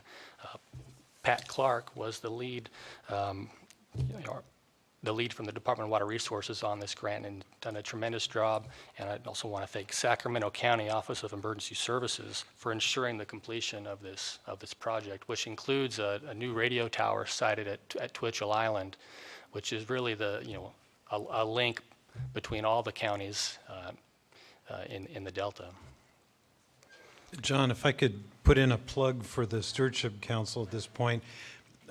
One of the charges we were given was to develop some interim actions prior to developing the Delta Plan. And at hearings that were held, this need for joint communications and the lack thereof was identified. And it was one of the Delta Stewardship Council's interim action recommendations.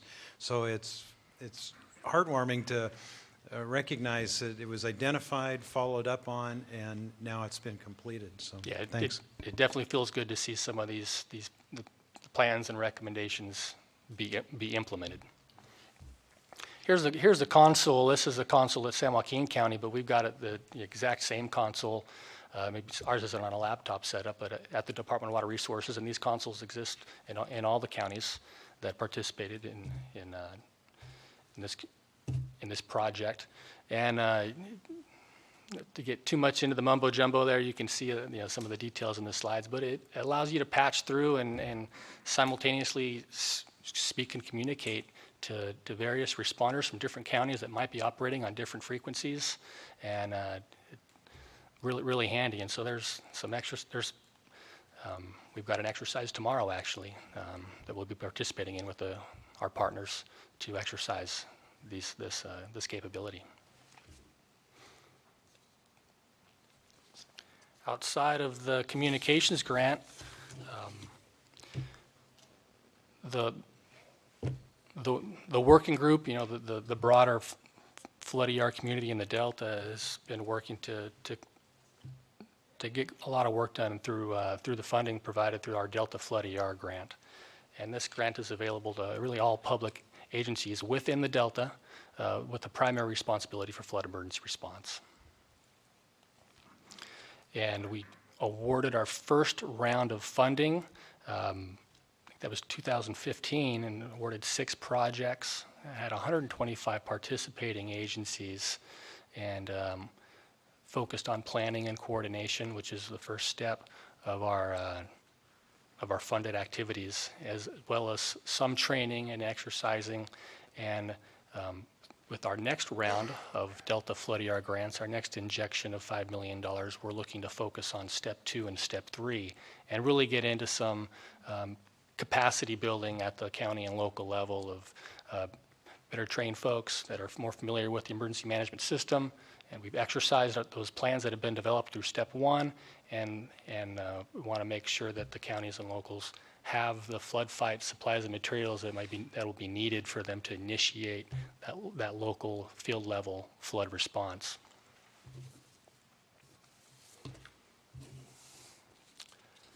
Speaking of exercises and training,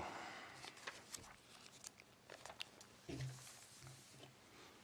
2013, we had a 3-part tabletop exercise that comprised a big portion of 3 of our Delta Working Group meetings.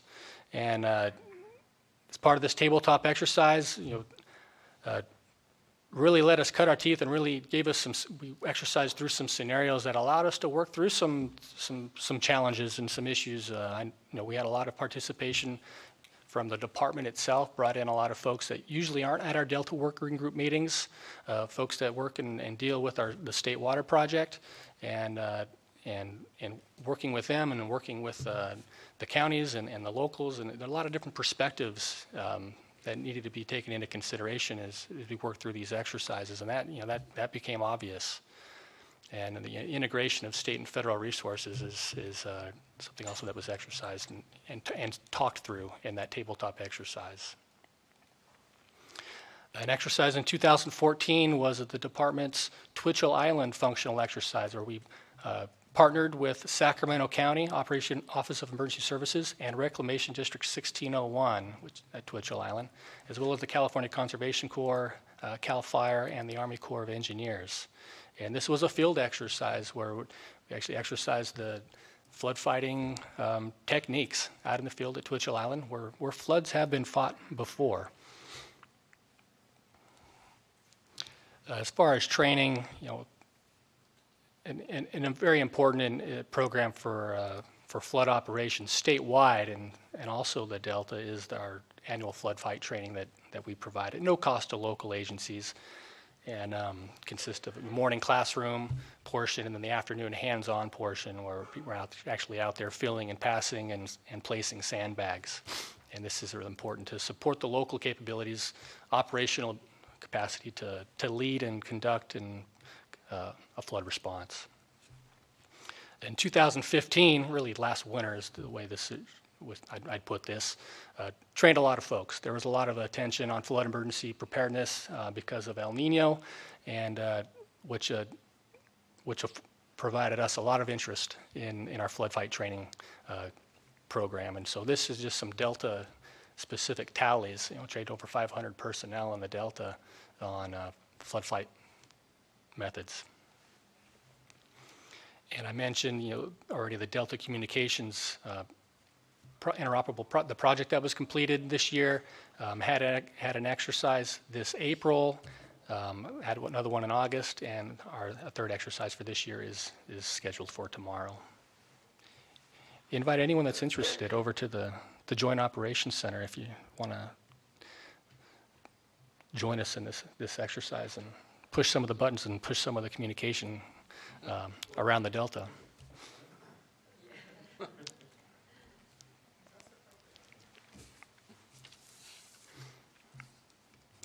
Communications is important in any type of emergency response, and it's always can always become a bottleneck. And so, with the way technology is advancing, it's really tough to stay ahead of it. But luckily, there's some great people at Sac County that are on top of all this and really guided and led this effort.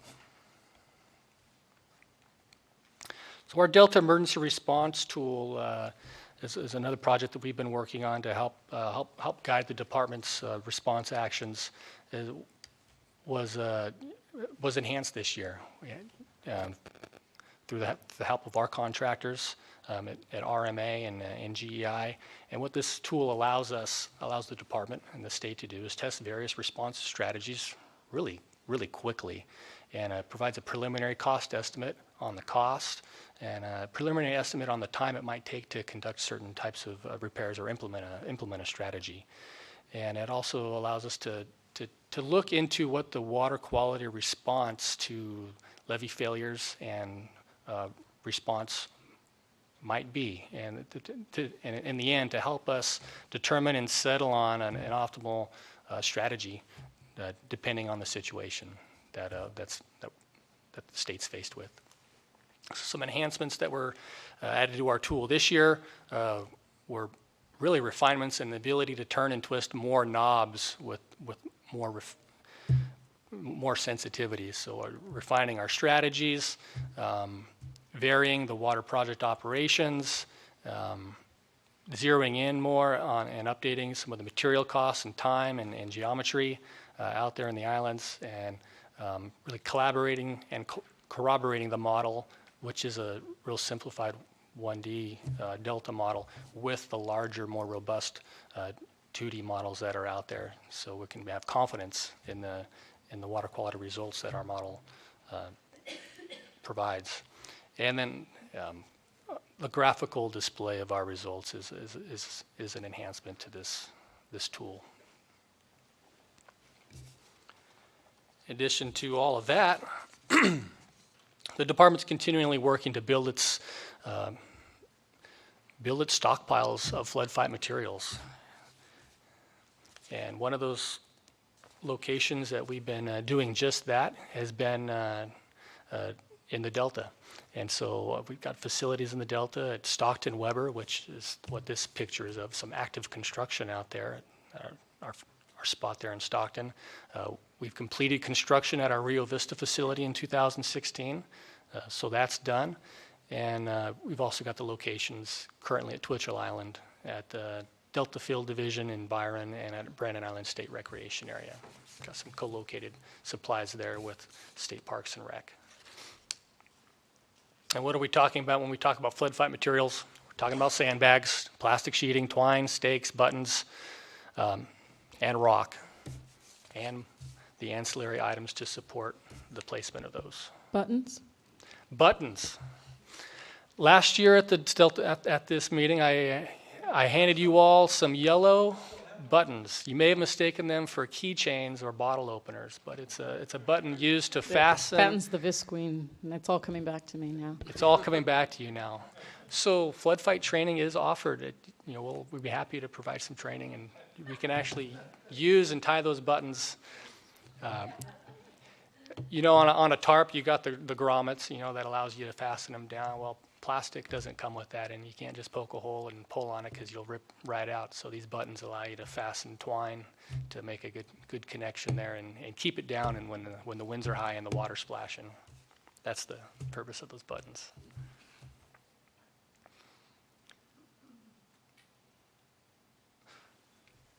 One more facility that we've got to complete is the facility in Stockton. Like I mentioned, there's active construction. That's taking place, as you can see on this figure, on our south parcel. We've also got some work to do on our north parcel, and expect the department to have its solicitation out very early 2017 to get that work contracted out and completed.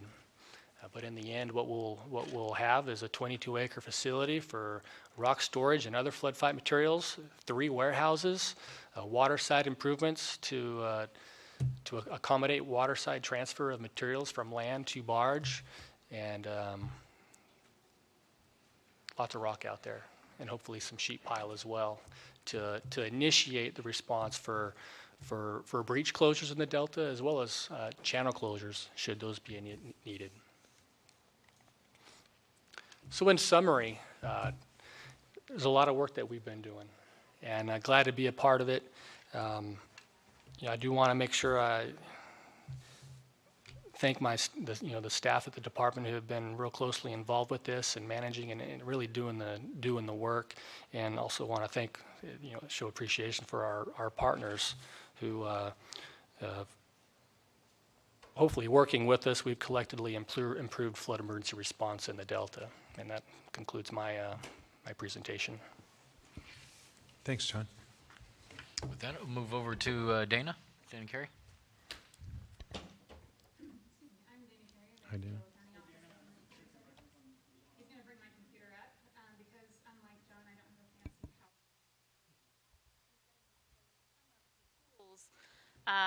That we have created using the DWR funds and how they're advancing. I believe last year I was in front of you wielding these big, long maps that were printed out on the plotter with the assistance of some of John's staff to unroll them, which are great for the field, but they're not of much use to an emergency operations center who needs to actually add more data to a map, analyze things, and make decisions on behalf of emergency response, things of that nature. So some of the DWR funds have been used to create not only the mapping contingency, but emergency response plans. And so the table that you see on the screen is actually one of those plans, and it's just a level 1 or monitor stage for one of our reclamation districts. Actually, 3 reclamation districts went in on this plan together. And so this I'm kind of highlighting because last night it was actually a very useful tool with all of the predictive models for I Street Bridge hitting monitor level this Saturday and going right back down.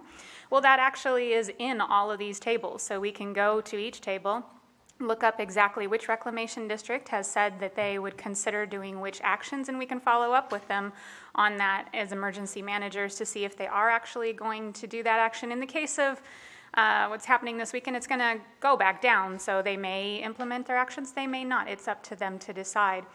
As we move forward in YOLO, at least, to take all the information in all the reclamation district plans and make it into a usable format for emergency management, we'll be going through all of these tables, adding them to the Yolo County Flood Hazard Annex for the Emergency Operations Plan for the entire county, so that I can quickly, instead of going through each and every document to see who's doing what, I can actually see it more in chart form and call them and be faster on response, along with anybody from emergency management. So these plans are just one of the things that all of these grants have paid for. I can't tell you how incredibly rewarding it was as an emergency manager to go out in my mud boots and meet the reclamation district guys and gals, learn what they've dealt with historically. So many of our reclamation districts, they're a family business. They've been in it for a long time. They know their levees better than I will ever know them, and so they become subject matter experts for emergency management because flood is not the only thing that we deal with. So I'm sorry, I lost the resolution on your laptop. Could we minimize this for a second? I'm not getting signal from it for some reason. Okay. That would be duplicate. If we go to your desktop, if we could, please. Okay, I was just going to force it to redo. All right. Just to the desktop. Perfect. I apologize for this. Right My desktop's very messy, if you couldn't tell. Yeah, excuse me. Yeah, screen resolution. 1024 by 768. Apply. Apologize, everyone. Excuse me. Perfect. Thank you. All right, so last year when I was here, these were some of the maps you were seeing in paper form. So if we go ahead and we laminate these, they can be taken out into the field, drawn all over. They're a really useful response tool. They're also useful for the kinds of data that we're collecting. So you'll see a number of little dots kind of all over the interior there. Those are actual houses. It's numbers of residents, and it's for specifically the community rating system. So when we go through our CRS, we can actually prove that we've mapped residents, and since we have it on a layer, we can overlay the 100 and 500-year floodplains and tell how many are in those floodplain, which, as many of you may know, is a CRS requirement. A lot of the emblems and things that you see on the screen were given to us by the people who've been on those levees for decades in some cases, who've been out there in the rain, in the muck, in the middle of the night, and they know the levee, they know what's bad and what's day to day. So what we've actually done is we've taken these maps and we're now importing them into ArcGIS Online, so that in the Emergency Operations Center, we have the exact same layers and the exact same information as far as staging areas, which are noted in this map as S's, and also all of the historic information. There are symbols for historic seepage, slope stability, historic erosion, breaks, where people will gather to do emergency response, because there's no addresses. We can't tell somebody an address and get them to drive there when everybody's responding. So now we can actually give them points, or we can open this map up, and the map itself will give them driving directions to that location, and in many instances to the gate they need to enter in order to get on that levee, because some of the levees are not drivable in certain areas by large trucks. Another thing that these are really great for is if we have preliminary engineering data on specific things in our GIS system. That preliminary engineering data is within the system, so that if we have to actually do what we've engineered, it's all there, it's all pre-done. We can throw it to FEMA and say, this is what we're thinking about doing. Will you pay the bill on this? Which is historically what happened in San Joaquin. So a lot of this stuff has been built off of San Joaquin's experiences. We're all using the same data structure, the same maps. Don from Solano, myself. I know that we're here in front of you to speak about the Delta, but this effort has been going on through DWR's statewide grant all the way up into Butte County. And one of the things early on that we identified kind of as the mid and upper SAC region counties was that if we could make all of this seamless, then you can span up and down the river and see everybody's plans. Right now, you can see we pretty much cut off at YOLO, and I still have to import West Sacramento's data. So that doesn't help us when water flows and it's all coming from somewhere else. So all of these layers actually exist for these other counties, and it's just a matter if they don't have a strong enough GIS capability, can one of the other counties house it for them potentially, unless the state would like to house it for everybody. So with the way that ArcGIS has been built over the last couple of years, each of us can house our own information if we have the capability to do so, and we can open it up to our neighboring counties so that it's one clear picture up and down the river. And through the statewide grant, Yolo County is actually continuing this mapping project inland on Puda and Cache Creek as well, because we have concerns, especially on Cache Creek sometimes, and have had historical flooding there. Some of you may be aware that whether you're looking at the RFMP boundary or you're looking at the Delta boundary, it bisects Yolo County.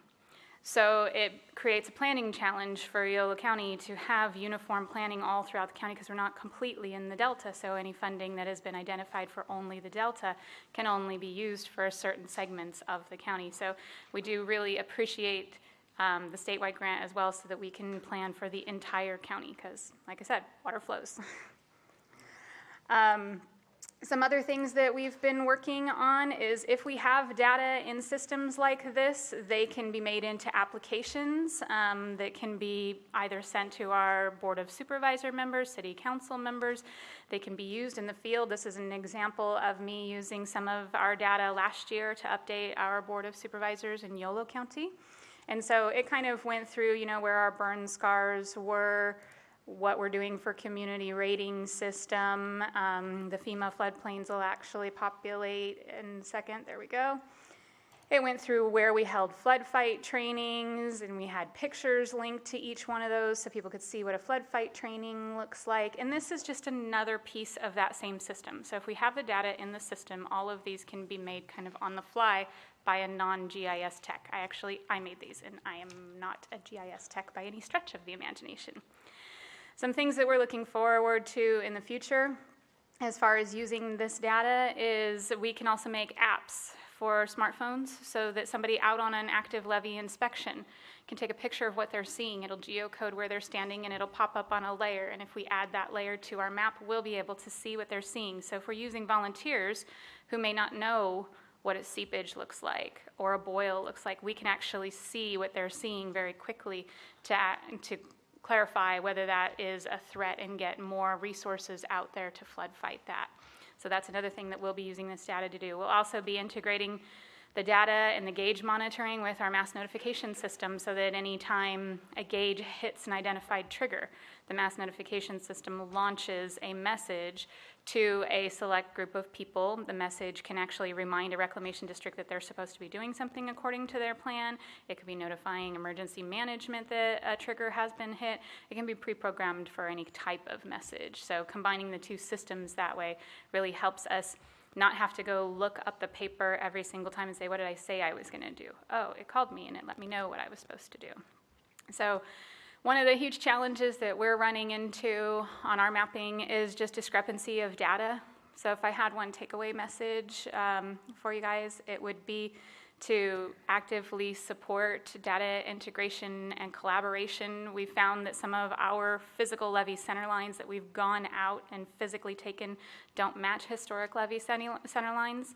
And so those are things that we'd like to clean up so that we can just point to one source of data. By putting the data in this format, it can be imported into DWR's FARIX system. It can be used in the Cal OES State Operations Center. All of them are using GIS products. And so if the layers exist, then they can use them, superimpose them on other data sets that they have for emergency response purposes.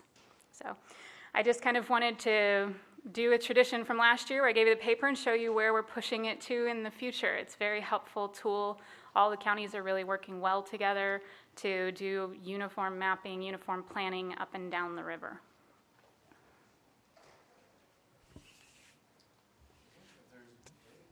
If there's no questions on the presentation, I'll keep moving it along, and we'll look at this table 1 in just a second, but just in the interest of time, I want to touch on a few points that both the presenters make that are really useful tips, I think, that we can use carrying forward. I think what John described as the Delta Working Group is an excellent model of showing how outreach and bringing in partner agencies and coordination throughout the years helps the process when something does come up, when you need that buy-in, or in their case, a quick emergency response. But having people at the table and making those connections ahead of time before they're actually needed, I think is a very useful tool that we should keep in mind as well. And Dana's example of the data gathering is another example of kind of tying in with what we've been talking about with the levy investment strategy, making the information available. We have posted our tool on the website for a similar effort to try to make data available to folks. So, and she emphasizes the common picture, and that's the theme that we use also, the best available science. That includes the best available data and the common picture of that. And the example that Dana shows for sharing information is something I think we could learn from also. And as we move forward, as we talk about gathering inspection data or any other information that's gathered as part of the levy information, figuring out how to make that information available to other agencies is a good example that we should heed as well. With that, I will just turn very quickly to the attachment 1, just in the interest of time. A little bit of description of this. This table was taken from attachment 1 of the August 2015 performance measures staff report to the council. The table was prepared through several interviews with Department of Water Resources and California Office of Emergency Services staff, and circulated among other members of the MultiHazard task force for comments. So we've been working on this, and it's something that we will review and revisit. And I just want to go through the table, maybe touch on a few highlights while the panel members are here, but just to describe the next steps, this is something that we need to revisit as part of the performance measures, and these recommendations also help inform our Delta levies and risk reduction policies and recommendations as well. So 2 items that I heard as the panel was describing, I think John's note on the communications tower and the role that was in play there, John can correct me if I'm wrong, but I think that plays in with recommendation number 6, develop and implement a Delta region specific interoperability communications plan. We had previously described that as in progress.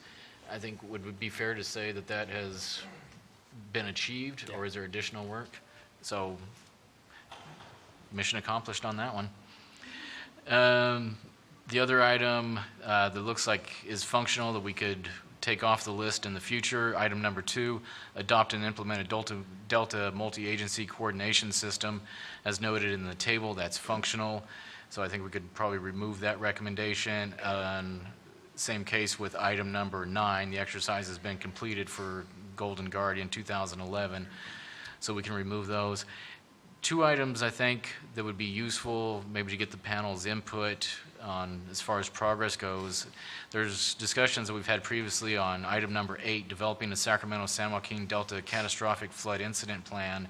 And that kind of ties in also with item number 5, adopt and implement regional mass evacuation plans. And I think it'd be worth maybe the panel describing where those efforts are at right now. And I know there's also been work behind the scenes. The reclamation districts are using that $5 million in grant money to also develop emergency response plans.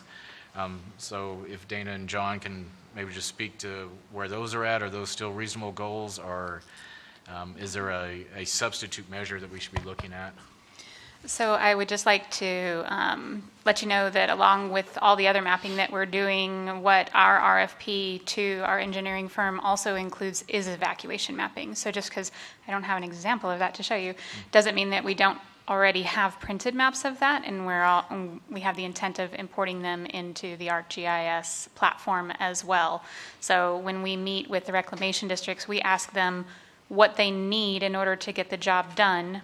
And then when they tell us that, we go back and meet with first responders and tell the first responders what we need. So when a levee maintaining agency tells us they need to close County Road 22, sometimes on the one end known as River Road out by West Sacramento, to one-way only traffic because they want to drive down the street on the opposite side of traffic flow so that they can better see the levee and inspect it. We then go to the sheriff's office or police department, whoever is actually responsible for that jurisdiction, and discuss with them if it's feasible. Is there anything legal that allows us not to do that? Can we put it in the plan? And then we also work with those first responders on how to facilitate evacuations. Whose call is it going to be? Will we launch the mass notification system for that? Answer is, of course, yes. Who's going to be physical boots on the ground? We're looking at an evacuation app for our GIS platform as well that we came up with a need for in fire season, so that if an officer is standing in a house and somebody says they don't want to evacuate, they can make a note of that so we know exactly which homes did not evacuate on the map, because there is no such thing as mandatory evacuations in the state of California. I'm not sure if you knew that. We can recommend it, but there's nothing in law that tells us we can force a person to leave their home. So then to tie the work going on there with the RDs and the counties on how they'll evacuate their areas of jurisdiction, the state of California, the California Office of Emergency Services, just to speak for them for a moment, is through their NorCal Catastrophic Flood Response Plan is working on how at the state level those efforts are going to be supported. If it's multiple counties within the Delta that are all trying to evacuate people and find a place to care and shelter those people, those backup plans A, B, C, and D all might overlap, and so there's what Cal OES is doing is planning the kind of the larger effort on how do you do that for the whole community, not just specific counties, and so it's they're close on that. Is that something that within the time frame you think of maybe the next year or two that would be complete? Yeah, the NorCal Cap plan will be complete. Okay. Appreciate that. With that, unless the council members have any questions on the table, I'll just wrap it up with maybe next steps and how we could use this information. Dustin, one question. Is there an interagency group at some level of staffing that coordinates GIS mapping? Because I've heard reference to county, state, multiple agencies documenting and identifying and populating maps with data.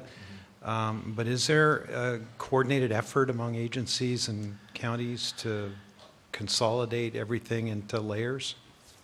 I can't speak to that too much. I know when I was with the Department of Water Resources, they had internal guidelines that they were developing for consistency within the department. I think that was probably based on maybe some statewide guidance, but as far as a central location where that information can be found, I honestly can't speak to that. So for the counties from Butte to the north of Yolo, RD 108 and 787, Then from basically in the Clarksburg area on the Solano side down in San Joaquin, we all use the same data mapping, and it's actually a book now, and it tells what every single symbol means, how the geodatabases should be stored. So we've kind of done that as the Delta counties and are using that so that our stuff is a little bit more consistent, and that way we can give that tech reference to the State Operations Center or to DWR so that they can look at the layers we have, how they're stored, and decide how they can import them into FARIX or the State Operations Center, operational dashboards, things like that. Because of the way the system runs now, it's very easy to share a single layer with somebody, share a whole map with somebody, and so a lot of it is just right now goodwill and everybody agreeing to play nice together. Mm-hmm. And the Is there room for improvement on that?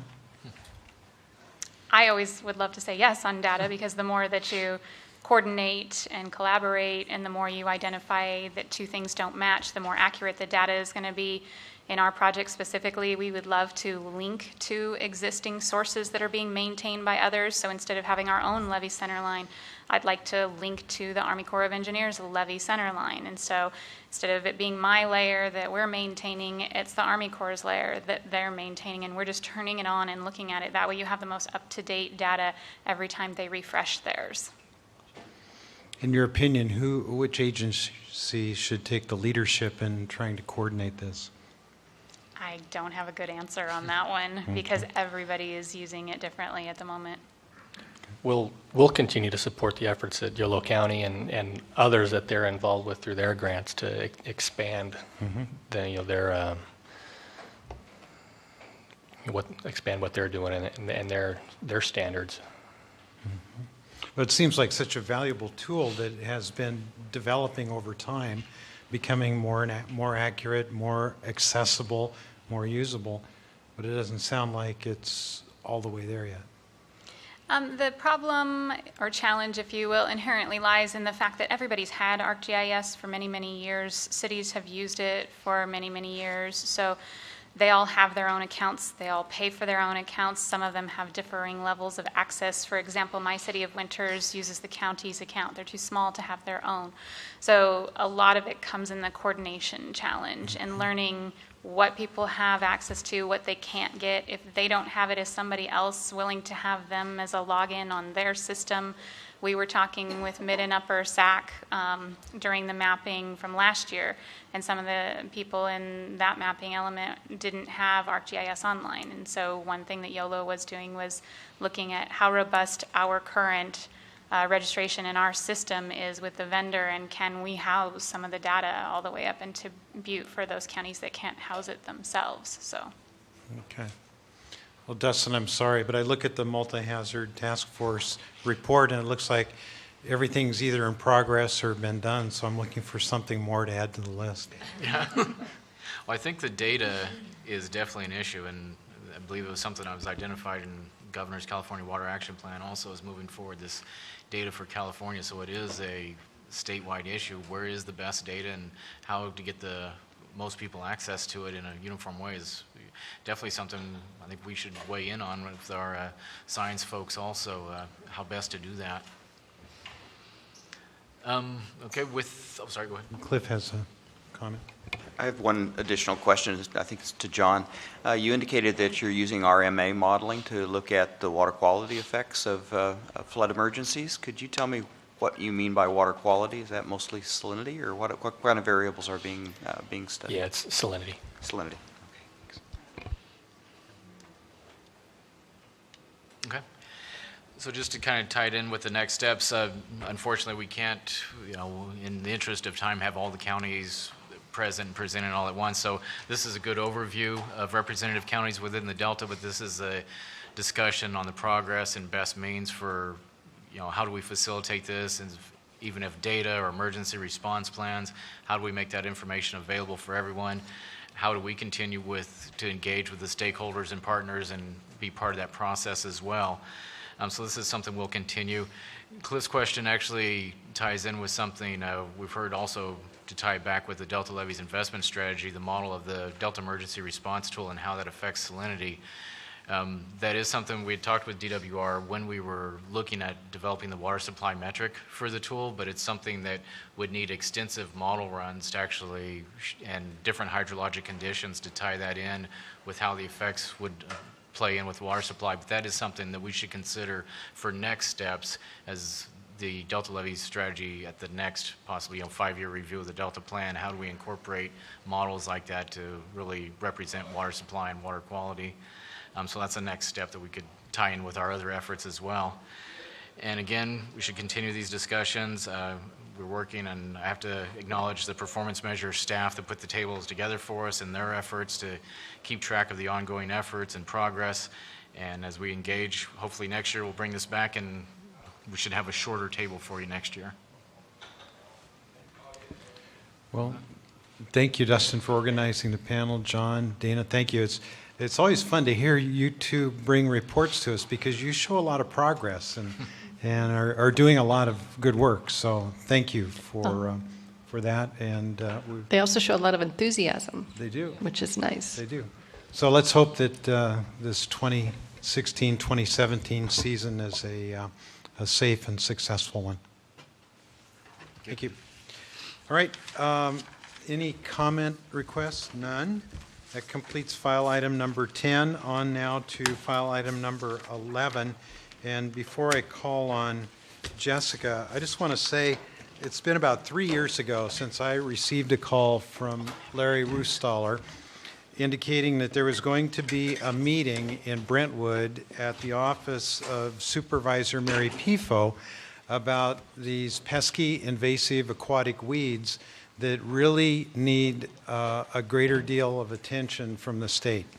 So I agreed to attend that meeting, and Mary and Larry had assembled a group of folks representing USDA, County Ag Commissioner, there was representatives from NASA, Boating and Waterways, and others that were there. And I was so impressed with the level of interest that they had developed and the work that they had done, the preliminary work that they had done, that I felt that this is something the Stewardship Council really needed to add a lot of support to. So I came back and I contacted Dr. Reiner Hoenecke and I said, you know, there's going to be ongoing meetings on this matter. Mary and Larry have done an excellent job of organizing the initial efforts, and we should get more involved. Reiner is here today and has been involved, and so I'm looking forward to a progress report on a very pesky problem that hasn't been solved yet, but I think and hope that we will be encouraged that the level of effort that is being applied to this is significant. So, Jessica, that's my preliminary comments. Okay, great. Great introduction. With that, I'm just going to turn it over to Reiner. All right. Thank you so much. Good afternoon, council members. I am pleased to introduce Dr. Maggie Chrisman, who's still dealing with some technical issues back there, but she'll be up here momentarily. This is Maggie's first appearance in front of the council, and therefore I'd like to give you just a little sense of what role she has played or is playing in this important topic. This is your last information item for today, so I just want to make sure that we give you as much enthusiasm as the previous panel. So, Maggie, Reiner, no one ever accuses you of not bringing the enthusiasm. Okay, thank you. Maggie is participating in providing her expertise to a number of committees that coordinate and collaborate on a variety of research, surveillance, and management topics related to invasive plants impacting the Delta ecosystem. And Maggie is the science program's point person on the Delta Interagency Invasive Species Committee, 2 project work teams of the Interagency Ecological Program that have that deal with somewhat different aspects of this issue, and the work group that updates the California Invasive Aquatic Species Management Plan. She also keeps track of the Delta Region Area-Wide Aquatic Weed Project managed by the U.S. Department of Agriculture. And so we can regularly update the state of the Bay Delta science and incorporate key knowledge gaps into our forthcoming science action agenda. So we're really glad and happy to have Maggie there as sort of our point person, and especially having a really good working relationship with state parks, with USDA, with the Conservancy, with DWR, and all the players that are really important in making, advancing the state of science, and then also directly connecting it with actionable management items. So with that, I just wanted to thank our panel for making themselves available, and pass it on to Maggie so she can introduce everybody. So thank you, Reiner. Is this on? No. Okay. So thank you, Reiner, and good afternoon, Chair Fiorini and members of the council. It's my pleasure to be here today to introduce this panel and start off our discussion about a topic that's near and dear to my heart, aquatic weeds in the Delta. So as many of you are likely well aware, invasive aquatic vegetation has dramatically expanded over the last decade. As of 2014, estimates put the total coverage at over 11,000 acres, with adverse effects on recreation, navigation, and reduction of habitat quality for native species. The recent proliferation of weeds has drawn increasing attention to ways research and science can inform management activities. And in particular, I would like to acknowledge Council Member Mary Pifo's role in highlighting the importance of this issue and supporting activities we'll discuss today. So avoiding introduction of or creation of new habitat which promotes further expansion of these species is required by Delta Plan Policy ERP5. And the Delta Plan also has a recommendation, ERR6, which calls for support of prioritization and implementation of actions to control non-native invasive species. Trends in coverage of nuisance aquatic vegetation is also covered or tracked through one of our performance measures. And despite that this is complicated because we actually lack a consistent monitoring program in the Delta, so it makes it difficult to report on that performance measure, we do have remote sensing-based estimates of coverage in acres of at least water hyacinth, which have been provided to the Council by members of the Delta Region Area-Wide Aquatic Weed Project, which we'll hear about shortly. In 2015, the Delta Interagency Invasive Species Coordination Committee was established as an interagency forum to coordinate and communicate activities involving invasive species among federal, state, local, academic, and other stakeholder parties. This group formed the planning committee for the 2015 Symposium on Invasive Aquatic Vegetation that was held jointly by the Delta Science Program, the Delta Conservancy, and UC Davis. The committee is beginning preparations now to hold another symposium next year. Following the last symposium in 2015, a synthesis paper has been prepared by Jenny Ta, an associate specialist at UC Merced working with Joshua Veers, for the online open access journal San Francisco Estuary and Watershed Science. This paper summarizes our current state of knowledge of aquatic weeds in the Delta and provides future direction for future coordinated research, management activities, and policy. The paper describes management tools that are currently in use or under study in the Delta, but discusses how effectiveness of these have been hindered by a complex regulatory structure, a lack of a consistent monitoring program, specific regulations that restrict treatments in space and time, and funding cuts. The paper concludes with a set of recommendations through which we could begin addressing some of these issues. So with that, I would like to now introduce the rest of this panel who are here to provide additional information about these and other activities. First, we have Lynn Sadler, Deputy Director of the California State Parks Department of Boating and Waterways. Lynn will discuss DBW's aquatic weed control program and their development of a more holistic and comprehensive approach based on partnerships with many different agencies, including the USDA, NMFS, U.S. Fish and Wildlife Service, CDFW, NASA, the Water Board, DWR, and others. Next, we'll have Dr. Louise Conrad, a program manager at DWR and chair of the Interagency Ecological Program's new Aquatic Vegetation Project Work Team. She will describe why the project work team was formed and plans for informing the control program next year, as well as specific components of the Delta Smelt Resiliency Strategy. Finally, we have Dr. Patrick Moran, a research entomologist at the USDA Ag Research Service and director of the Delta Region Area-Wide Aquatic Weed Project. He will provide a brief overview of that project and highlight some emerging research and some challenges. Finally, we'd like to acknowledge the Port of Stockton was unable to send a representative today, but we appreciate that they would have participated if possible.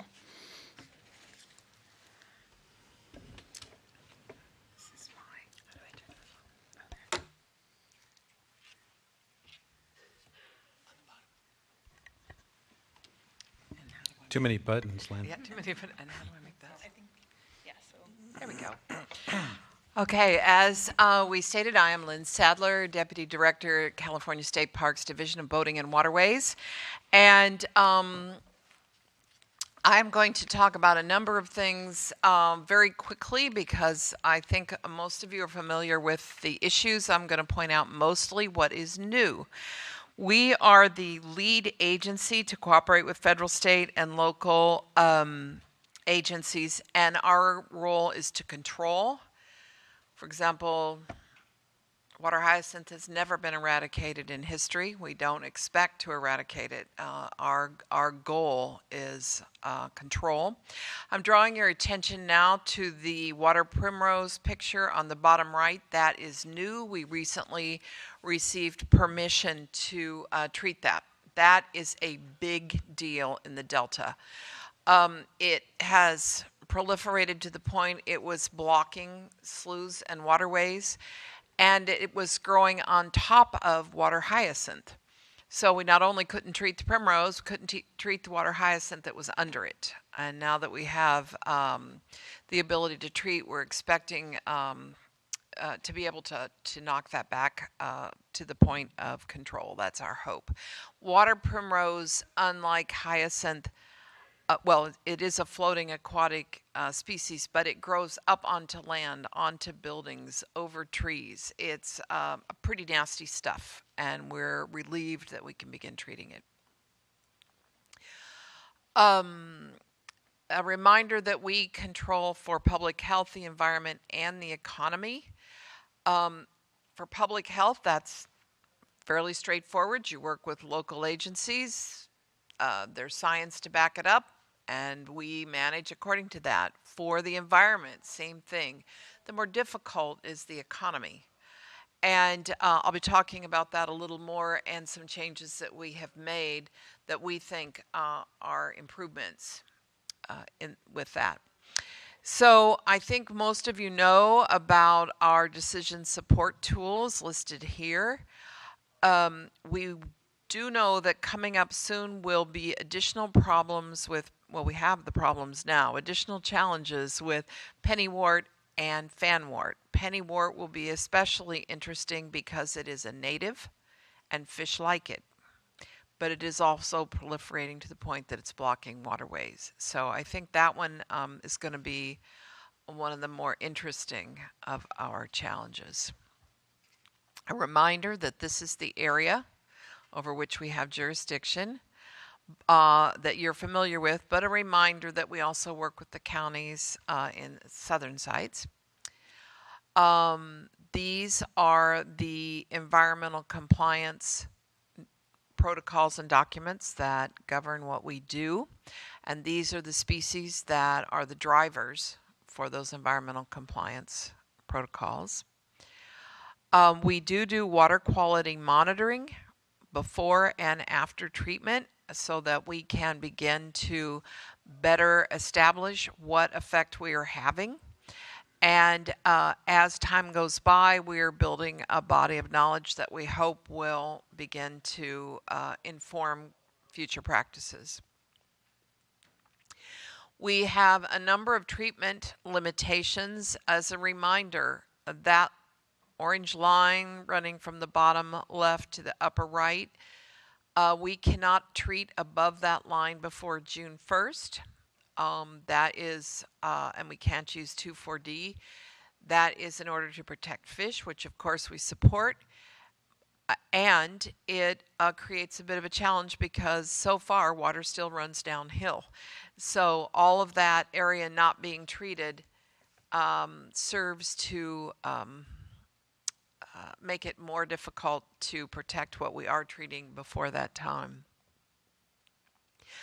Our treatment limitations, I think that you're aware of it. We have agriculture, endangered species, we have fish columns, water pumps that we deal with. I'm not going to go through all of those now because I know that you are pretty familiar with them.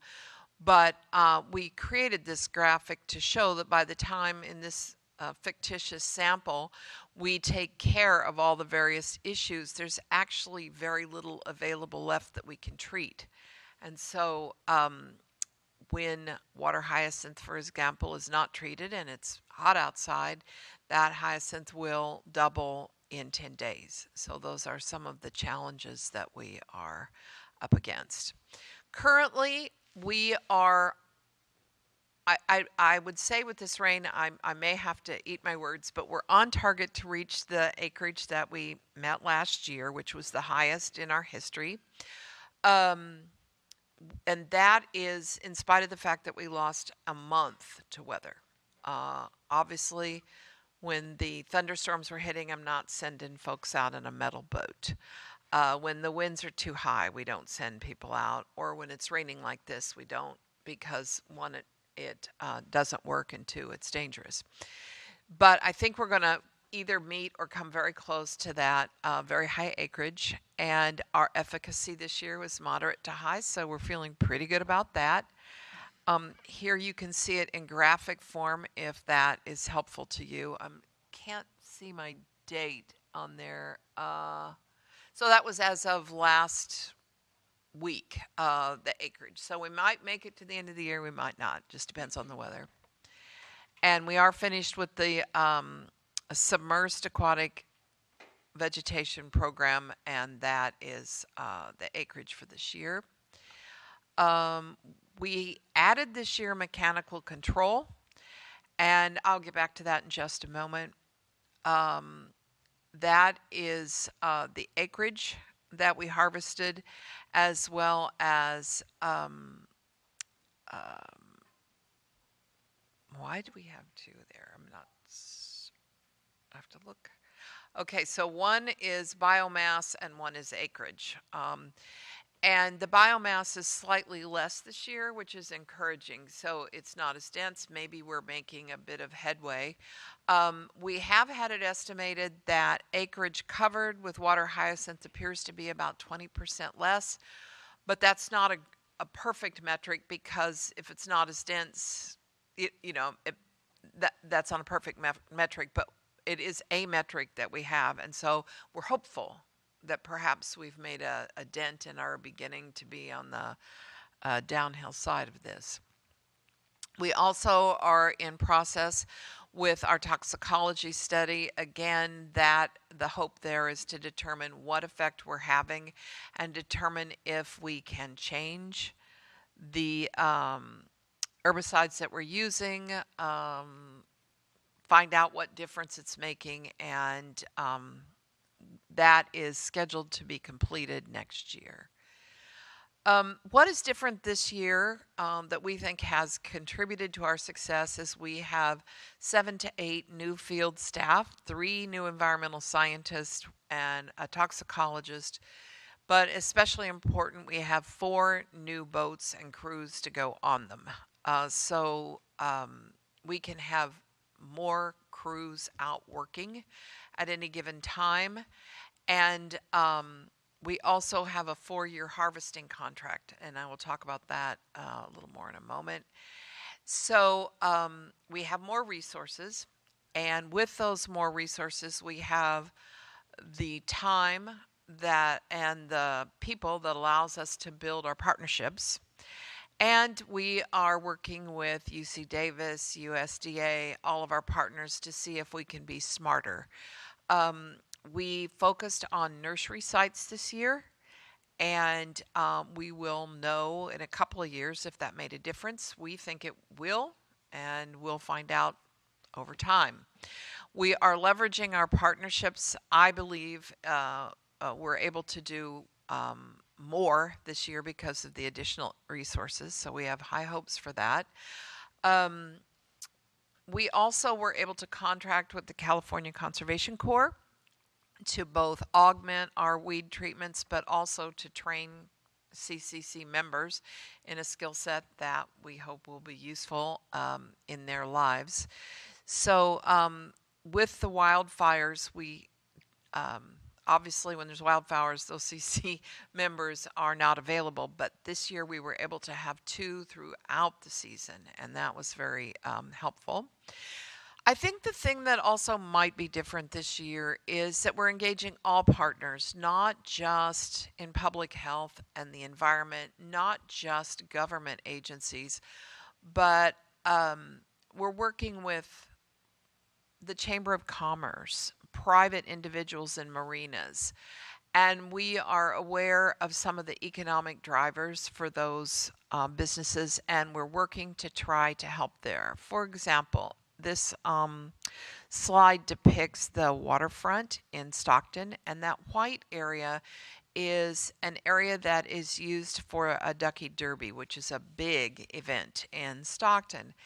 And of course, right before the Derby was supposed to happen, the water hyacinth began floating in, and we were able to work with the city to isolate the water hyacinth in the lower fork and make that area available for the Derby. We have been asking individuals to send us photographs with locations to help us get sort of an early warning system when hyacinth are moving. And I like to think that those efforts are not only helping us get ahead of the hyacinth and controlling them, but also being more focused, going where we're needed the most, or at least wanted the most. And so that's been a change this year as well. So as it relates to submersed aquatic vegetation, there on the left is hydroacoustic mapping of Discovery Bay 2 years ago. Blue is good, any other color is bad. As you can see on the left, bad.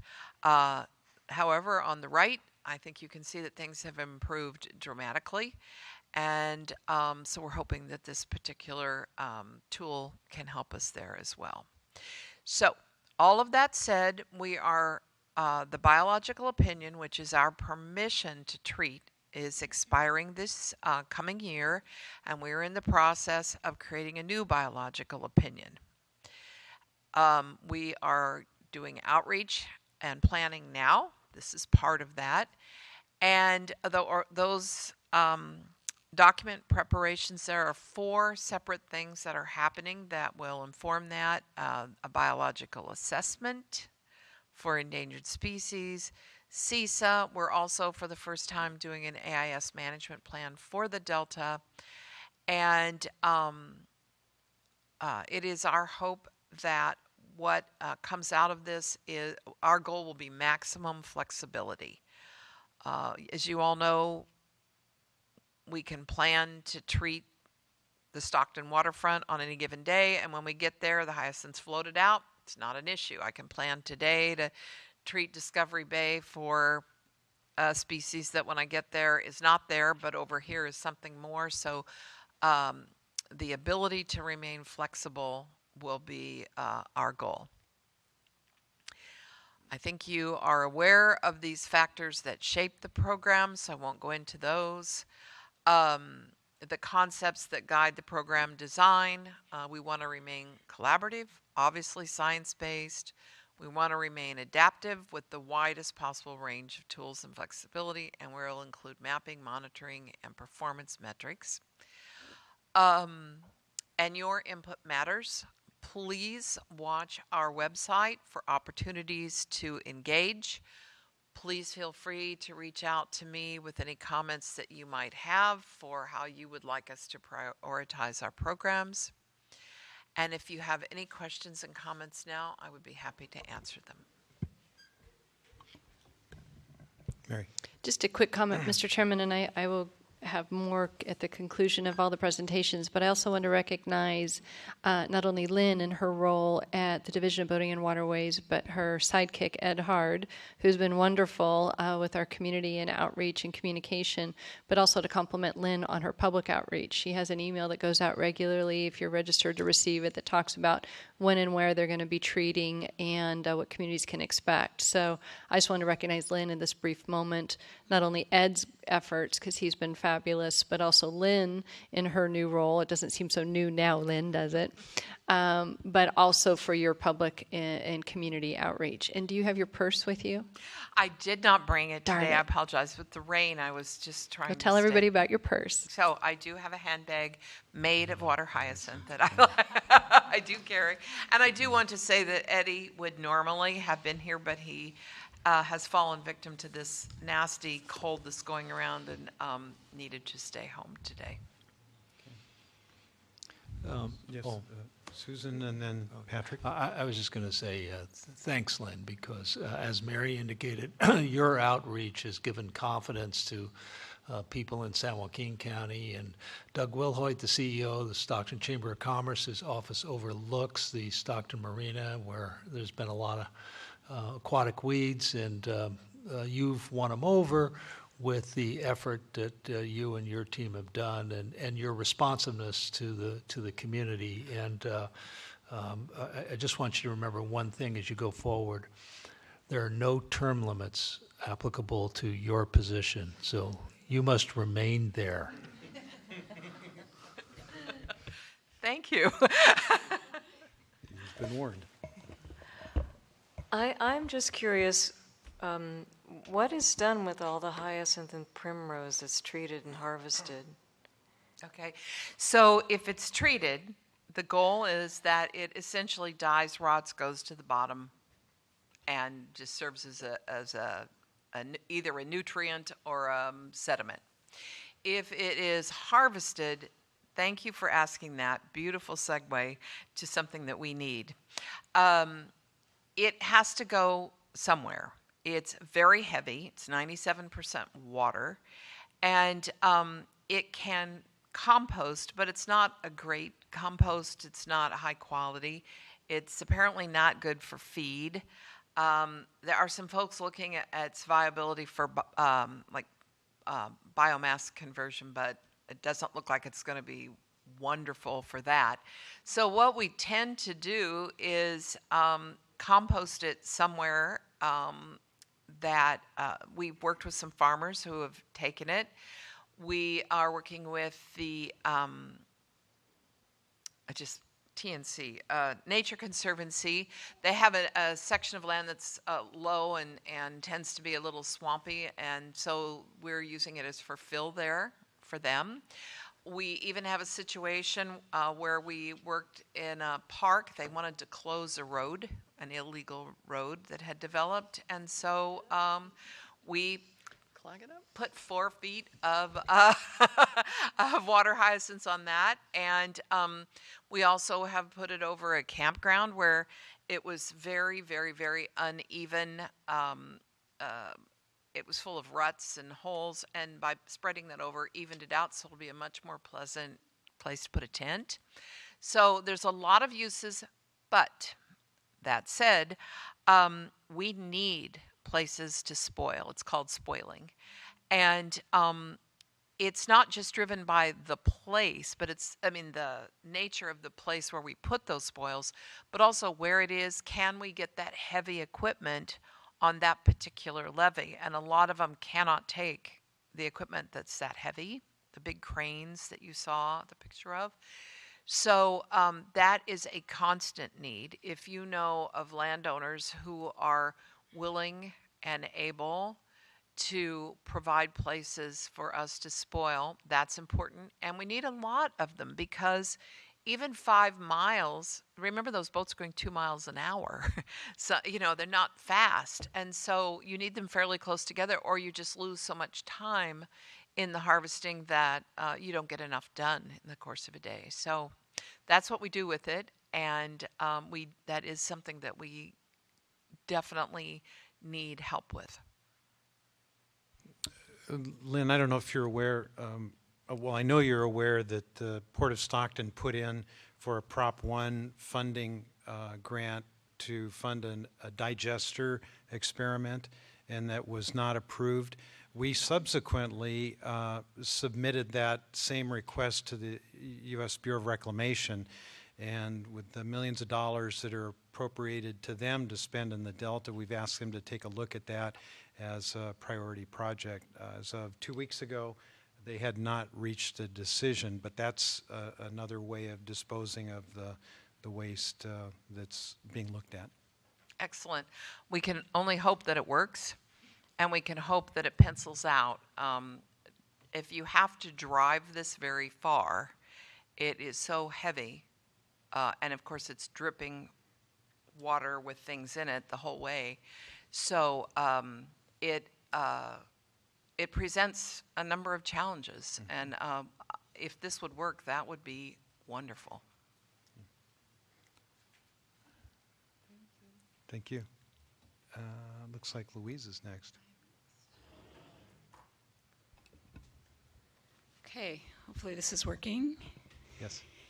Well, thanks a lot for having me. I do have some slides that you'll see here. Really appreciate the chance to present this very new group that we have within the Interagency Ecological Program. I'm going to give a brief update and talk about how we are leveraging this group to think about the smartest action we can put together for the call for enhanced aquatic weed control in the Delta Smelt Resiliency Strategy that was released in July of this year from the Resources Agency. So to start, I want to just take a moment to discuss what an IEP, or Interagency Ecological Program Work Team, is. And what you see here is a list of all of the ones that we have within the IEP now. And the goal of these is all of them are intended to provide an open forum for progress, scientific progress on a particular topic. And as you can see, many of them here are really focused on fish, particularly salmon. And we have recognized within the Interagency Ecological Program that there's growing resources and attention and management needs for aquatic weeds. And so we thought it is high time that we put together a project work team for this purpose. And so we started this just in the fall of 2016. We've held 2 meetings so far. One was really a kickoff meeting in which we discussed specific activities and needs, ways that the group can engage right away. And secondly, we held a second meeting in which Eddie Hard gave a nice overview presentation to provide some orientation to the whole group on what the current approach is to aquatic weed management now. So what is on the to-do list for this aquatic vegetation project work team? And I'm going to just give 3 general areas that we are focused on now. And the first is really that we want to provide a forum for coordinating scientific research. And the idea is, well, it is open to the public, and we have a great start with this so far. Our first meeting, which was on September 1st, we had representatives from 15 different agencies spanning federal, state, nonprofit, water contractor, university groups. And approximately 30 to 40 people were there. There's a lot of interest. And the hope is that we want to keep the scientific research really focused on what are the management needs. And by engaging this broad group, we hope that we have a good model for success in that way. Other project work teams within the Interagency Ecological Program have been a great source for producing sound study designs, and producing scientific products that can further the science and the management. Secondly, Maggie has already mentioned that we are missing in our scientific community a consistent monitoring program for aquatic vegetation. We hope that we aim in this project work team to provide guidance for what you would do to put together a sound, consistent, feasible monitoring program. And the image that is on the slide there shows you an aerial image, the one on the upper right from 2014 and the next one of 2015 of Frank's Tract. And all the red area there is submerged aquatic vegetation. So this is collected by a low-flying aircraft that collects imagery, and then the imagery is then analyzed to determine the coverage of aquatic vegetation. So this one image here shows you that big changes happen in short periods of time. And we need to be able to track this. We need to be able to do it at varying spatial scales from one water body to the whole region. We don't yet have a program to do this. This has been opportunistically done when funding has been available. And then finally, this is related to that point number one, but we hope that this work can be acting in part as a scientific arm, one of the scientific arms for the Boating and Waterways program. So I'm going to go into just a little more detail in one of the motivations for this project work team to start this year was that this Delta Smelt Resiliency Strategy, released in July of 2016 from the Natural Resources Agency, called for enhanced aquatic weed control action. And this yellow text on the slide there is taken directly from the strategy, and it says that Department of Water Resources is going to coordinate with Division of Boating Waterways to increase the treatment of aquatic weeds in the Delta to maximize benefits for Delta smelt, and that the action will take place in 2017 and 2018. So we want to engage this group to really put together a smart, responsive action that's called for here. I will say that the amount of money we have for this is being funded by Department of Fish and Wildlife, California. It is right now $1.8 million that we have to treat weeds within both of these years. And that needs to cover the monitoring of the action and any remote sensing that low-flying aircraft to produce maps of aquatic vegetation, it needs to cover that as well. So we are trying to first think strategically about ways to put together what should we do with this money and with this call. This is there's not much detail in terms of where should we do this. We need to figure it out. So what we want to do is take a considered approach. And so first of all, as you already know from Lynn's presentation, there is an existing program. So we want to work actively. The Boating and Waterways is a partner here, and we want to think about what is already being covered, and then think about where are Delta smelt going to be, in what ways can we, where and within that distribution of Delta smelt, where are there growing aquatic weed problems. So this map here is a map of treatment areas treated at least once between 2013 and 2016. The purple area is treatment of water hyacinth, and the green area is Aguirrea densa or Brazilian waterweed, which is one of the worst submerged weeds, and water hyacinth is on the surface. So what we look at for the Delta smelt habitat is really the northern and western portions of the Delta is where we primarily expect them to be. And where do we have growing aquatic weed problems? This map is another one similar to the one of Frank's Tract that I showed you, top from 2014 and the bottom from 2015. And that red area is that submerged vegetation. And that map is telling us, the broad Delta-wide map is telling us there's treatment happening for floating aquatic weeds, but not as much for submerged aquatic weeds in this region. And so this may be an area that we look at for performing this action and doing all of the monitoring associated with that. We need to know if this is going to continue, if this problem is still here in 2016. I will say that I went out actually with Eddie Hard recently at the end of November to look at it. We were already seeing very healthy weeds. I thought they were looking very healthy for the end of November, right in that area. So we have already paid, DWR has paid for another remote sensing aerial imagery to be collected in 2016. And so that imagery is now being analyzed, and we're looking at that in order to make a final determination on where to do this action for the Delta smelt habitat.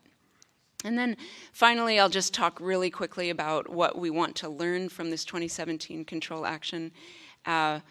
We are taking an approach where we want to think about really how does the system, the ecology of aquatic weeds work. And to do this, we create simply, it sounds simple, but really box and arrow diagrams that show us a roadmap for how we think it works. And we can use that to think about what do we expect, how do we expect the system to respond if we treat aquatic vegetation. So making some really simple predictions. So one is, okay, if we treat aquatic vegetation with herbicides, because that is the main tool in the toolbox for submerged species, you would expect that the biomass of aquatic vegetation to go down. How long is that treatment effective? When does it come back? Does it come back right away? We would like to monitor that. We expect the water clarity or the turbidity to go up because aquatic vegetation is generally trapping sediments. This is deemed to be a bad thing for Delta smelt. So the main improvement for Delta smelt as a result of treating aquatic vegetation is that the turbidity would increase. And that perhaps water temperatures would go down because you don't have water sitting in a single area warming up in a weed patch. And then finally, is there a food web benefit? We expect that there would be if you have less vegetation. Vegetation really competes with phytoplankton, which is the base of the food web for Delta smelt. So we would expect that with removal, if it is effective, then you would have a positive response on the food web.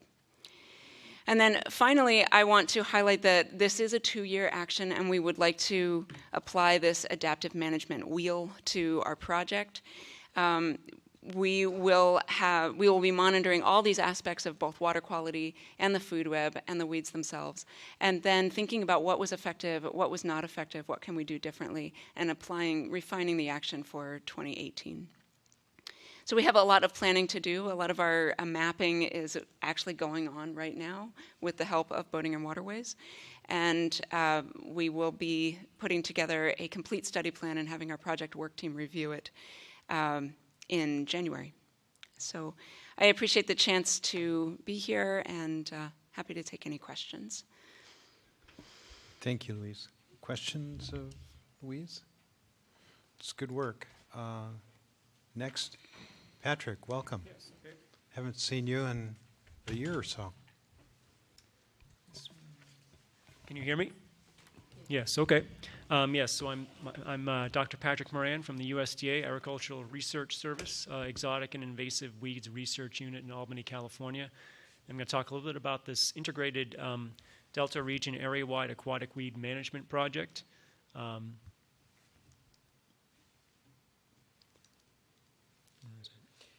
Sorry. We're both doing the same thing. Oh, okay, yeah. So the idea of this project came about as a result of a lot of dialogue between our scientists, including Ray Carruthers, who used to be the research leader of our unit, Mary Pifo in Contra Costa County, Larry Rustaller in San Joaquin County, some local legislators about the problems caused by the aquatic weeds and potential federal involvement federal government already being involved, but another level of federal involvement involving a scientific approach to protect water resources, natural ecosystems, commercial and recreational navigation, public health, and Delta economies. So I just want to talk a little bit about the USDA ARS. I don't know if some of you have seen sort of the background on what we do as an agency nationwide. We do conduct research to solve agricultural problems and crop production, but also natural resources that are important for agriculture, including water. That's probably the key thing here. And to improve agricultural products, natural resource space, the U.S. agricultural economy, and there's a sociological aspect as well for rural communities. Important thing is that we do research to be transferred to stakeholders, users. We have to publish our research in the scientific literature, get it peer-reviewed in that way, but we're supposed to do research that really is applicable to real-world problems, can be applied to these problems. So in terms of the USDA ARS here in California and its role in the Delta and aquatic weeds before the existence of this project, we've been the federal nexus since about 2001 with the formerly Department of Boating and Waterways, now the Division of Boating and Waterways, with their permits with the U.S. Fish and Wildlife Service and the National Marine Fisheries Service, essentially shepherding the biological assessment to those services from the division and facilitating the review process, the communication, the annual report submission, any amendments that might be needed, and also the submission of the annual report. So a key role there since the department, now division, started having to do those biological assessments. We have been involved in research for a while in the Delta, looking at aquatic weed control, status of the aquatic weeds, and different potential new control technologies. And so this project came about as a result of a need to sort of expand beyond what we were doing in a relatively limited sense and get more agencies involved in an approach that would cover the entire Delta to implement new technology. The USDA ARS has a national area-wide pest management program. It focuses on all different kinds of pests, insect pests, for example, the boll weevil, different kinds of major invasive weeds, such as Melaleuca in Florida, and major tree weed. This is the first project to focus on aquatic weeds that we know of, and certainly and not just one, but several aquatic weeds causing problems. Like all area-wide projects, they address major environmental and economic problem invasive pest species.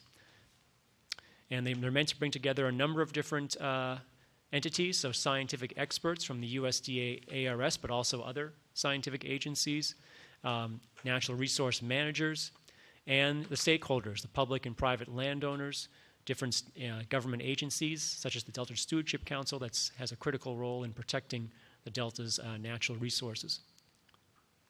And so these weeds were kind of on the radar screen when this project got started. Formerly, the project focused only on the top row there, the water hyacinth, Brazilian waterweed, and arundo. That's was kind of like the basis of the proposal, just get this project started. But the results are actually applicable to any of the invasive aquatic weeds that the division is targeting and that we can do research on. So that's an important point. And we selected these weeds as a basis for the justification for the initial proposal for the project because they're all widespread, causing big problems. Multiple control approaches were available but needed to be integrated and improved and better implemented in the Delta. And there's multiple agencies involved and concerned about these weeds and involved in their control. So only Division of Boating and Waterways has the permits to do the widespread herbicidal treatment, mechanical treatment. A USDA ARS obtains permission to do biocontrol when possible.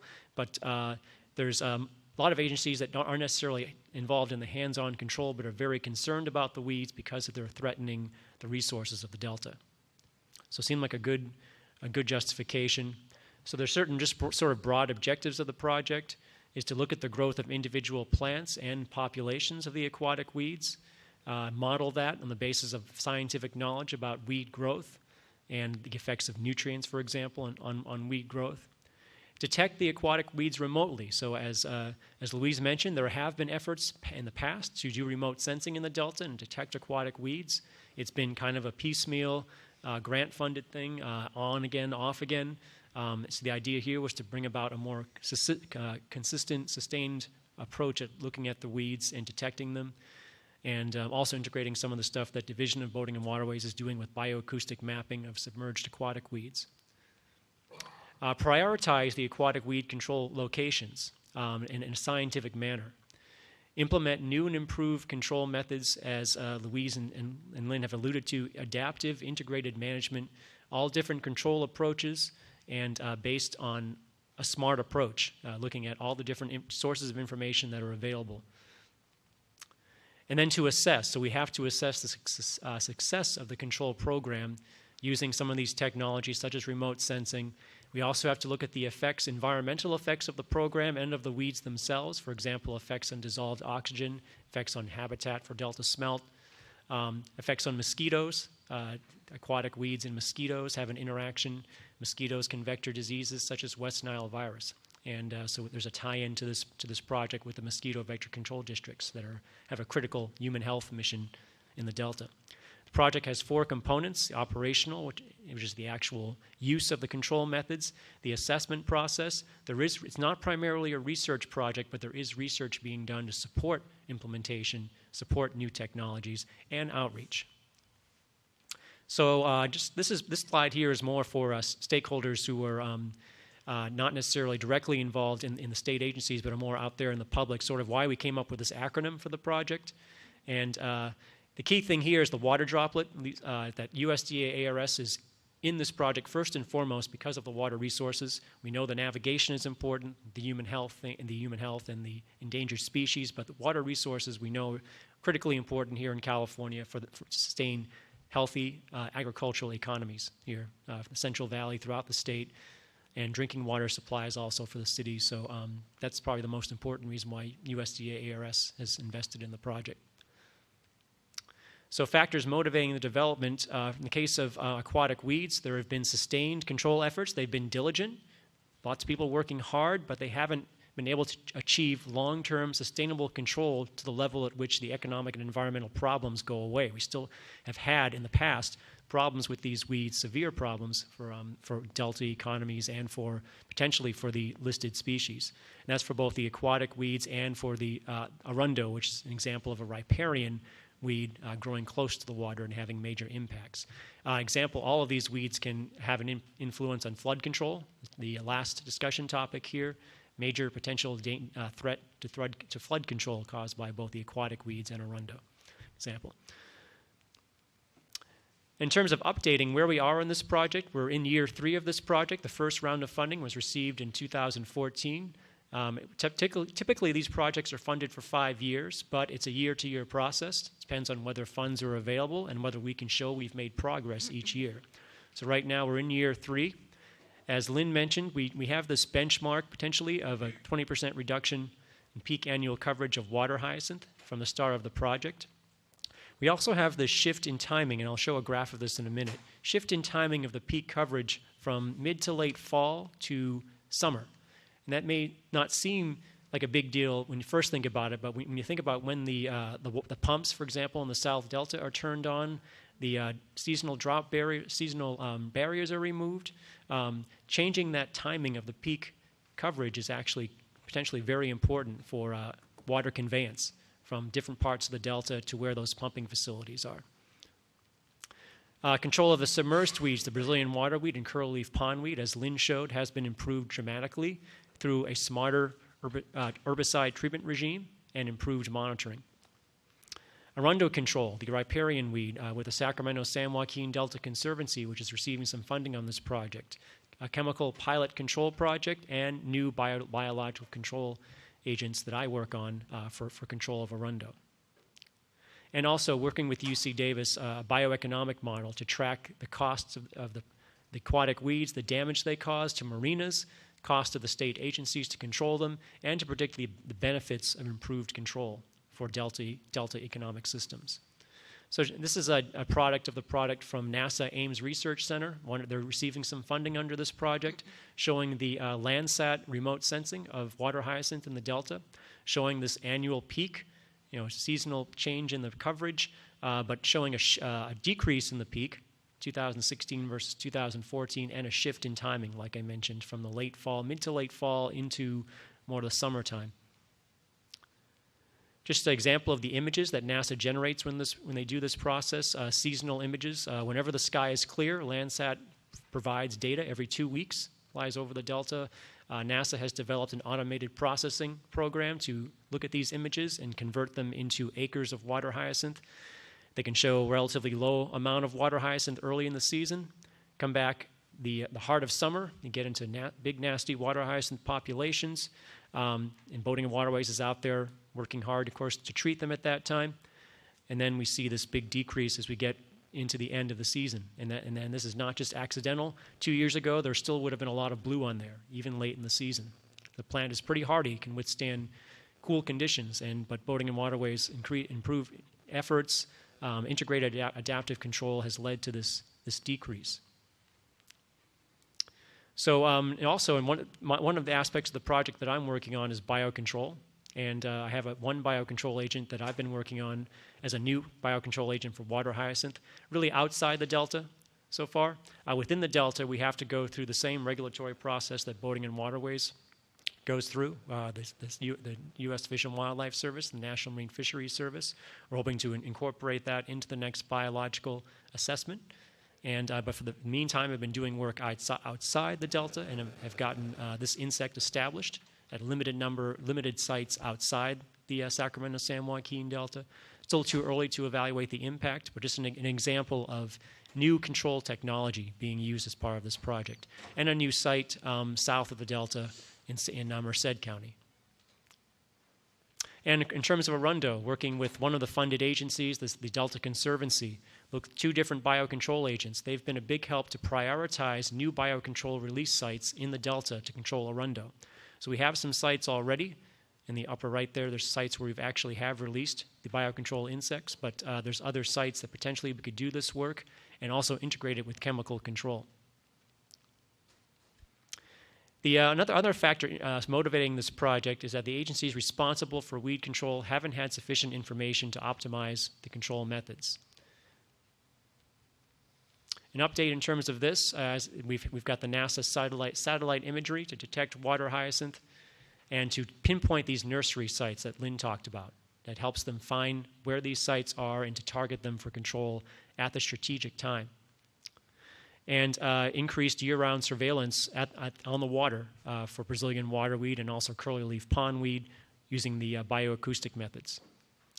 Expert information from the scientific experts on how the weeds grow, and also work, for example, on how the weeds move, actually tagging plants with GPS trackers and seeing where they go. That's something we're working on right now. And dialogue with stakeholders, as Lynn mentioned, the local stakeholders, the different federal agencies. The area-wide project has really facilitated this. And I mentioned Arundo, prioritization of Arundo sites. Another factor is that the resources, there's been a lot of state agencies involved, but resources to help them interact, even the agencies that aren't necessarily involved directly in control, but to help these agencies interact and share information. The new invasive plant, the IEP work team is a good example of this, a team coming together around this problem. And this is all designed to help protect the different economic and environmental values that we have in the Delta, the boating, the endangered species, the water conveyance, natural beauty, and everything else. So in terms of this, we've had these different meetings, and you can see them on your slide there. We've had these different coordination meetings. We've had groups that we feel were at least partially inspired by the Delta Region Area-Wide Aquatic Weed Project, the interagency group, that's the Delta Conservancy started, the Sacramento San Joaquin Delta Conservancy.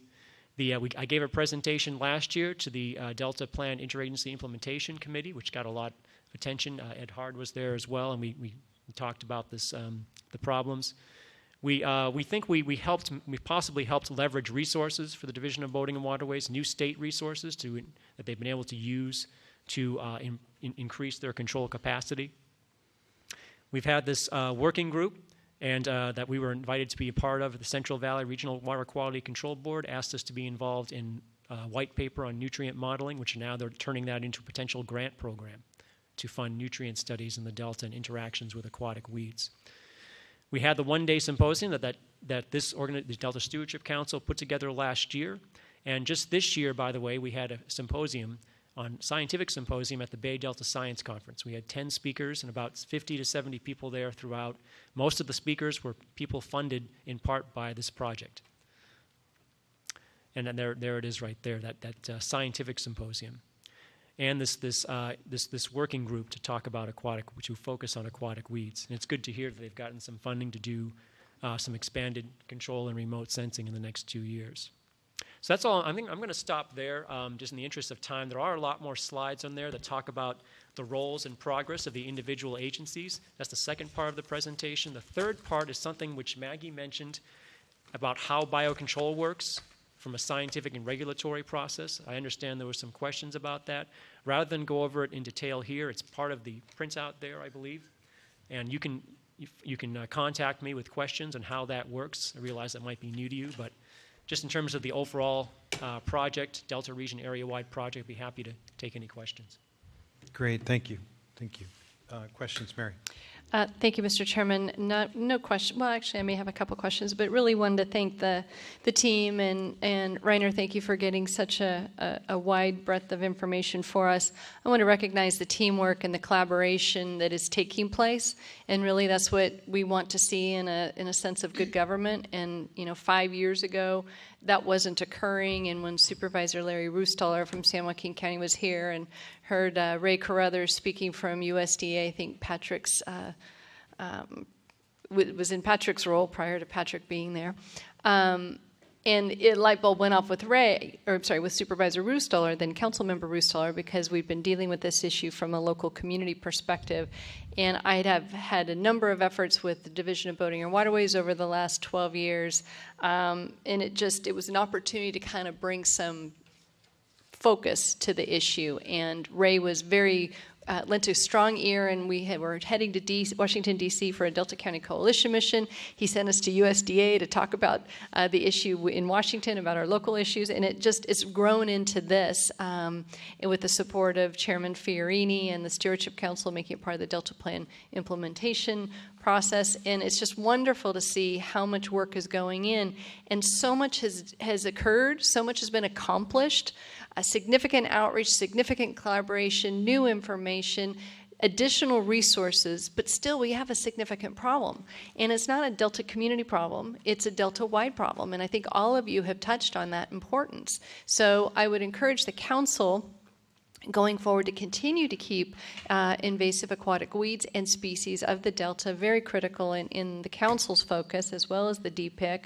I want to recognize that harvesting doesn't work for all of these weeds. For Agary, it's a disaster, or Brazilian waterweed, but for water hyacinth, it works. But there's not one size-fits-all solution for each of these species. Plus, you have drought conditions. I think we're in the 5th year in an ever-changing environment in the Delta. How do we navigate and manage science with weather and with the conditions of the Delta? And now we have the Delta Smelt Resiliency Strategy. How is that integrating into adaptive management of what all of you are doing? Self-help is bad. Community members doing their own thing to resolve the issue is not always good, even though it's great to have community participation, but that can again exacerbate the problem and make it even worse. Scientific and legislative flexibility is a must. Lynn, you touched on that. You need the legislative authority to treat these weeds, and then you need the permitting, to have access to treating them, permit authority to actually treat them, and then you need the science of the treatments that are effective, and then the dollars. What are the resources? And working together, you're making wiser use of those dollars and sharing information, but you're still limited with that resource. And I think we need to continue at the state and federal level from the local level, but also the Stewardship Council, to encourage that those resources come to all of you so you can continue to have such a successful result as you have. David Bumenheim at NASA has been terrifically helpful on the imaging, and we've got NASA involved in this issue. I mean, that's just overwhelming to me that our National Space Program is helping us with invasive weeds in the Delta, right in my backyard. Yes, literally. Keeping Discovery Bay blue. We're trying to keep it blue, and thanks to Lynn and Ed's efforts, we're doing pretty good. But the lack of a monitoring program is important. I'd like to see that discussion carried forward here also. I've mentioned it before that the state legislature should consider prohibiting the sales of these weeds for aquarium use. We can't discount that might be where some of these are coming from, and then they proliferate in the waterways. I still don't know why we aren't doing that commercially, because that is a cause, essentially partially a cause of this problem, and that's something that we can do, we have control over. and then consistency in the plan implementation. We can do hot and cold, or hot for 2 years and cold for a year, and all of a sudden we've gone backwards 5 years, and that's not good either. We're putting these resources, these great qualified people into this effort. We need to stand behind them and make sure they have the resources to do their job year after year after year after year until we have a better control. We're still trying to get control, and then we can manage at a level of control. We're still triage. We're still in a horrible environment, but your work is not is very much appreciated and very much valued.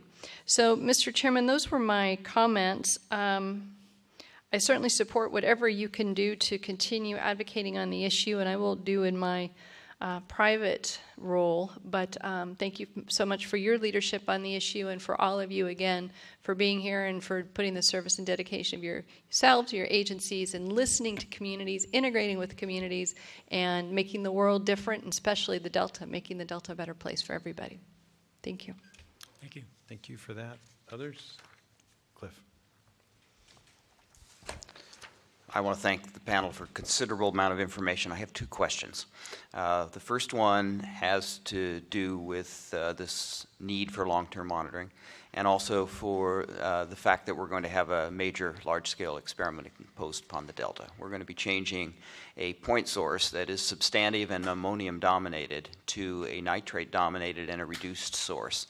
What I know of Brazilian waterweed from Claudia Feijô's work in Argentina is that it grows faster and it grows to a higher biomass on ammonium than nitrate as its source. So is that going to be something you're planning for, is to actually think about keeping a monitoring program intact to actually follow this through the 2019 partial switchover and then the 2021 complete switchover? Any of you on the panel can sort of address that. I think it's fair to say yes. To say, have we sat down and planned something out as, related to that? No, we have not. But our goal is to remain as adaptive as possible so that whatever comes at us, we are as able to deal with it as we possibly can be. My colleagues on either side of me are going to be much more instrumental in looking at this issue specifically and deciding what should be our process going forward. I should mention part of the USDA ARS work is to monitor the phenology or seasonal development of populations of both hyacinth and Egeria for several years. And we'll definitely be keeping an eye on how that change might influence both the floating and submersed weeds.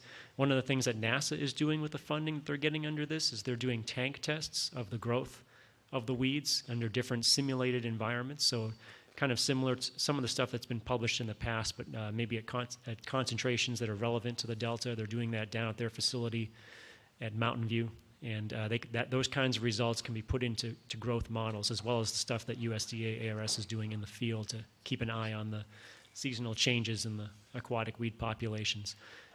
Yeah, excellent, because if you're going to do a coupled biogeochemical and hydrodynamic model to look at the fate of nutrients and its effect on these aquatic weeds, you'll need that kind of data, so I'm really glad to hear that.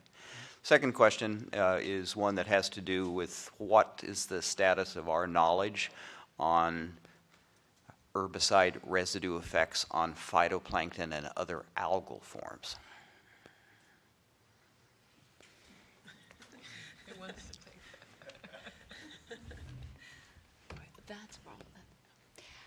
I think that's an area we want to learn more about, and I think that I didn't want to get into over too much detail in my presentation, but that is one of the aspects that we would like to really look at in our monitoring of the resiliency strategy action, is what are the effects on phytoplankton.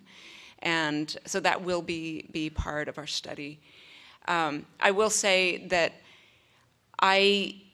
my expectation, this is just what I think, but I don't have any data to back it up at this time, is that initially you would see a decline in the phytoplankton from the herbicide application, but that removal of weeds may be a positive a benefit for the phytoplankton in the longer term. Yeah, your little conceptual diagram had some possible positive feedbacks, and right. This is a possible negative Right. feedback. It will be very interesting to see how they all play out. But to my knowledge, I don't think we've done a study where we've looked specifically at phytoplankton.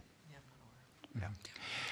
May I add Go ahead, a little Reiner. bit to that, to your question, Cliff, because there was a very interesting talk just at the most recent Bay Delta Science Conference of some emerging research that comes out of UC Davis that actually does show a change in species composition of phytoplankton, but that was not done out in the field. It was done in sort of so-called mesocosms, so sort of big, huge buckets with that you could actually control in experimental fashion. And I think we're hoping to actually set up another, after 2 years to have another sort of science symposium, maybe a one-day gathering of all the people who have hot off the press research results that they want to vet and discuss, and hopefully we'll be able to have another follow-up symposium similar to the one that we had in September of last year. So that's currently the plan. So hopefully we'll be able to bring some really good speakers together and then share results, preliminary results. Thank you for that for the feedback. Thank you. Patrick, your work on the Merced River near Hopeton suggests that you're looking at the upstream sources of perhaps water hyacinth and other weeds. From an aerial view, it's a pretty good-sized nursery on the Merced, the Tuolumne, the Stanislaus. What's the future of control in those regions upstream of the Delta? Well, and Lynn could comment that there's certain techniques, that certain abilities they have to control upstream, and contracting with county level agencies to do that in some of the upstream tributaries. And this is a good nursery site, perfect for the biocontrol agent to get established. So an area where there's really no herbicidal control going on, kind of a little refuge for the biocontrol agent to get a foothold, and then potentially get into some of those upstream tributaries. I've been boating in waterways was very helpful to help me get access to that site, and liaison with the landowner and be able to get in there and do that. So it's really just a sort of a pilot study to see if biocontrol can be a viable tool in those tributaries. I think it will work out well. We've already got establishment on the other side in the Sacramento River watershed in the tributary of the American River. So we think we can do that, but we do want to do the releases in the Delta as well. Is once we have the approvals from the regulatory services, we'll do the biocontrol in the Delta itself. But we think that the tributaries will be suitable places for biocontrol, integrated control, and hopefully in the long term reduce the need for herbicidal control in some of those upstream nursery areas, tributary areas. All right. I think we've covered invasive aquatic weeds. Yeah, this is, to me, from a policy level, it's a great example of the local identifying a problem and then being assisted by state and federal agencies. As overwhelming as the problem seems right now, if you all weren't doing what you're doing, we'd probably be swimming in aquatic weeds here today. So you're making great progress. You'd actually be walking over the mats. Yeah. So thank you all for coming. Maggie, Will Clark is a great San Francisco Giant. For his first at bat, he was a little nervous, but he hit a home run. In your first effort, you hit a home run. Thank you. All right, I have one more item. I'm going to call this 12A under public comment. As has been mentioned earlier, today is the last meeting for a valuable member of the Delta Stewardship Council and the broader Delta community. As you know, one position on the council is specifically set aside for the chair of the Delta Protection Commission, and that's the position that Mary Pifo has held for the past 2 years. Mary was first elected to the Contra Costa County Board of Supervisors in 2004, winning re-election twice. In each of her 12 years as a county supervisor, she also served on the Delta Protection Commission and during that time chaired the Delta Conservancy. In all those positions, Mary has been a tenacious representative for the Delta, whether dealing with levees, the Delta's legacy and emerging communities, water quality, invasive aquatic weeds, or proposals to improve the way we convey water for the state and federal projects. Mary has worked tirelessly to bring various government entities together to help solve issues by building on common interests. Mary grew up caring about the Delta as the daughter of the late State Senator John Nedgedly. She is a lifelong resident of Contra Costa County and has been an advocate of sustainable solutions to the Delta issues, you could say pretty much since birth. Mary chose not to run for a fourth supervisorial term this year and thus leaves both the Delta Protection Commission and the Council. I'm not sure, and I've tried, to determine what your next public steps will be, but I know that it's been an honor to work with you, Mary, and I'm sure I speak on behalf of all of my colleagues who are here and not here, and the staff at the Stewardship Council when I wish you only the best in whatever future course you choose to take. Thank you. Thank you, Mr. Chairman. It's been my honor and privilege to work with all of you and represent Delta communities at Delta County and serve as chair of the Delta Protection Commission and try to emphasize the value and role of local communities and local voices within the very important and critical policy decisions we're making at each of those levels. So it's been fun. It's been real. I'm going to enjoy next year. No offense. But you will be in good hands with Solano County Supervisor Skip Thompson, who's coming in as chair of the Delta Protection Commission. And I have warned him, not only are you a very intelligent group, but you all have a heavy lift next year and the year beyond. There's a lot of work ahead of you, and I'm happy to have had the opportunity to work with you the last two. Thank you.